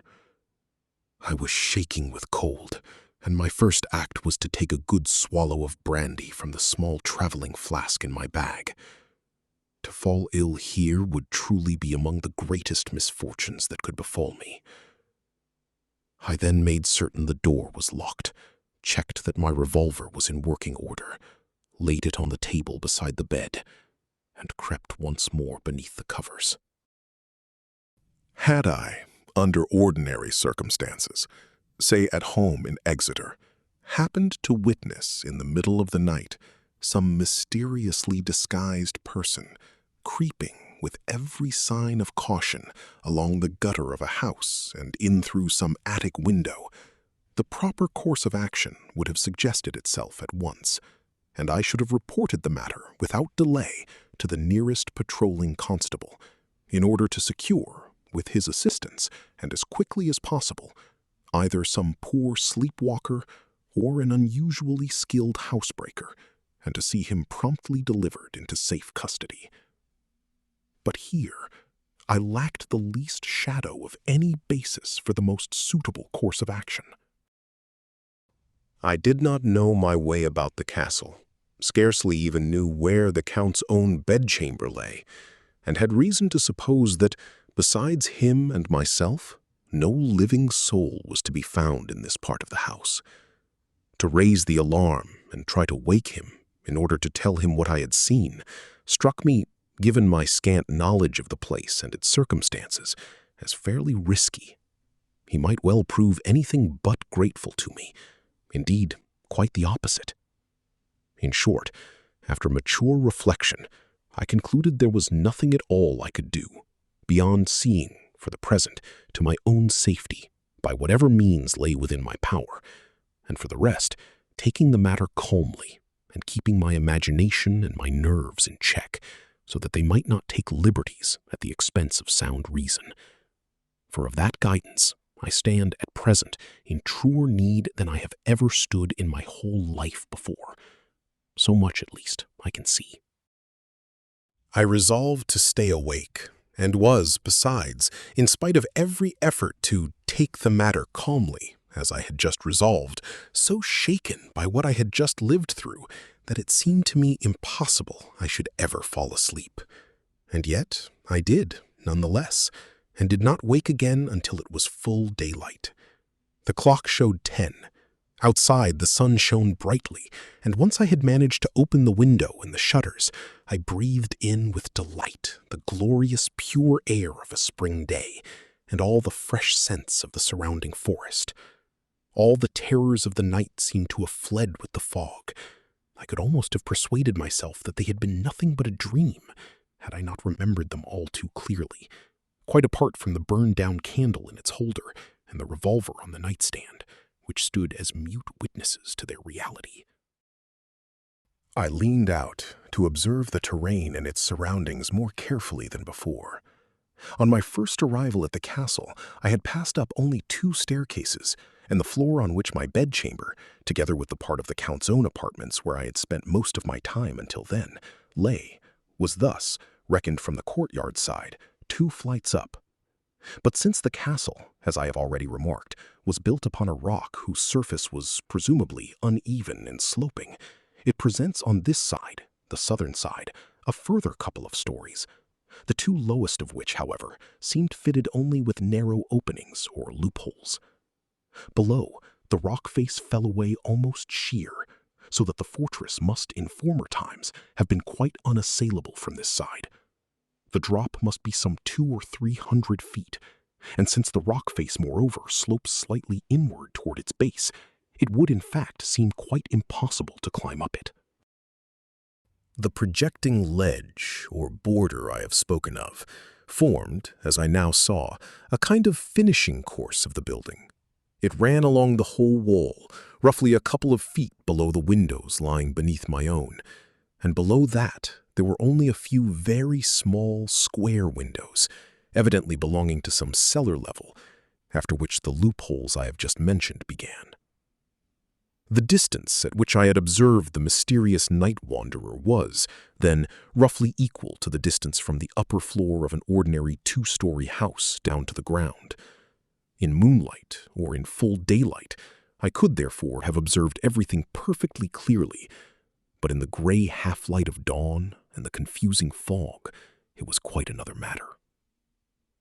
I called back to mind the impressions I had received, and made every effort to be as exact as possible. Was it truly conceivable that I had been mistaken, that some prowling cat, some large owl or the like, had, through an overly vivid imagination, aided by my own agitated state and the uncertain light, been transformed into what I so firmly believed I had seen? But no, I knew all too well that no such explanation was possible. When I closed my eyes, every detail stood before me as clearly as though it had been photographed onto my brain, and I felt once more the icy dread that sight had struck into me, however absurd it now seemed to me, in the full light of the May sun, with the blue-tinted heights stretching away before me to the horizon. To right and left, the view was bounded by the castle's 2 projecting towers, of which the one on the right was perfectly well preserved. The one on the left, by contrast, was more ruinous, with great cracks in the masonry and a roof partly fallen in. It was from this direction that the figure, whoever or whatever it was, had come. I leaned out a little further still, bracing myself against the window frame so as to look down into the depths. As far as I could see, the ground immediately below the precipice was partly covered with great stones, which had, presumably, become dislodged from the rock face over the course of time. A little farther off began a sparse, tussocky scrub, which gradually gave way to true forest, covering a valley that sloped downward, beyond which the ground began once more to rise toward the distant mountains, some wooded, some bare. At a great distance, 2 or 3 small, isolated farmhouses could just be made out. Otherwise, no trace of human beings or of cultivation was to be seen in any direction, and neither road nor path could be discerned anywhere in the forest. Suddenly, I gave a start and shaded my eyes with my hand against the glare of the sunlight. Something white showed among the bushes, a little to the left, standing out sharply against the otherwise rather monotonous greenery. A piece of linen, laid out to dry or bleach, was my first thought. A thought that felt genuinely comforting in its very ordinariness, since it suggested some domestic task, some everyday human concern, the utter absence of which had contributed to the impression of something eerie and alien that the whole life of the castle had made upon me. Almost without thinking, I reached for my traveling field glasses, which hung in their strap on a hook close beside the window. I wiped them clean and trained them on the object that had aroused my curiosity. To my surprise, I now saw that it was a human being, a woman, lying stretched out on her back, arms spread wide, evidently asleep, in a small clearing in the midst of a thick clump of bushes, but lit fully by the sun. Since this was the first time, since my arrival at the castle, that I had seen any human being anywhere near it, I felt an almost childish interest and moved accordingly to the other window, from which I had a considerably better view of the spot. I raised the glasses and held them fixed on the spot for a few moments. Then I let them fall and sank down myself into a chair, trembling with agitation. I had seen enough. It was indeed a woman lying stretched out down there. Through the glasses, I had seen her as clearly as if she had been only a few steps away from me. A young, strongly built, well-formed, dark-haired woman, but dead. Her head was thrown sharply back and half buried in the moss. Her black hair lay in wild disarray as though torn loose. Her mouth stood open as though in a scream. Her eyes, of which only the whites were visible, stood open as well, and her whole face wore an expression of unspeakable horror. Her clothing had been torn open across the breast so that her whole bosom lay bare, and in her throat gaped a great wound, from which blood had flowed in a long streak down over her shoulder, staining her dress, a coarse white garment of wool or linen, of the kind I had seen worn by peasant women, a dreadful red along its entire one side. Her arms, as I have said, lay stiffly outstretched, and her hands seemed, in the death agony, to have clutched convulsively at the moss on which she lay.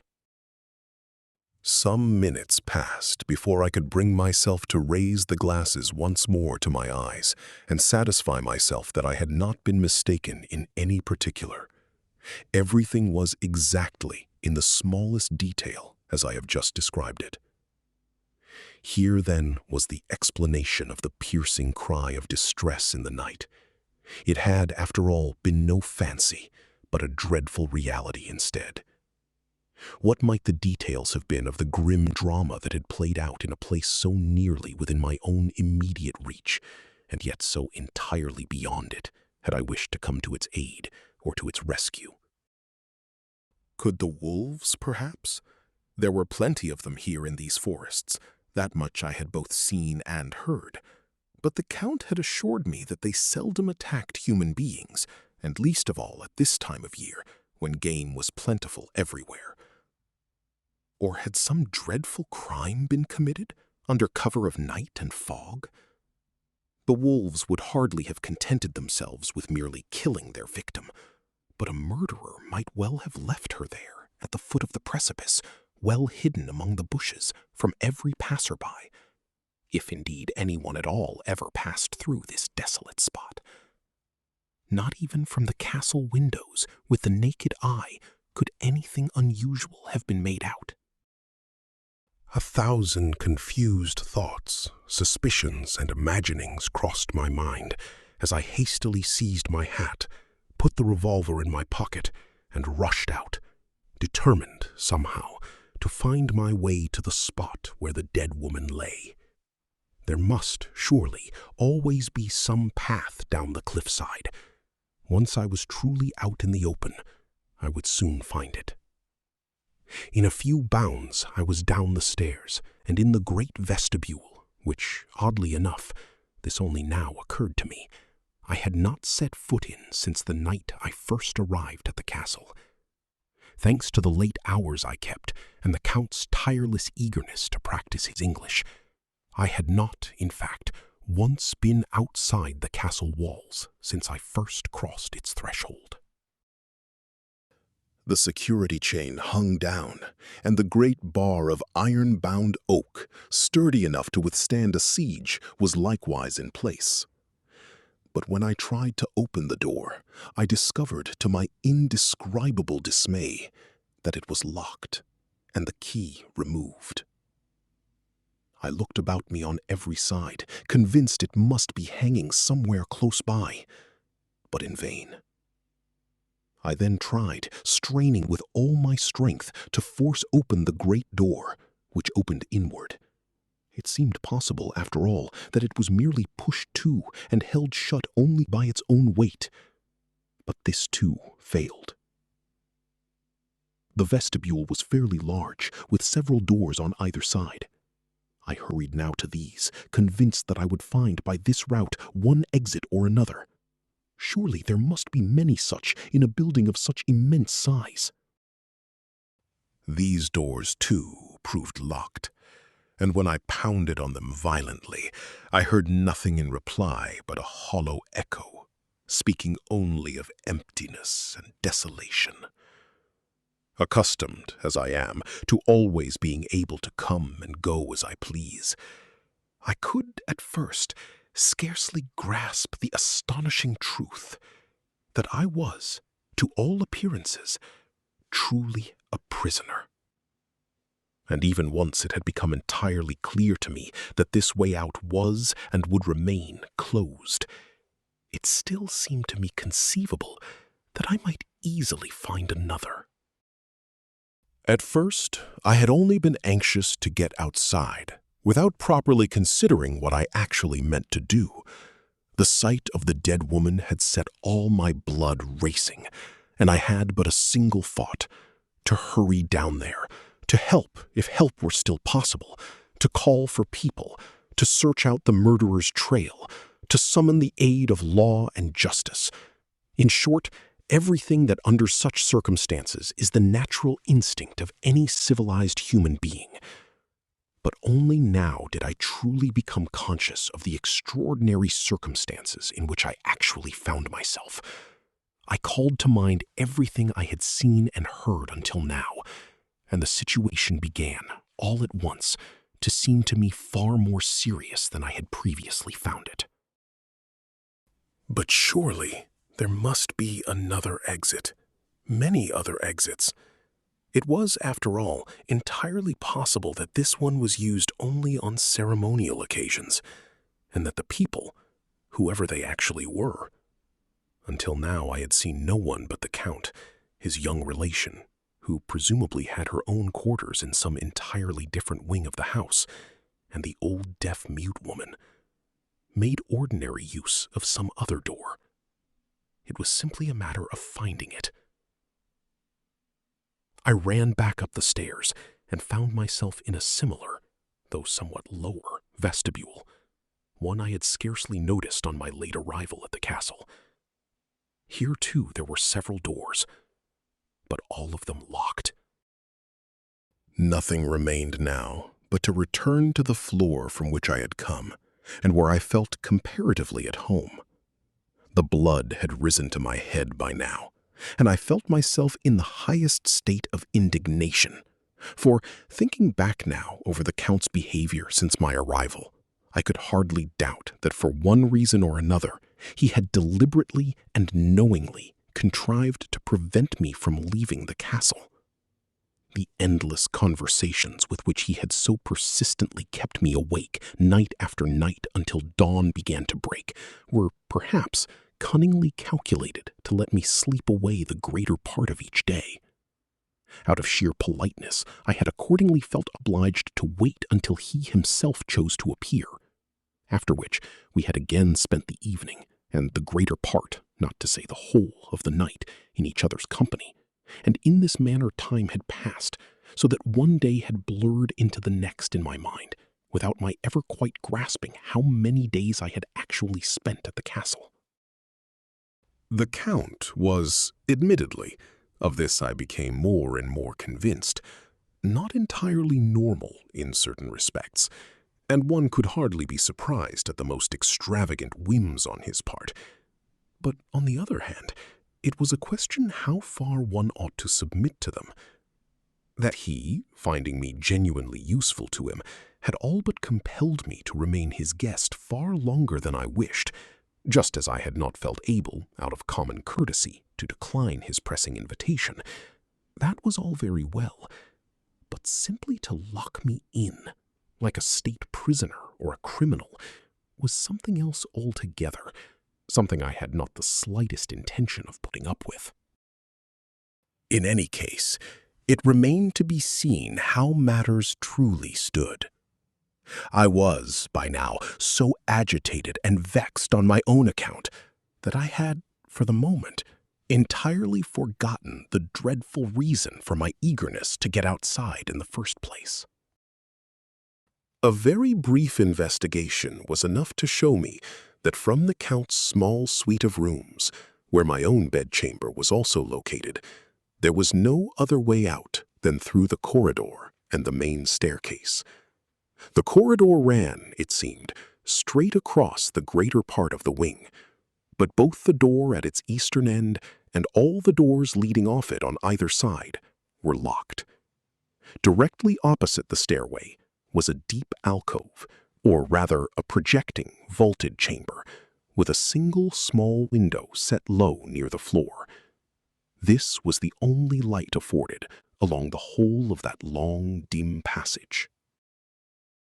I hurried now up the staircase leading to the portrait gallery and the suite of rooms connected with it.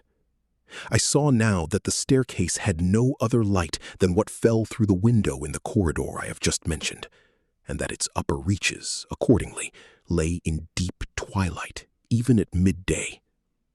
To my relief, I found the great oak doors unlocked. There was the little vaulted guard-room, with its great hearth that I had seen when the Count first led me up there, and, to the left, the door leading into the portrait gallery. This, too, was unlocked, and I hastened to open it. The sun now streamed in through every window of the long gallery, giving it a wholly different aspect from the one it had worn when I last saw it, in the weak, flickering light of a few wax candles and a moon that had scarcely reached half its full size. And yet, in spite of this, the very instant I stepped into the room, I became aware of a curious, nervous oppression, one I find quite impossible to explain.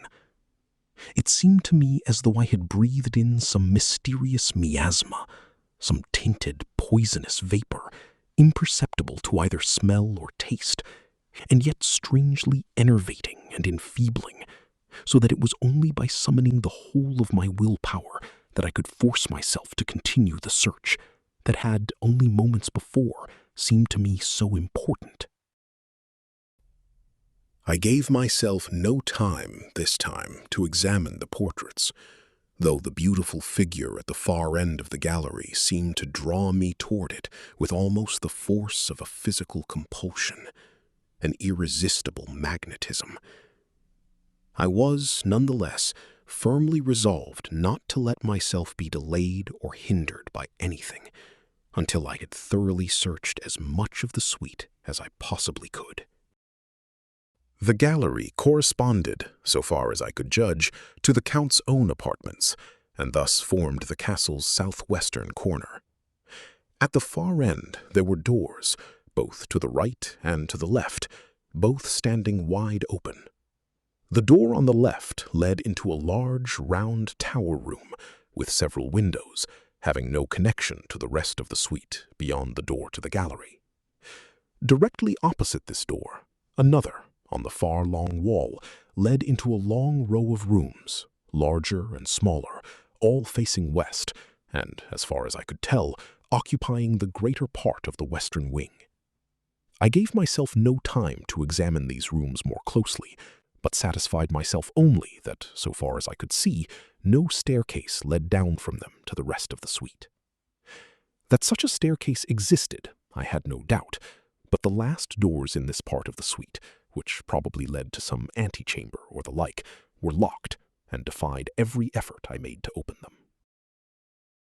All the rooms were furnished as such rooms usually are in old castles, that is, with a mixture of furniture from various periods, with no trace of that sense of unity of style so prized in our own age. Everything was old, worn, and faded, but not, properly speaking, decayed. I have resolved to examine all this more closely another time. For now, as I said, I gave myself no time for it. As soon as I had satisfied myself that there was no way out on this side either, I hurried back to the gallery. At its far end, on the same wall as the entrance door, there was yet another door. This, too, to my great relief, gave way beneath my pressure, and I found myself in a large, splendid salon with 3 windows, through which the sun shone onto a floor of gray and white tiles. Between the windows were great mirrors set into the wall in blackened gilt frames. The whole room, for the rest, was kept in that coolly elegant style that prevailed at the beginning of our century, in pale blues, grays, and whites, all thoroughly faded or darkened with time.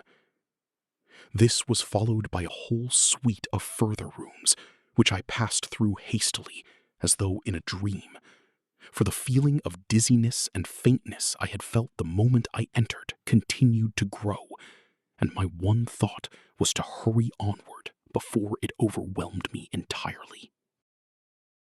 Without doubt, these rooms have stood unoccupied for so long that the stale, tainted air is genuinely unwholesome to breathe, especially at this time of year, when the spring sun has not yet had time to warm the thick walls through.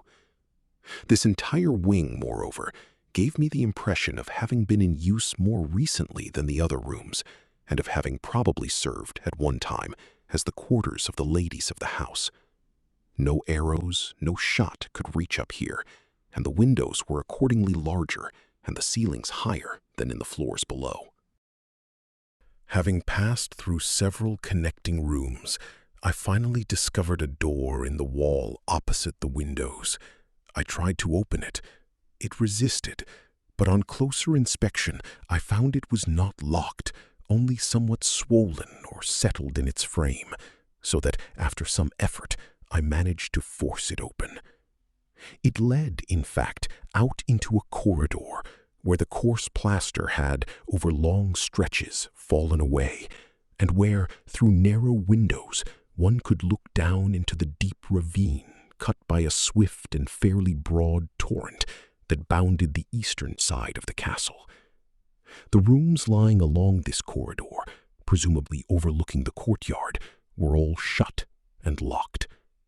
But at its far end, I finally found, to my great relief, a staircase leading downward, narrow, cramped, and steep, lit only by slit-like openings, scarcely more than cracks in the enormously thick walls. I began to feel somewhat better now. The air here, though damp and cold, seemed to me fresher and easier to breathe, and I no longer felt the oppressive dread that had tormented me a short while before. But at the same time, the memory of what I had seen during the night and that morning awakened once more clearly than ever, together with my painful eagerness to find some way out of this vast prison, for so the castle truly seemed to me in that moment. The staircase led to a new corridor, longer and more decayed than any I had seen before. I understood now that I was in the castle's northern wing, which more than any other part seemed built for defense and resembled altogether a fortress. The passage soon ended at a heavy, iron-bound door, whose great, rusted key I managed with some difficulty to turn in the lock. I pushed the door open and found myself in a square, medium-sized room, not unlike a cellar. No plaster concealed the enormous, roughly hewn stones that formed both walls and ceiling. The floor, too, consisted of great flagstones. Everything was covered in dust and cobwebs, which had quite plainly been accumulating there for many years. All the light in the room came from two small window openings set high up, between which a strange, clumsy apparatus of iron and wood, chains and screws was fixed, whose purpose I did not understand. A decayed but still usable ladder led up to one of the openings, and I hurried to climb it, hoping, if possible, to gain some notion of where I actually was. At the first glance downward, I understood that I had, by many winding paths, made my way to the northern side of the great square the castle formed around the courtyard, and to the great tower rising above the gatehouse arch. The opening was too small for me to lean out of it, or to see very far to right or left, but I could see, nonetheless, that the castle wall on this side dropped sheer into a kind of moat, filled with the swift, rushing water of the mountain stream, which formed a foaming torrent here. I had often, at night, listened to the sound of this torrent, but had never imagined it lay so close. From the gatehouse arch to the far bank of the torrent, a drawbridge led, or was meant to lead, rather, for at present it stood raised, and the castle was thus, in fact, entirely cut off from the rest of the world, perched on the height of its defiant crag. I understood now, too, the purpose of the clumsy mechanism between the windows. It was connected to the drawbridge, and was presumably intended to raise or lower it. I set down all these details so carefully in memory, since they may perhaps prove useful to me later on, and I have no wish to risk forgetting anything. So much at least was clear. Even had the door to the vestibule stood open, I could not, without outside help, have gotten any farther than the courtyard. It was, in my present situation, an anything but pleasant thought. I climbed quickly down from the ladder and looked more closely about the room. On closer inspection, I noticed clearly that the apparatus for raising and lowering the bridge was nowhere near so dusty as everything else. It even appeared to have been fairly recently reinforced with a new beam, and the dust on the stone floor showed several traces of human footprints. From this, I drew the natural conclusion that the drawbridge was, in fact, raised or lowered fairly often, and that this room must, therefore, be accessible to whoever, whether a single person or several, had been entrusted with this task. It seemed unlikely that such a person would use the long, roundabout route by which I myself had arrived. There must, then, be another way out. And indeed, I now noticed, almost directly opposite the door through which I had entered, another door, considerably lower and narrower, scarcely taller than a man.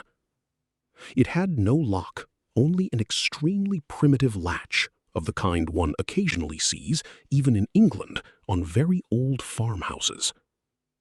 To open it was an easy matter, though it turned heavily and creaking on its ancient hinges. A musty smell met me. I saw the first 4 or 5 steps of a narrow spiral staircase, which then seemed to lose itself in utter darkness. Had I been less agitated and less eager than I was, I should certainly have hesitated before venturing down into this unknown depth, but at that moment the whole thing seemed to me entirely natural. I paused only a moment, to make certain, in any case, of keeping my retreat open, by throwing the door wide and wedging a block of wood, which I found lying in a corner, against it, so that it would remain in place. I then began, slowly, to descend. At first, I still had a little light from the open door, but after a couple of minutes, I found myself in complete darkness and had to feel my way cautiously at every step. The steps were unusually high and awkward, and the staircase itself so narrow that no more than a single person could possibly pass at a time. The whole thing was very much like climbing down into a well. Having, in this way, groping with both hands along the uneven, damp walls, and carefully testing each step with my foot before daring to set it down, counted my way down some 50 such steps, I confess I began somewhat to regret my rash undertaking, and considered turning back. But I did not, for at the same time I found myself drawn onward by a burning curiosity and a firm resolve to penetrate at least one of the secrets of which the Count had spoken. Secrets which I now dimly began to suspect might be of a kind that no honest man ought to have anything to do with. And if that were so, then it was my duty to warn Hawkins as quickly as possible to leave this place and to break off all connection with the Count, who, in any case, is unquestionably best suited to remaining exactly where he is. I felt my way onward then, through the darkness, with the sensation that I must soon reach the very center of the earth, and that I had, in the course of it, grown several years older. So long did it seem to me to have lasted. Suddenly, I had an extremely unpleasant sensation that there was someone behind me on the stairs. I heard nothing, and naturally saw even less, but some inexplicable feeling told me that someone was following me. A prickling, tingling sensation at the back of my neck and down my spine, which finally grew so unbearable that I stopped, half involuntarily and half turned around, bracing my back against the wall, one foot on the lower step. In that same instant, something threw itself upon me, animal or human, I hardly know. I felt only, as far as I can now make sense of my confused sensations afterward, that I was suddenly attacked, though thanks to my changed position, not from behind, in which case I should probably have been lost beyond hope, but from the side and from above, so that I at least had some chance of defending myself. I felt an enormous weight upon my left shoulder, a choking grip about my throat, and an instant later, I shudder at the memory, a hot, panting, hideously stinking breath, and a great gaping mouth right in my face. I felt thick, spongy lips groping and sucking, it seemed, across my ear, my cheek, my mouth, and down toward my chin. I felt the pressure of teeth, which did not, however, bite, and above all the hot, greedy, wet tongue working within that gaping maw, loathsome beyond all description. It all happened so lightning fast and so silently that I truly cannot say I felt or thought anything at all, beyond the sheer necessity of summoning every ounce of strength to defend myself. But now, when I close my eyes, it all stands before me again, clear in every detail. For a moment, the hideous mouth pressed itself against my own, seeming to want to fasten itself there, forcing me to part my lips. I felt something like a knee against mine, and a leg, or something resembling a leg, that sought to twine itself around my own right leg, while a heavy body pressed itself close against me, clinging tight. Fortunately, my arms were free, and my footing was reasonably secure, since I could brace my right foot against the newel post. I could not reach my revolver, but I instinctively seized hold of the arms that had wound choking about my neck. I felt that they resembled bare, thickly haired human arms, and that, straining with all my strength, I could not budge them, and felt at the same moment, with a dying man's own terror, my head begin to swim, and the hot, damp mouth now groping with the same wild, sucking greed over my throat. I released the arms, and half unconsciously threw my hands toward my neck to force the hideous head back. Felt in the darkness coarse hair, ears like a human being's, though unnaturally large, and something resembling a face. I was losing consciousness more and more, but grasped with the whole of my remaining strength at the dreadful head, whose lips now clung to my throat like some kind of suction apparatus. There followed a few seconds of struggle. I felt my collar and shirt torn open, groped helplessly for a moment over what felt like a naked, hairy human body, and felt at the same instant the monster suddenly release its grip, but at the same moment gave me a violent shove, so that I went plunging headlong down into a bottomless abyss. I do not know how much time passed before I regained my senses, and it was a good while before I recovered enough presence of mind to remember what had happened, and to make out, more or less, where I actually was.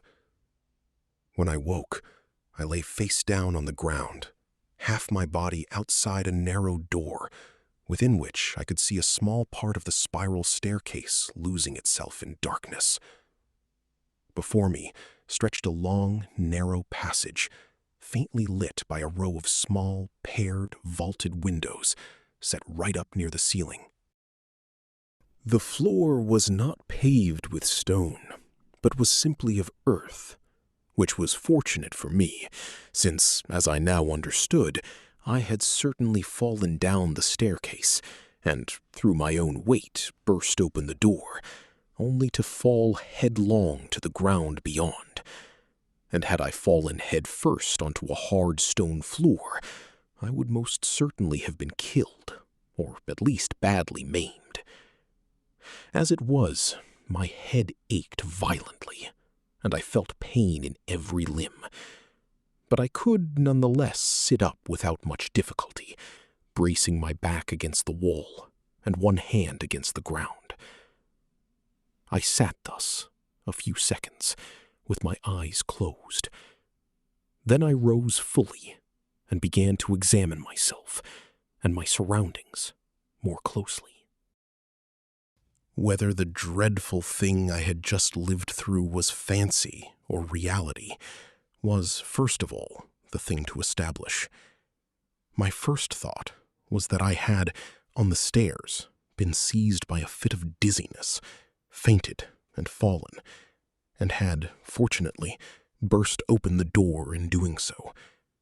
Everything else might well be some fantastic phantom of the brain, born of the darkness and the heavy, unwholesome air of the staircase.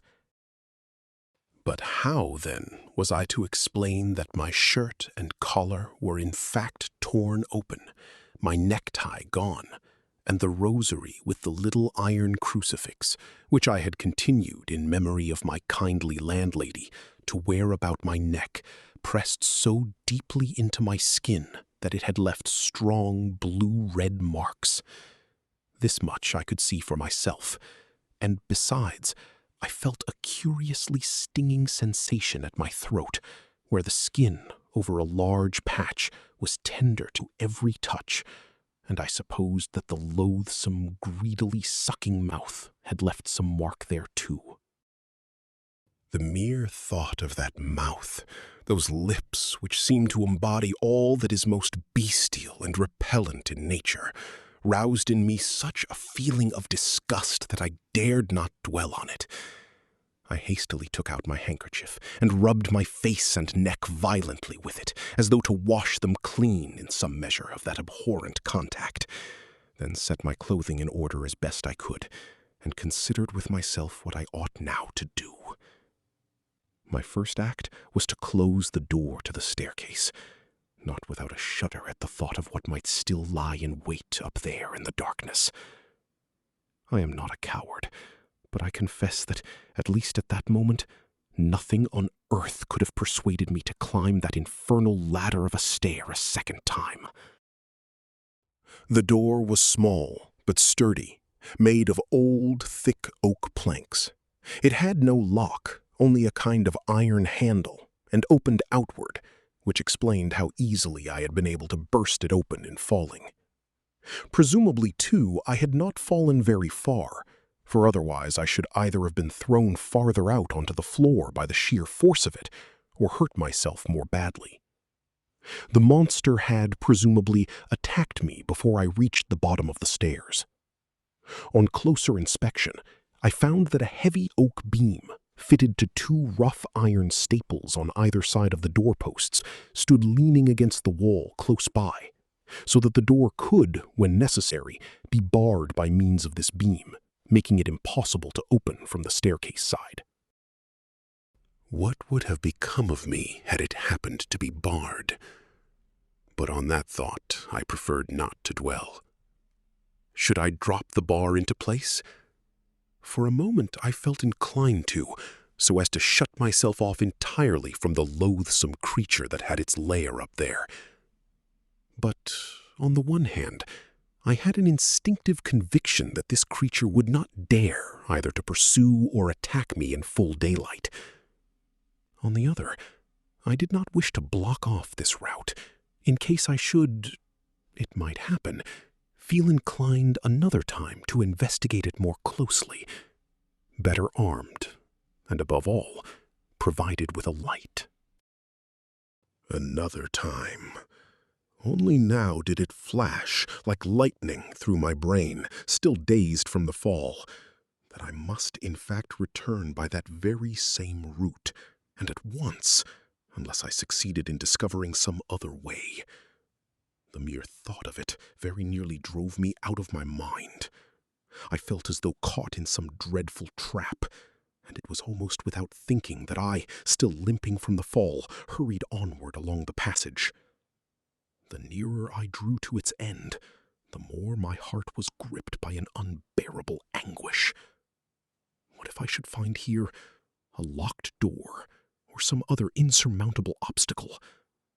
Then there would remain to me, so far as I could see, God forgive me the thought, nothing but to put a bullet through my own brain, rather than either starve slowly to death there in the passage, or once more brave the unknown horrors concealed within that dreadful staircase, which I now felt myself far less able to face than before, shaken as I was, in both body and mind, by what I had just endured.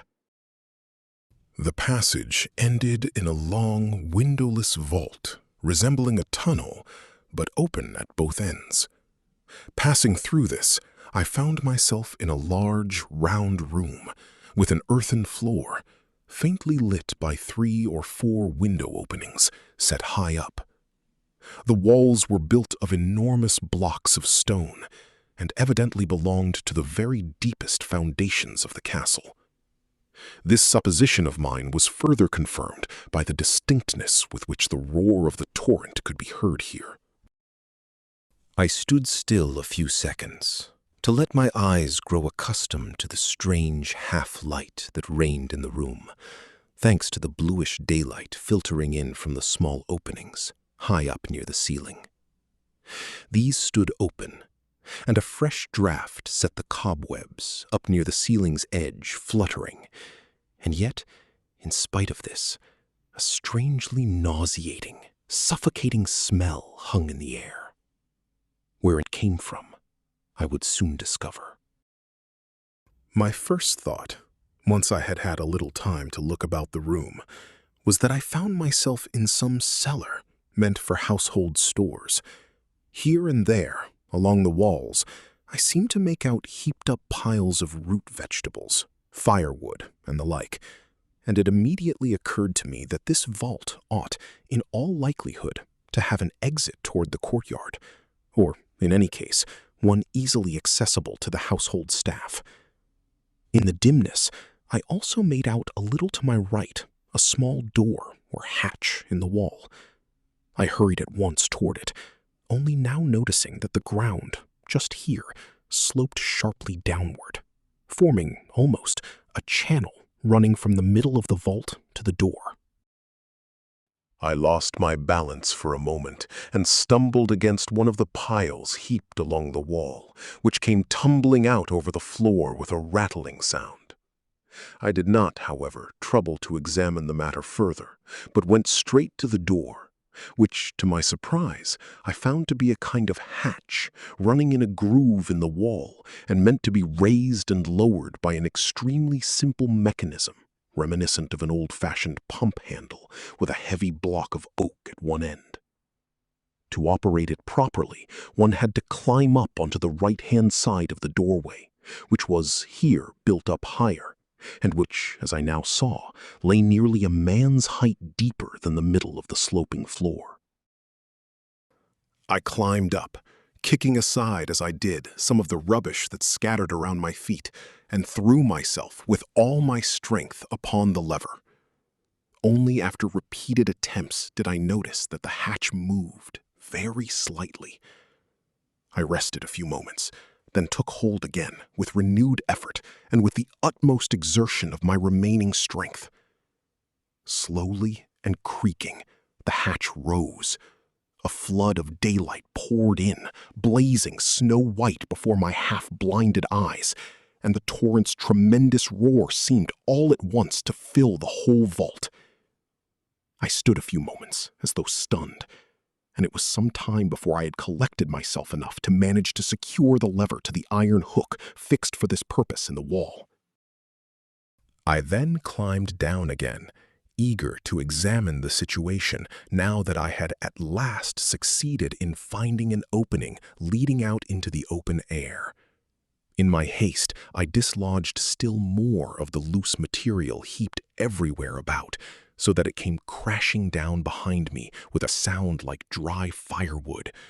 And just as I braced my hand against the wall to lean forward and look through the opening, 2 human skulls, one nothing but a grinning yellow-white bare bone, the other with patches of parchment-like skin and stray strands of black hair still clinging to it, rolled past me and vanished into the depths, without my being able to see where they went.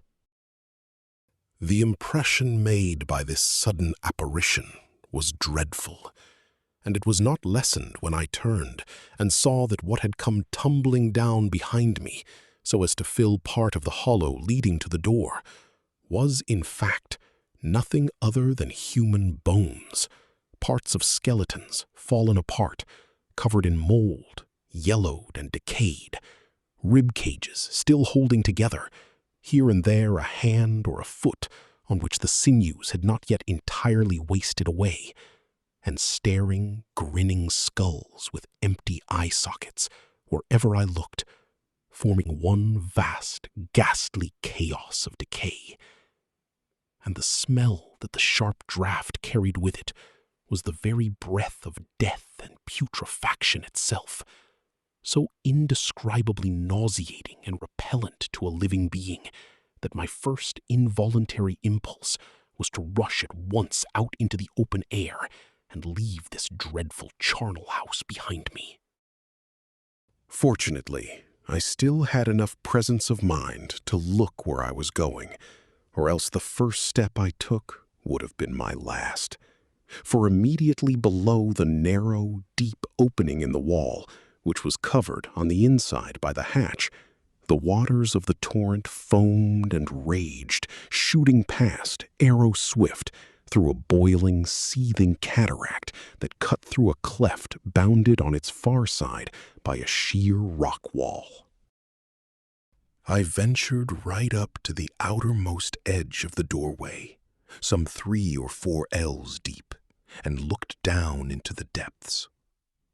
Immediately below the gate, the castle wall continued, and about a man's height farther down, the sheer black rock began, both wet and slick with the spray. No living being could make use of this route, and it was, indeed, no doubt meant only for the dead. Bitterly disappointed in the hope that only a moment before, at the sight of clear daylight, had seemed so close to fulfillment, and seized by a kind of despairing frenzy at the thought that I might, after all, be forced in the end to return by the very way I had come, I was scarcely conscious any longer of any discomfort, as, with a couple of bounds, I forced my way back through the loathsome heap of bones behind me, which crunched and gave way beneath my feet, and then hurried across the floor to examine the vault's opposite side.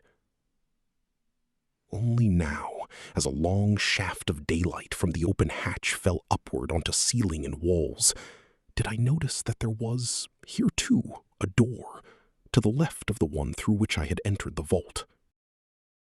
On closer inspection, I found this door more carefully made than the others, and fitted with ironwork in a curious pattern.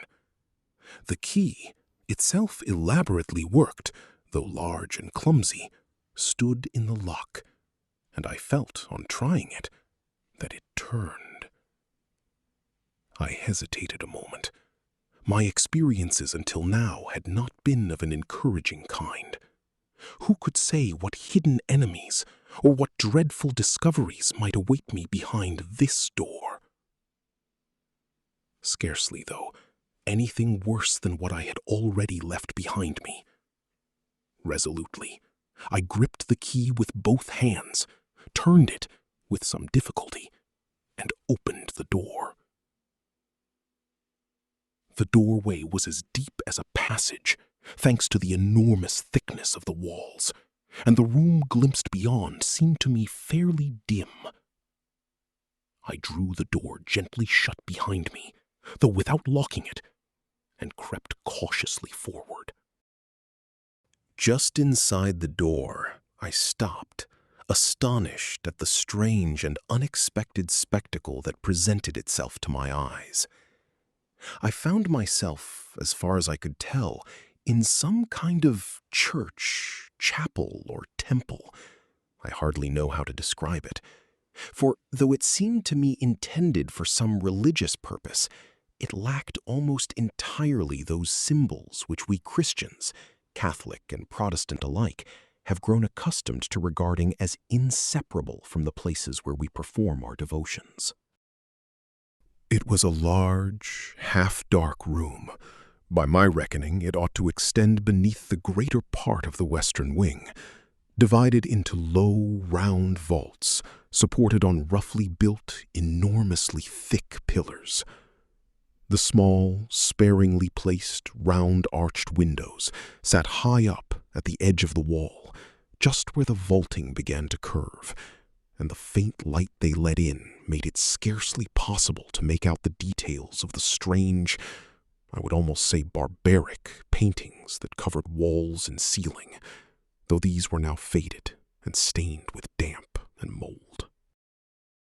The floor was paved with great stone slabs, on which incomprehensible images, symbols, and inscriptions in some unknown language were carved. The church, if I am to call it that, was divided by pillars into 3 equal sections. The central aisle stood open, but in the side chapels formed by the arches between the pillars, I glimpsed a row of tall grave monuments, or rather enormous stone chests without any ornament at all. Behind these, banners and coats of arms seemed to hang, here and there, upon the walls. The air was musty and tainted, thick with the foul breath of decay. I found it hard to breathe, and hurried quickly on along the aisle, giving myself no time to examine anything more closely. Far off, At the back, directly ahead along the main aisle, both path and view were blocked by a colossal sarcophagus of yellowed, mottled marble, covered over with clumsy carvings whose meaning I could not, in the dimness, make out. The expression of a barbaric art, wholly foreign to me, which, in the state of mind I found myself in at that moment, held no interest for me whatever, since my one thought, my one desire, was to find some way out so as not to be forced to return by the way I had come. Cursing inwardly the recklessness that had led me into this abominable trap, I went around the sarcophagus, feeling my way cautiously forward through the half-darkness behind it. Suddenly, I came upon a low, arched opening in the wall, just to the right, behind a projecting pillar. I bent down and felt about carefully with my hands. Without doubt, here was another staircase, and the cool draft that met me seemed to suggest that it led up to some higher, airier room. I hesitated a moment, still shuddering at the memory of what I had so recently endured, but then began to climb. The staircase was, by comparison, wide and comfortable, and after a few seconds it began to grow lighter around me. I clearly did not have far left to climb. It was, nonetheless, with the utmost caution that I crept up the last few steps, uncertain as I was of what might await me at the top. Once at the top, I stopped, astonished. I found myself on a kind of gallery, or loft, built into the very wall itself, fitted along its entire length, with narrow, round-arched window openings.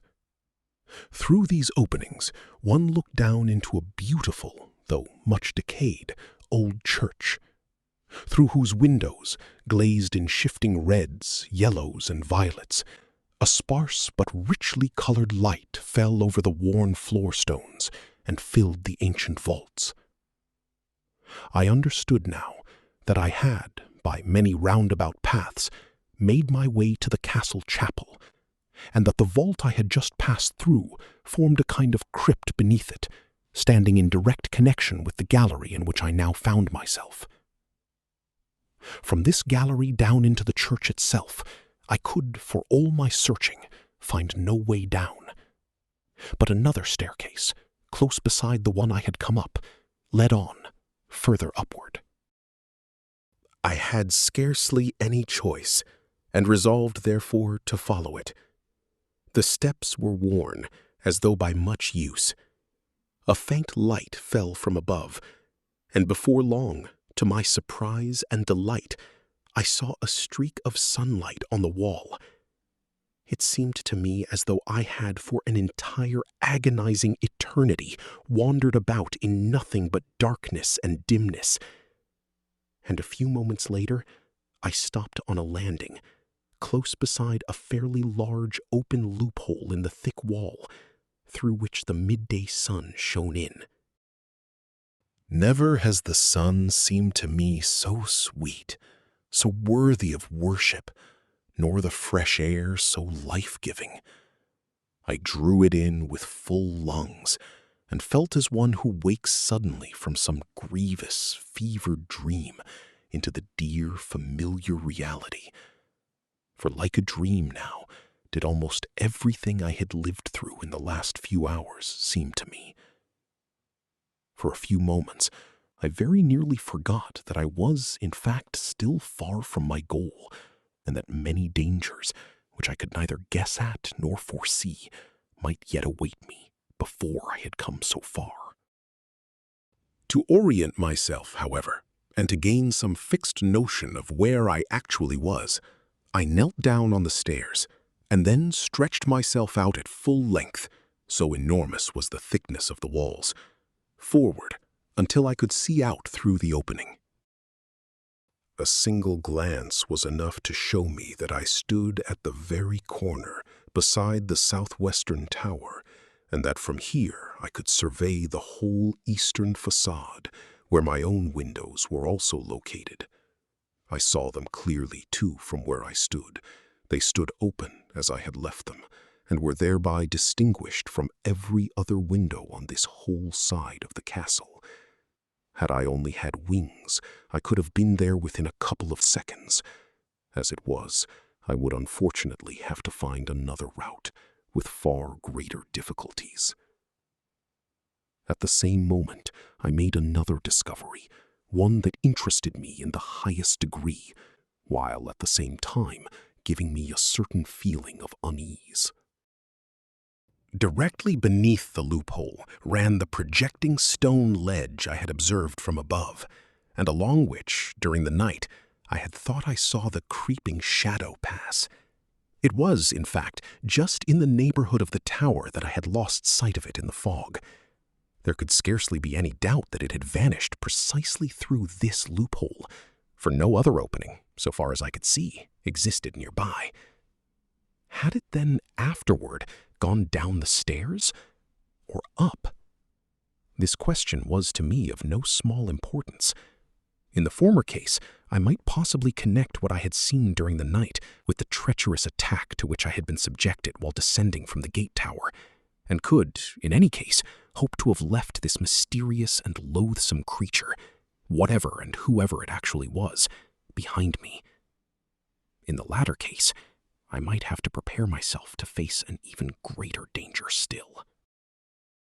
I was in the midst of weighing these possibilities, still lying half prone in the deep window embrasure, propped on my elbows so as to see out with reasonable comfort, when something occurred that suddenly made me forget everything else.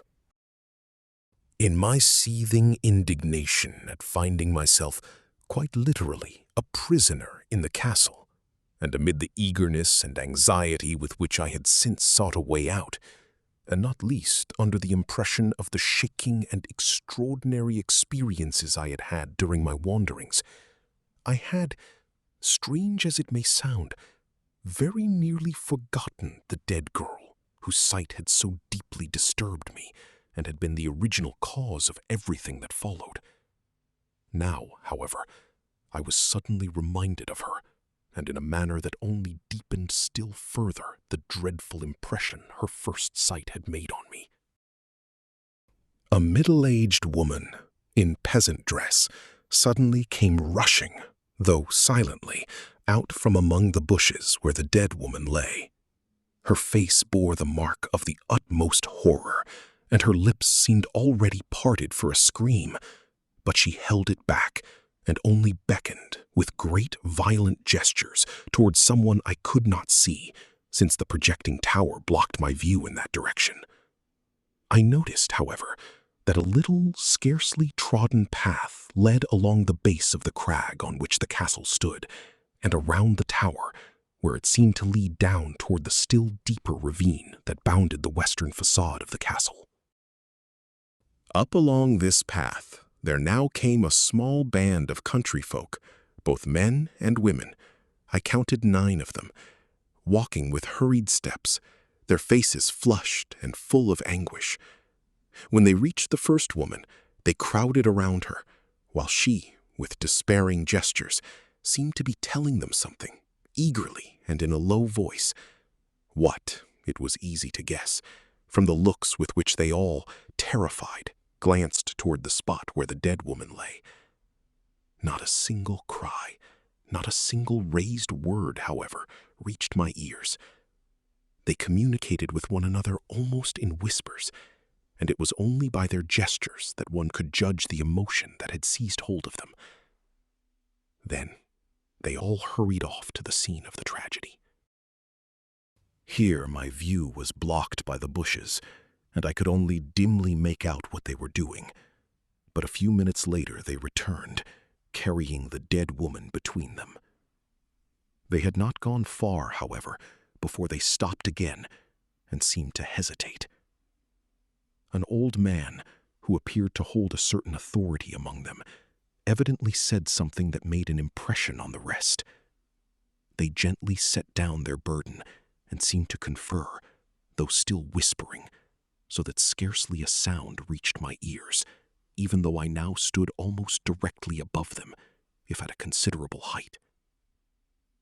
I could see the dead woman's face clearly, rigid and gray-pale in the sunlight, the wound in her throat and the blood that had stained her dress, and I could likewise observe the shocked, terrified expressions of the others.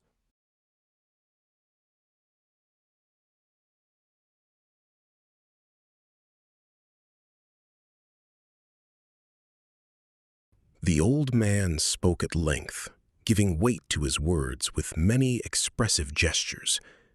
It seemed to me that he was urging something to which the others did not quite wish to listen.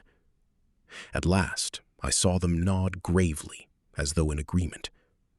One of the men, a tall, striking young fellow, who seemed to me more overcome by grief and horror than any of the others, went over to the nearest thicket and seemed to be searching for something. A few moments later, I saw him stop beside a young rowan tree, cross himself, and then carefully select a straight, fairly slender branch, which he cut off, and one end of which he then carefully whittled with his knife to a sharp point, after which he stripped away the bark and cut off the opposite end. What resulted was a kind of pointed stake, about 1.5 feet long. With this, he returned to the others and handed it with a certain solemnity to the old man, who received it just as silently and just as gravely, whereupon he looked searchingly about him, hunted a little among the fallen stones scattered everywhere in the grass, and chose one, which he examined closely, and then struck, as though testing it, against a nearby rock, after which he spoke a few words to those standing around him. These formed a circle around him and the dead woman, and knelt down on the short, fine grass. Every head bowed in devotion. The women fingered their rosaries, and the men clasped their hands around their removed, soft felt hats. All seemed sunk in deep prayer. The old man, who had likewise bared his head and knelt down, close beside the dead woman, stretched out his hands over her, meanwhile as though in blessing, and pronounced in a fairly loud and clear voice a few words, a short formula, which he repeated 3 times with great solemnity, his face turned upward. He then bent down, sought for a moment, as far as I could tell, with great care, for the right spot on the dead woman's bared breast, set the sharpened stake against it, and began, with strong, slow blows of the stone he held in his right hand, to drive it into her chest, directly over the heart. Nearly paralyzed with horror and astonishment, I watched this whole scene, as incomprehensible to me as it was dreadful.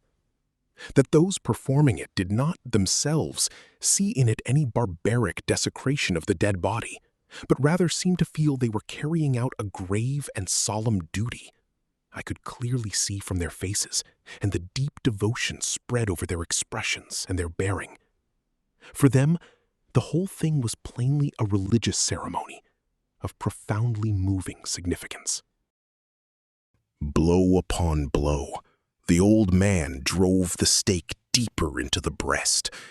I can still, even now, hear that dull, dreadful sound, faintly echoed back by the surrounding cliffs. All at once, a stream of blood welled up from the breast and trickled down onto the grass. A dreadful sight, amid surroundings so filled with all the fresh beauty of spring. A lark rose at that very moment, singing jubilantly from the grass close by, and a great white butterfly fluttered for a second directly above the dead woman's rigid, pale face, before soaring up high into the golden sunlight. As the stream of blood broke forth, I saw those standing around exchange meaningful glances and nod gravely to one another. Only the old man continued, almost mechanically, with his dreadful labor, until he had succeeded in driving the stake the whole of its length through the body, where he let it remain. Then he too clasped his hands, bowed his head for a few minutes in silent prayer, made the sign of the cross, and rose. The others followed his example in silence. The men remained standing, heads bowed, their expressions grave. But the women scattered among the bushes, from which within a few minutes they returned, laden with branches of flowering rowan and wild rose, with which they entirely covered the dead woman. Only once this was done did the men lift her up again between them, 2 at the feet, 2 at the head. Then all of them turned at once toward the castle, and with the same warding gesture I had seen before, on my departure from Bistritz, stretched out their hands, 2 fingers extended, crossed themselves once more, and withdrew, bearing their somber burden. Within a few seconds, the tower hid the whole little band from my sight. That I had witnessed yet another outbreak of that ancient superstition and folk belief, which, by everyone's account, had its stronghold in these remote regions, was clear enough to me. And yet, in spite of this, the whole scene produced upon me an impression of the highest degree of horror and disquiet. That all is not as it should be here at the castle, I have long had reason to suspect. I simply cannot find any definite shape for the dreadful forebodings that torment me. After all I have now seen and experienced, I am, one might say, prepared for almost anything. Perhaps even. But I must go on with my account of what I lived through this morning. I suspect these notes may prove of the utmost importance to me further on, and it is deliberately that I make them as thorough as possible. The dreadful and extraordinary scene to which I had so unexpectedly been made witness had, for a while, driven everything else from my mind, even the uncertain, half-desperate situation in which I still found myself. But scarcely had the strange procession vanished behind the tower than my anxiety awoke again with redoubled force.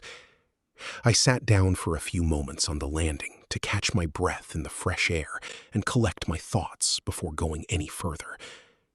Only now did it occur to me to look at my watch. It seemed to me as though I had wandered for an endless age through the castle's dim passages and mysterious hiding places.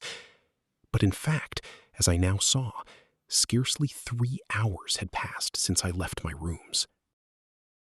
The sun, too, still stood high in the sky, though during my long groping through the half-darkness, I had very nearly gotten the impression that it was already evening. This discovery woke fresh strength and fresh courage within me, and I prepared myself, without much hesitation, for further investigation. Somewhere, surely, this staircase must lead me in the end, and somewhere in this vast building there must, after all, be people. She must be here somewhere, that strange, beautiful creature who had already twice crossed my path. Nor was she, presumably, alone. There must be servants here, must be inhabited rooms, gates and doors through which one could come and go, though by some strange chance I had so far found my way only to those parts of the castle that now stood empty and unused. Onward, then. I hurried up the staircase, which was no longer dark, but lit, at intervals, by narrow window slits. Within a few minutes, I saw before me a massive door, the sight of which made my heart pound so hard that I could scarcely breathe. Here, then, my fate was to be decided. If this door were locked, then I could hardly bear to complete the thought.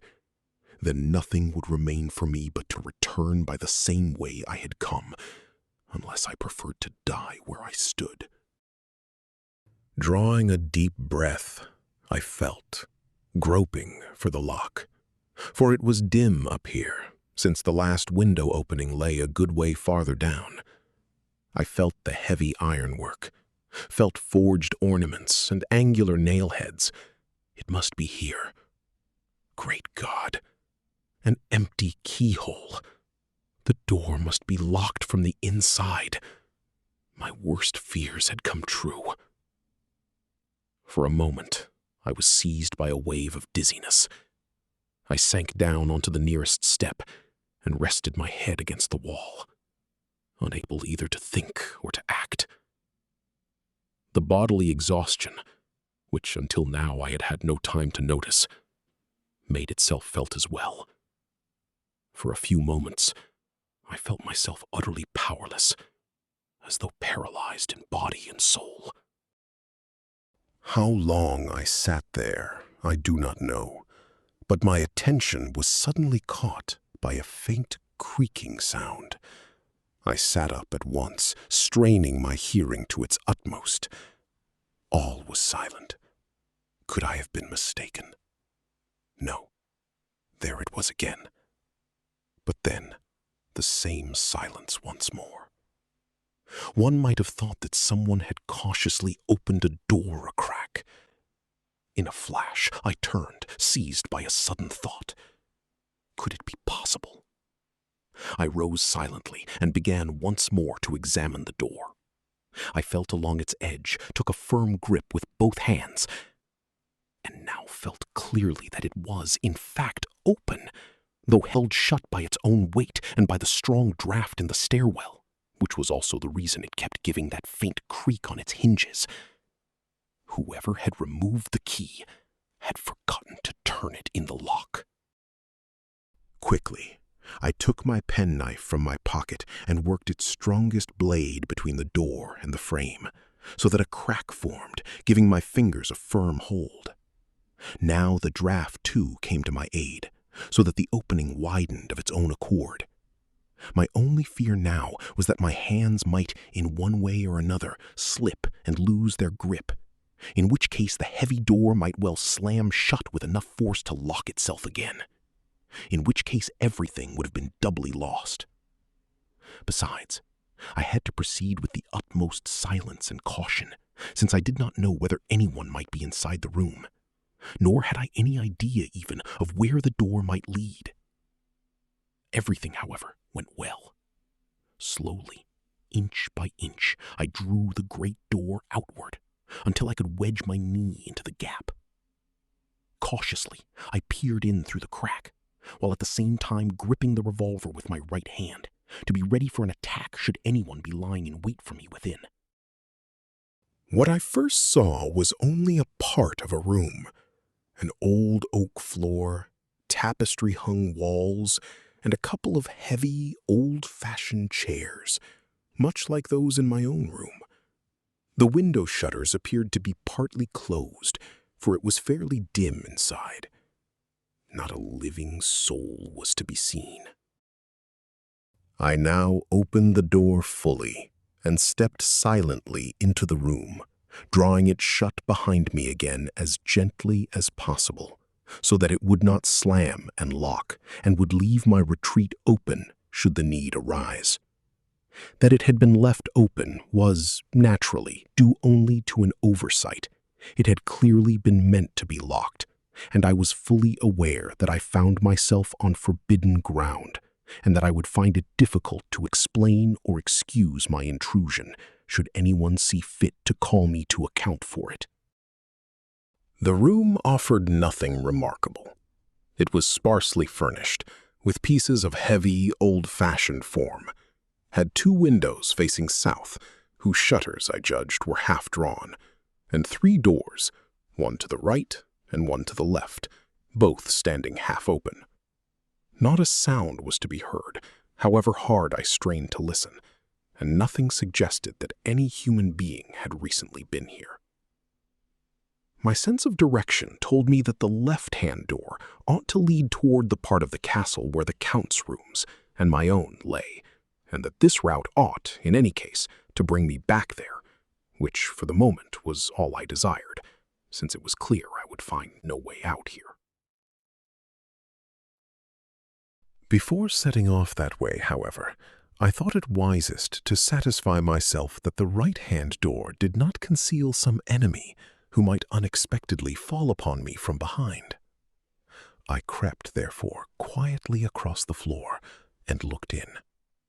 The door was set in the very corner of the room, which was here sharply cut off, so that the room itself formed an irregular quadrilateral. What accounted for this, I understood at my first glance through the half-open door.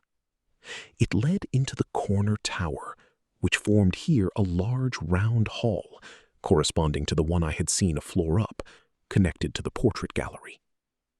No doors were to be seen, and the windows themselves were bricked up to 2/3 of their height. The remaining opening was fitted with stout iron bars. For the rest, the masonry walls and the lightly vaulted ceiling were bare, without any ornament, and thick with cobwebs. So much I saw at first glance. A closer inspection showed me several peculiarities in the room's arrangement.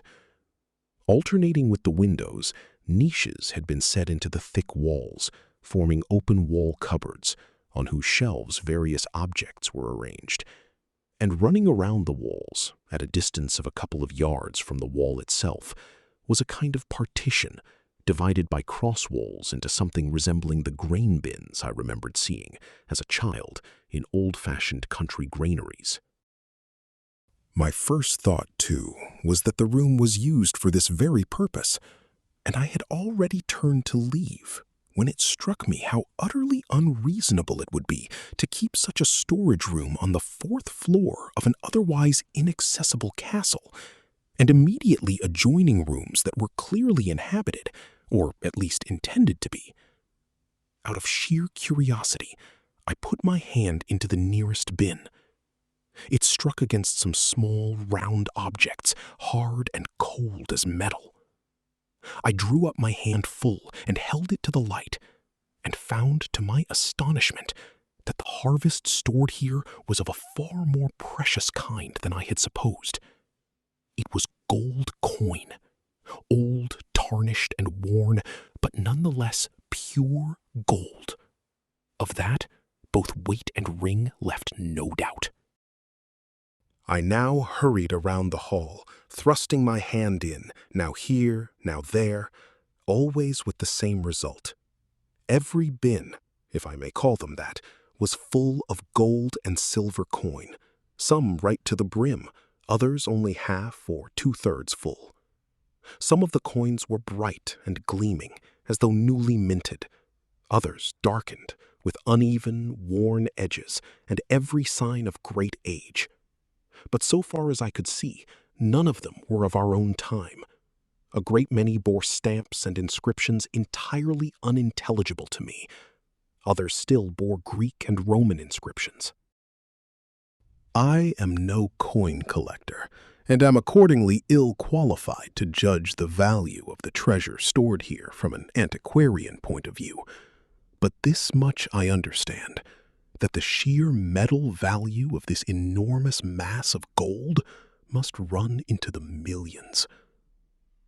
Nor was this all, for now, my curiosity thoroughly roused, as I began to look more closely about me, I noticed in the middle of the floor 2 carved, iron-bound chests, which I hurried to examine more closely. Neither of these was locked either, and when I threw back the heavy lids, I stood astonished before the splendor revealed to me. They were filled almost to the brim with old-fashioned jewelry, gold, silver, precious stones, and pearls, some exquisitely fine work, some clumsy and almost barbaric, but all of great value. In one chest, the objects lay carefully arranged and appeared, so far as I could see, very well preserved. There were heavy golden drinking vessels, dishes and bowls of gold and silver, women's jewelry of every kind, and a great casket set apart on one side, full of genuine pearls strung on long cords, along with a great many loose cut stones of dazzling brilliance and beauty.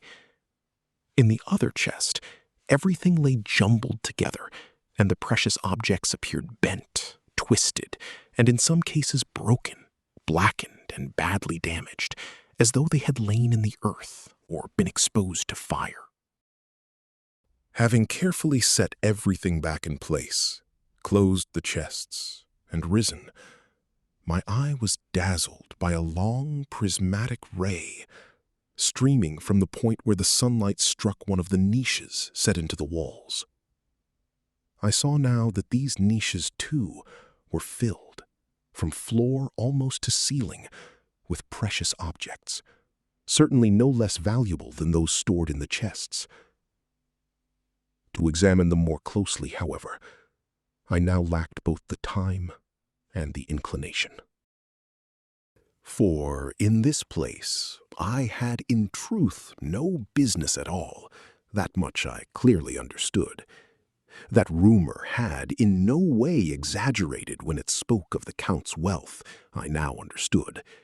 It might in fact well be called fabulous, and I myself could never even have dreamed of beholding such a thing in reality. But my presence in his treasure chamber could hardly be considered anything but unwarranted, and might, should it ever be discovered, undeniably give rise to the most unpleasant misinterpretations. The sight of these enormous treasures, literally scattered about the floor of a room whose door was not even troubled to be locked, though I now saw that it was, in fact, fitted on both sides with a thick iron plate, had, oddly enough, an almost calming effect on me. For in this circumstance I found in truth a reason, one having nothing whatever to do with my own person, for the excessive precautions that had until now disturbed me, as for various other peculiarities in the Count's household and arrangements. With the master of the house away, there was, under such circumstances, good reason enough to keep the drawbridge raised and the great gate locked, so as to keep at bay any wandering vagrant, to say nothing of still more dangerous thieves, who might well be tempted by such treasures. The ground, nonetheless, burned beneath my feet, and I left the great tower hall as quickly and as quietly as I had entered it, letting its door stand as I had found it. More than ever, I was now anxious to get away from here as quickly, and, as far as possible, as unseen as I could. Cautiously, I pushed open the door to the left. It led to a bedchamber, not unlike my own, though larger. On the wall opposite the windows stood a great canopied bed, hung with heavy brocade curtains. Otherwise, I saw nothing remarkable there. A door directly opposite the one through which I had entered led into a room of roughly similar character, but here there were bookshelves along the walls, and a great writing or work table in the middle of the floor. I understood now that I must have come to the Count's own private rooms, corresponding to the dining hall and library on the opposite side, and the sense of the ambiguous nature of my position, should I be surprised here, whether by the Count himself or by anyone else, grew increasingly painful to me. I carefully avoided so much as glancing at the papers scattered across the table, and in general gave myself no time to examine anything closely, well aware as I was of how discourteous my intrusion into this part of the house must appear to anyone unfamiliar with its whole history. 2 or 3 doors stood in the room. I went to the largest. It was closed, but the lock gave way beneath my pressure, and an instant later I stood, with feelings that cannot be described, once more in the great dining hall. These rooms, where I had felt myself a prisoner and had been so eager to leave, now seemed to me a longed-for, blessed refuge, a home to which I was unspeakably happy to have returned. It felt as though months had passed since I was last here, and yet, in truth, it had been only a few hours. Everything was just as it had been. I went to the window and looked out over the courtyard. There, directly opposite, rose the great gate tower, from which the narrow, dark spiral staircase led down into the deepest recesses of the castle. At the thought of what I had lived through there, I was shaken by a shudder. It was, after all, a miracle that I now stood here, alive and unharmed. It had hung by a hair. The whole of that dreadful struggle, fought out in the darkness, stood suddenly, clearly before my memory again. Once more I seemed to feel the choking weight upon my shoulders, the grip about my throat, the loathsome, damp, sucking mouth upon my face. Ugh! At the very thought of it, I was seized once more by a sickening revulsion, and hurried to my room, to wash myself clean as quickly as possible of that abhorrent contact. Only now, too, did I notice the state my own outward person was in. I was covered in dust and cobwebs, my clothes stained with earth and mold, my hands likewise. I had lost my collar and necktie during the struggle in the darkness, and my shirt was torn open. In short, had anyone seen me just then, it would not have taken much perspicacity to guess that I had been engaged in something rather outside the ordinary program. I now missed my mirror, and found myself vexed once more at the Count's presumptuous conduct in having destroyed it. For in the little oval mirror set into the lid of my shaving case, I could only with difficulty make the observations I wished to. This much, however, I could see. On my throat, directly over the pulse, there was a reddish-blue discolored patch, some 3 or 4 centimeters across, in the center of which could still be seen deeply pressed marks, as though from a pair of sharp teeth or fangs, which had not, however, managed to break the skin. The patch was tender, and appeared to me somewhat swollen. The rosary, which, as I have said, I had worn around my neck ever since leaving Bistritz, had likewise left deep marks in my skin, and the crucifix itself had left a perfectly clear imprint on my chest. All signs of the terrible strength with which my unknown assailant had done its utmost to strangle me in its dreadful embrace. I plunged my whole face eagerly into the wash basin, splashed cold water over myself, scrubbed and dried. Nothing seemed sufficient to erase and wash away every trace of that loathsome creature's touch. When I had finally finished, I returned to the dining hall, for I had seen the table laid on entering, and only now did I realize how hungry I was. The old deaf-mute woman was, unusually, in the room when I entered. She was just setting a covered dish upon the table when she caught sight of me. I am not mistaken in saying that her face expressed an astonishment and a dread quite incomprehensible to me when she saw me emerge from my room. Her astonishment was so unmistakable that I could not help thinking she herself must have been in there only shortly before, seeing that I was not there, and was now asking herself how I could possibly have come from that direction. I saw her frightened gaze fly from my face to the door through which I had come, and then back again to the Count's door. In the meantime, however, she had set the dish upon the table, and with an awkward gesture invited me to sit, which I was not slow to do, for the roasted chicken gave off a most appetizing smell, and the wine sparkled invitingly in the old cut-glass decanter. I quickly filled my glass to the brim and emptied it in a single draught. But at that very moment, I started so violently that I let it fall to the floor, where it shattered. I had heard the key to the Count's door turn, and the bolt slide shut on the inside. Someone had locked the door. Under other circumstances, this would have been a trifle, scarcely worth a second thought. But in this house, it now seems to me that nothing is without significance. The smallest trifle rouses my attention and my suspicion. So far as I know, or have been able to observe, this door has, ever since my arrival, been kept constantly locked and bolted from the inside. That it had, today, been found open was due then to a particularly fortunate accident, so far as I was concerned, and that it was now shut meant either that someone had followed me or noticed me as I passed through the room, that the Count himself had returned there after some brief absence and had locked the door himself, or that the deaf-mute woman, with a quicker grasp of the matter than I had credited her with, had understood that I had come back this way, and had then, at once, slipped out to lock it, so that I might not, once again, stray into territory that was clearly forbidden to me.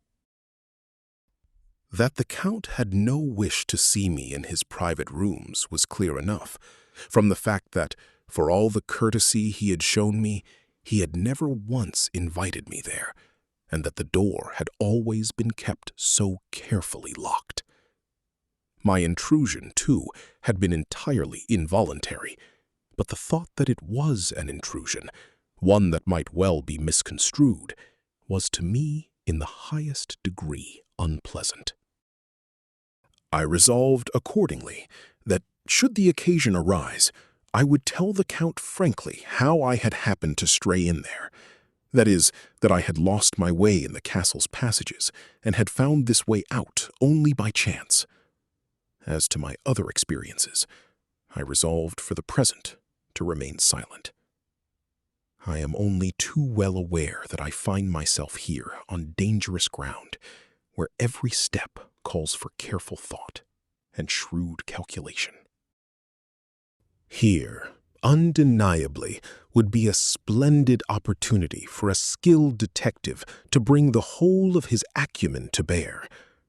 As for myself, my legal training has scarcely given me the practice or the habit of mind required to find any true thread through this labyrinth of inexplicable occurrences, dark secrets, and disturbing experiences, in which I now, quite suddenly, and through no doing of my own, find myself placed.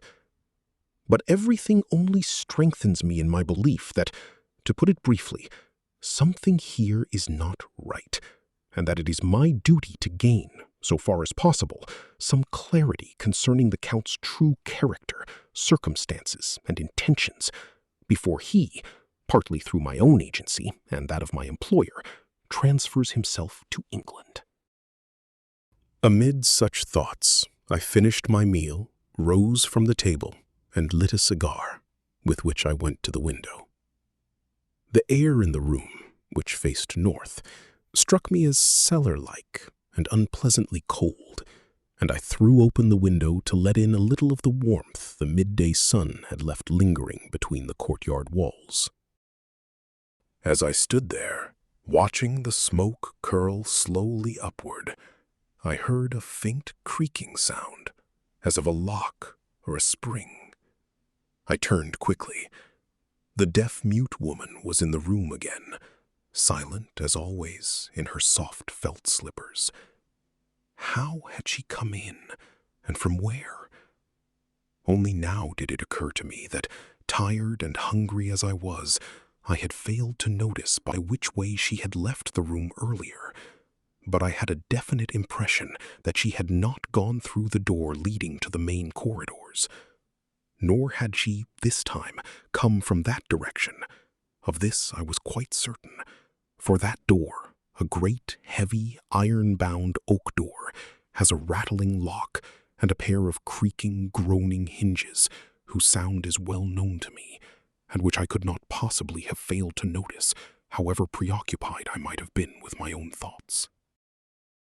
It struck me, like a flash, that I had never, in fact, heard the old woman come or go by that route before, either, though I had noticed, daily, that she had been near my bedchamber to make it up and tidy it, and in the dining hall to set everything ready for meals. There was, then, in truth, another way out of these rooms, and if I could find it, I would very likely have found the key to my freedom, perhaps to a great deal else besides. My heart beat hard, and I had to force myself to observe the necessary caution. With the old woman herself, there was nothing to be done. I had repeatedly tried to communicate with her, always in vain. No sign, however expressive or eloquent, seemed to be intelligible to her, and a dull, frightened stare was all the answer I ever received. There was then no other course but to watch her, quietly, and thereby try to trace the secret. I saw that she was watching me, and therefore tried to appear as indifferent and as uninterested as possible, remaining where I stood in the deep window embrasure, calmly smoking my cigar, my back half turned to the room. Over my shoulder, however, I furtively observed her movements.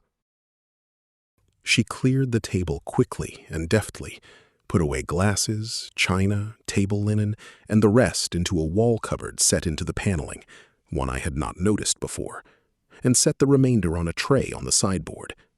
She then carefully gathered up the shards of the broken glass and placed these too on the tray. Once this was done, I noticed that she paused for a moment in her work and, glancing around quickly, met her eyes. She was plainly watching me, and I thought I read in her gaze a certain wary mistrust which counseled me to still greater caution.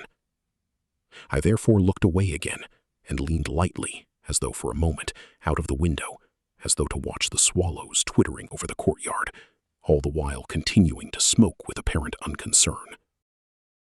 This single second she understood, with astonishing speed, how to make use of. I heard again that same faint clicking sound, and when I turned around, she was already gone. But this time I had no doubt as to the direction in which she had vanished.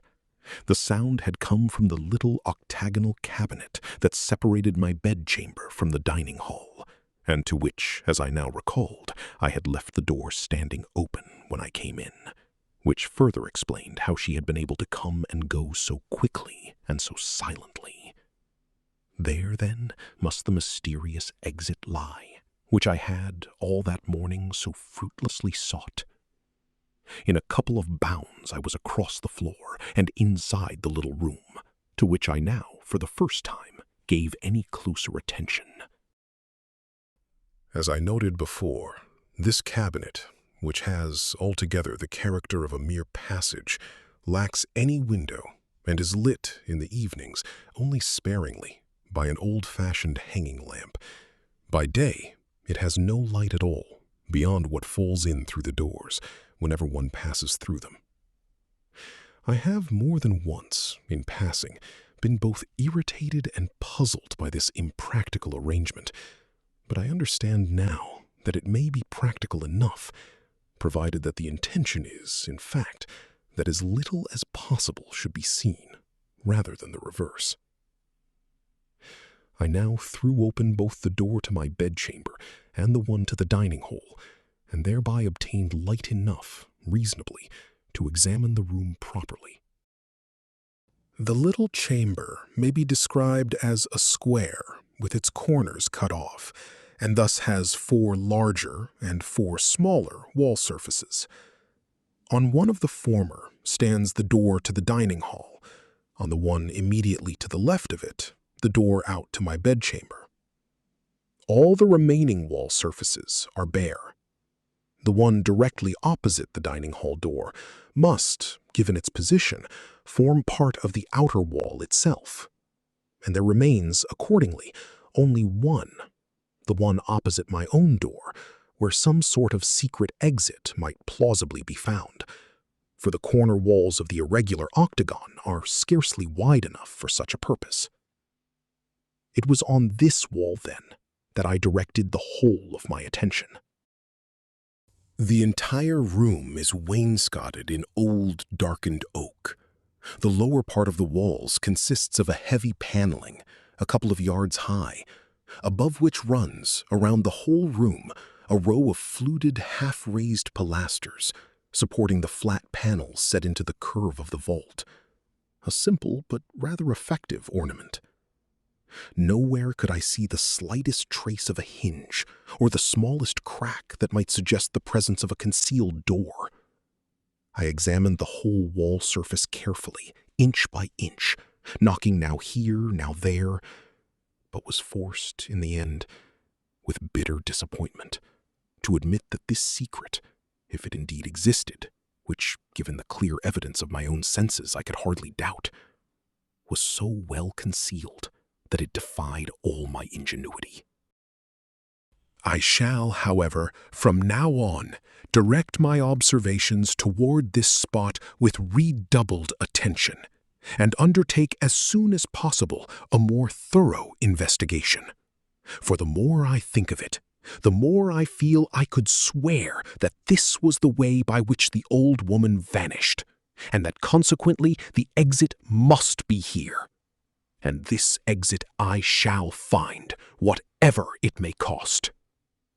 For the moment, however, I abandoned any further investigation, for I now felt, for the first time, how much I stood in need of rest after the exertions and agitations of the morning.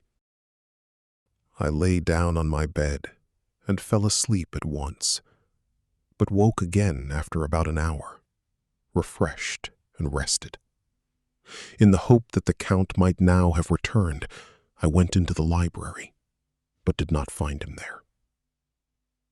To pass the time, I have occupied myself meanwhile with setting all this down, taking pains to be as thorough as possible, down to the smallest detail. For everything I have lived through, since the Count bade me good night yesterday evening, seems to me, now that I go over it again more closely, so fantastic and so utterly unreasonable in places, that I feel I need this prosaic record, simply so as not to believe I have dreamed the whole of it myself.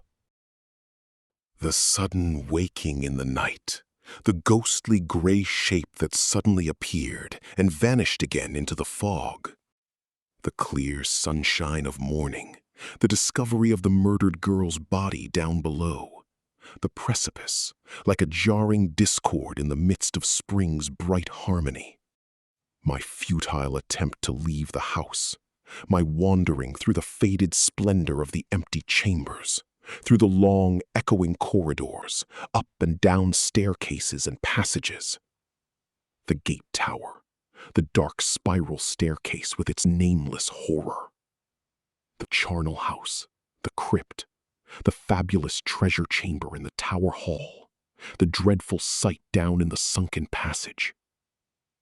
All of this I have now lived through once again and seen once more in my thoughts. It gives rise, quite naturally, to a good many reflections and conjectures, none of them of a reassuring kind. I am by no means clear in my own mind as to what I ought really to believe or to think, but the worst of it is that everything has only served to deepen the inexplicable mistrust the Count's own person inspired in me from the very first moment. It is entirely possible, of course, that he could offer me some explanation for much that now seems incomprehensible to me, and yet I hardly know whether it would be wise to share my discoveries with him. I cannot help thinking, again and again, of how often he speaks of the old house's secrets, and lets me understand, clearly enough, that during my stay here I might well become witness to a good many things that would astonish me. Well, in that, at least, he has proven a true prophet. That much is certain and true. But his simultaneous assurance that I ought not to trouble myself over anything I might chance to see or hear, since it all has a perfectly natural explanation, strikes me now as far less comforting than it was, perhaps, intended to be. A great many things are, in that sense, natural enough in this world, without thereby deserving to be called commendable. And above all, it may well happen that a great deal which seems perfectly natural in this remote, lawless mountain country would bring those concerned into unpleasant collision with the laws and the legal conceptions of a more civilized society. Were it not for that property purchase in London, and the Count's declared intention of transforming himself from a Transylvanian magnate into an English citizen, I should not take the whole matter so seriously.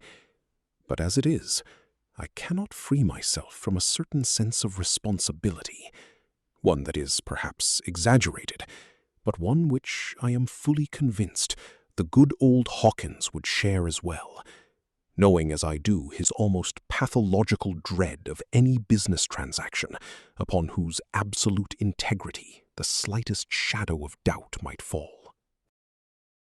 He would never forgive either himself or me should it later come to light that, through our agency, some reinforcement had been added to that world of dark and dubious existences that form the curse of London. And I cannot deny that a great deal of what I have seen here leads me to fear something of the sort. In any case, the thing now is to keep my eyes open and not let myself be taken unawares. The Count ought surely to be here soon. The sun is nearing its setting, and the beautiful valley lies once more filled with the scents and the wistful beauty of evening, just as it did when I first saw it. From the floor above, from the portrait gallery and the tower hall, the view must be even more magnificent still. If God preserve my reason, I hardly know any longer whether I am awake or raving, whether solitude and these unfamiliar surroundings are breeding hallucinations in me, or whether I am truly living through what seems, even to myself, unbelievable. I must have dreamed it. But God preserve every living soul from such dreams, I say again, for the step from them to madness would soon be taken. The Count has assured me that, on his return the evening before last, he found me lying fully dressed upon my bed, sunk in heavy sleep. That it seemed to him I was tormented by some unpleasant dream, since I moaned and tossed in my sleep, and that he therefore woke me. This claim of his is, admittedly, borne out by the undeniable fact that sometime between 1 and 2 in the morning I woke suddenly as though from a trance, and found myself, to my astonishment, lying fully dressed upon my bed, without the least notion of how I had come there.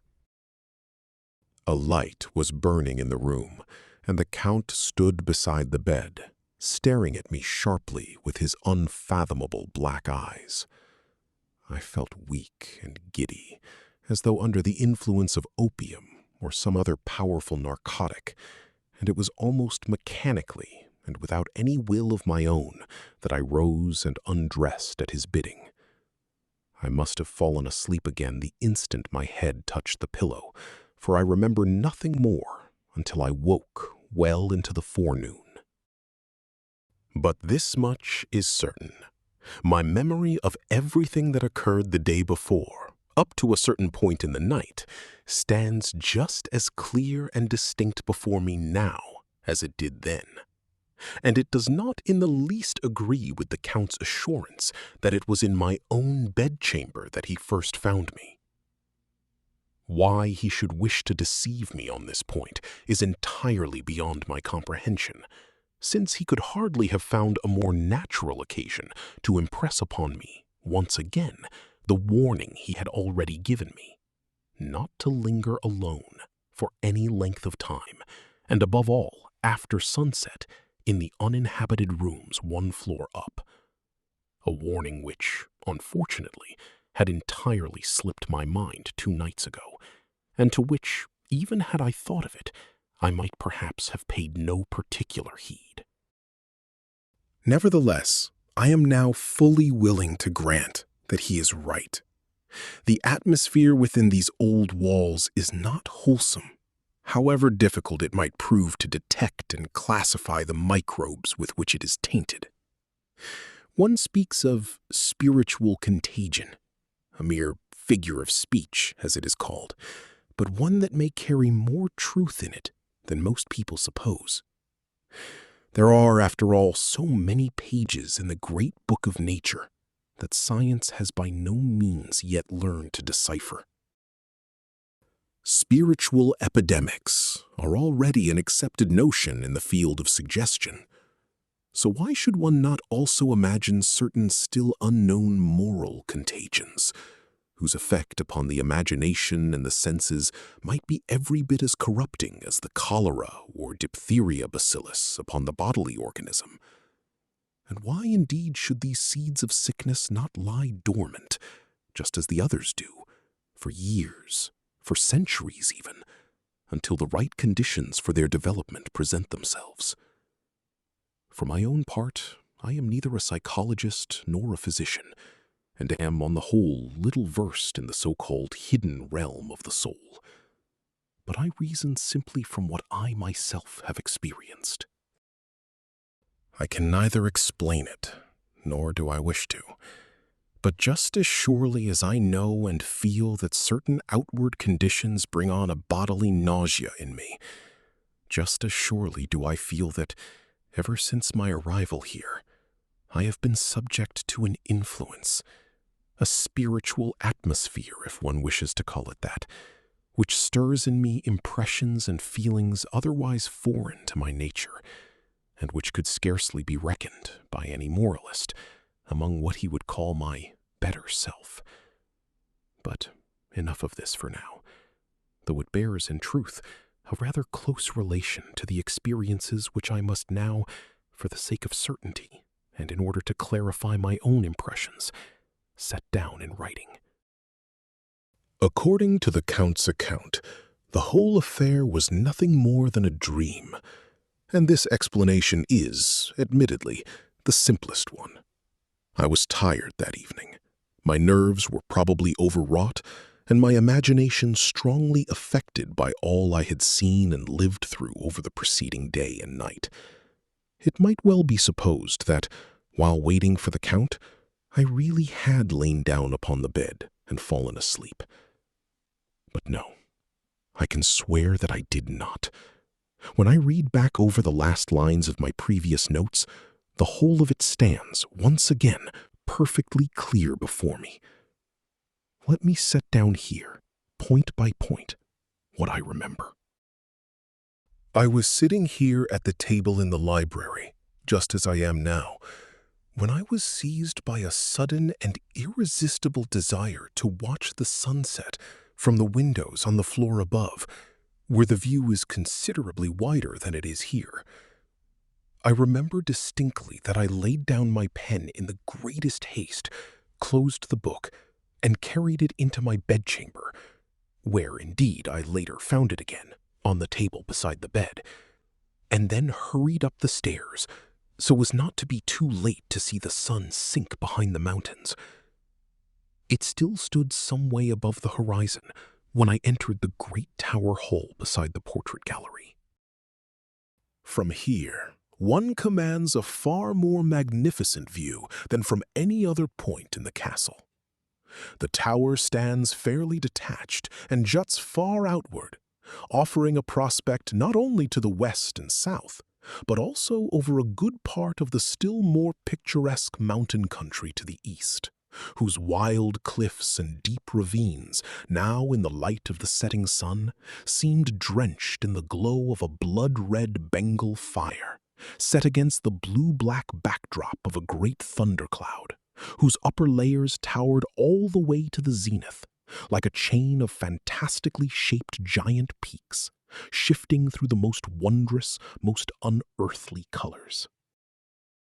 I moved from one of the great windows to another, with their small leaded panes and deep embrasures, but at last stopped at the one from which I could best enjoy this wonderful spectacle. All the windows in this hall are fitted with what might be called window seats, raised a few inches above the floor, so that the deep recess forms, in effect, a little cabinet of its own, around three sides of which runs, besides, a broad cushioned bench or divan, on which one may comfortably both sit and lie. On this I settled myself, opened the window, whose dusty greenish panes rather obscured than revealed the beautiful natural spectacle, and gave myself up entirely to watching it, forgetful of everything else, having lit a cigar and leaning comfortably back against the rest, stretching my legs out along the seat in a half-reclining position. The air was still very warm, almost sultry, and it did not seem to me unlikely that we should have thunder before the night was out. After the day's exertions, I felt a pleasant numbness in every limb, which made me unwilling to stir, while at the same time I felt myself more than usually receptive to every impression from the outer world, as though all my senses had grown sharper and finer than before. While the smoke from my cigar curled slowly upward, my eyes lingered with real delight on the shifting play of color in the clouds, and it seemed to me as though this same play had, in some way I cannot put into words, a counterpart within my own inner self. After the sun had gone down, I hardly noticed the moment it did. The whole sky was covered with a glowing flush, at once dreadful and wondrously beautiful. It was as though the whole world stood in flames, and against the blue-black cloud in the east, shifting to copper-red, there traced themselves light, restless, fire-colored streaks of cloud, like flickering tongues of flame, drifting here and there, driven by some mysterious gale that never reached the earth. In the same way, vague notions and fancies stirred within my soul, borne upon a rising, strange emotion, at once painful and sweet.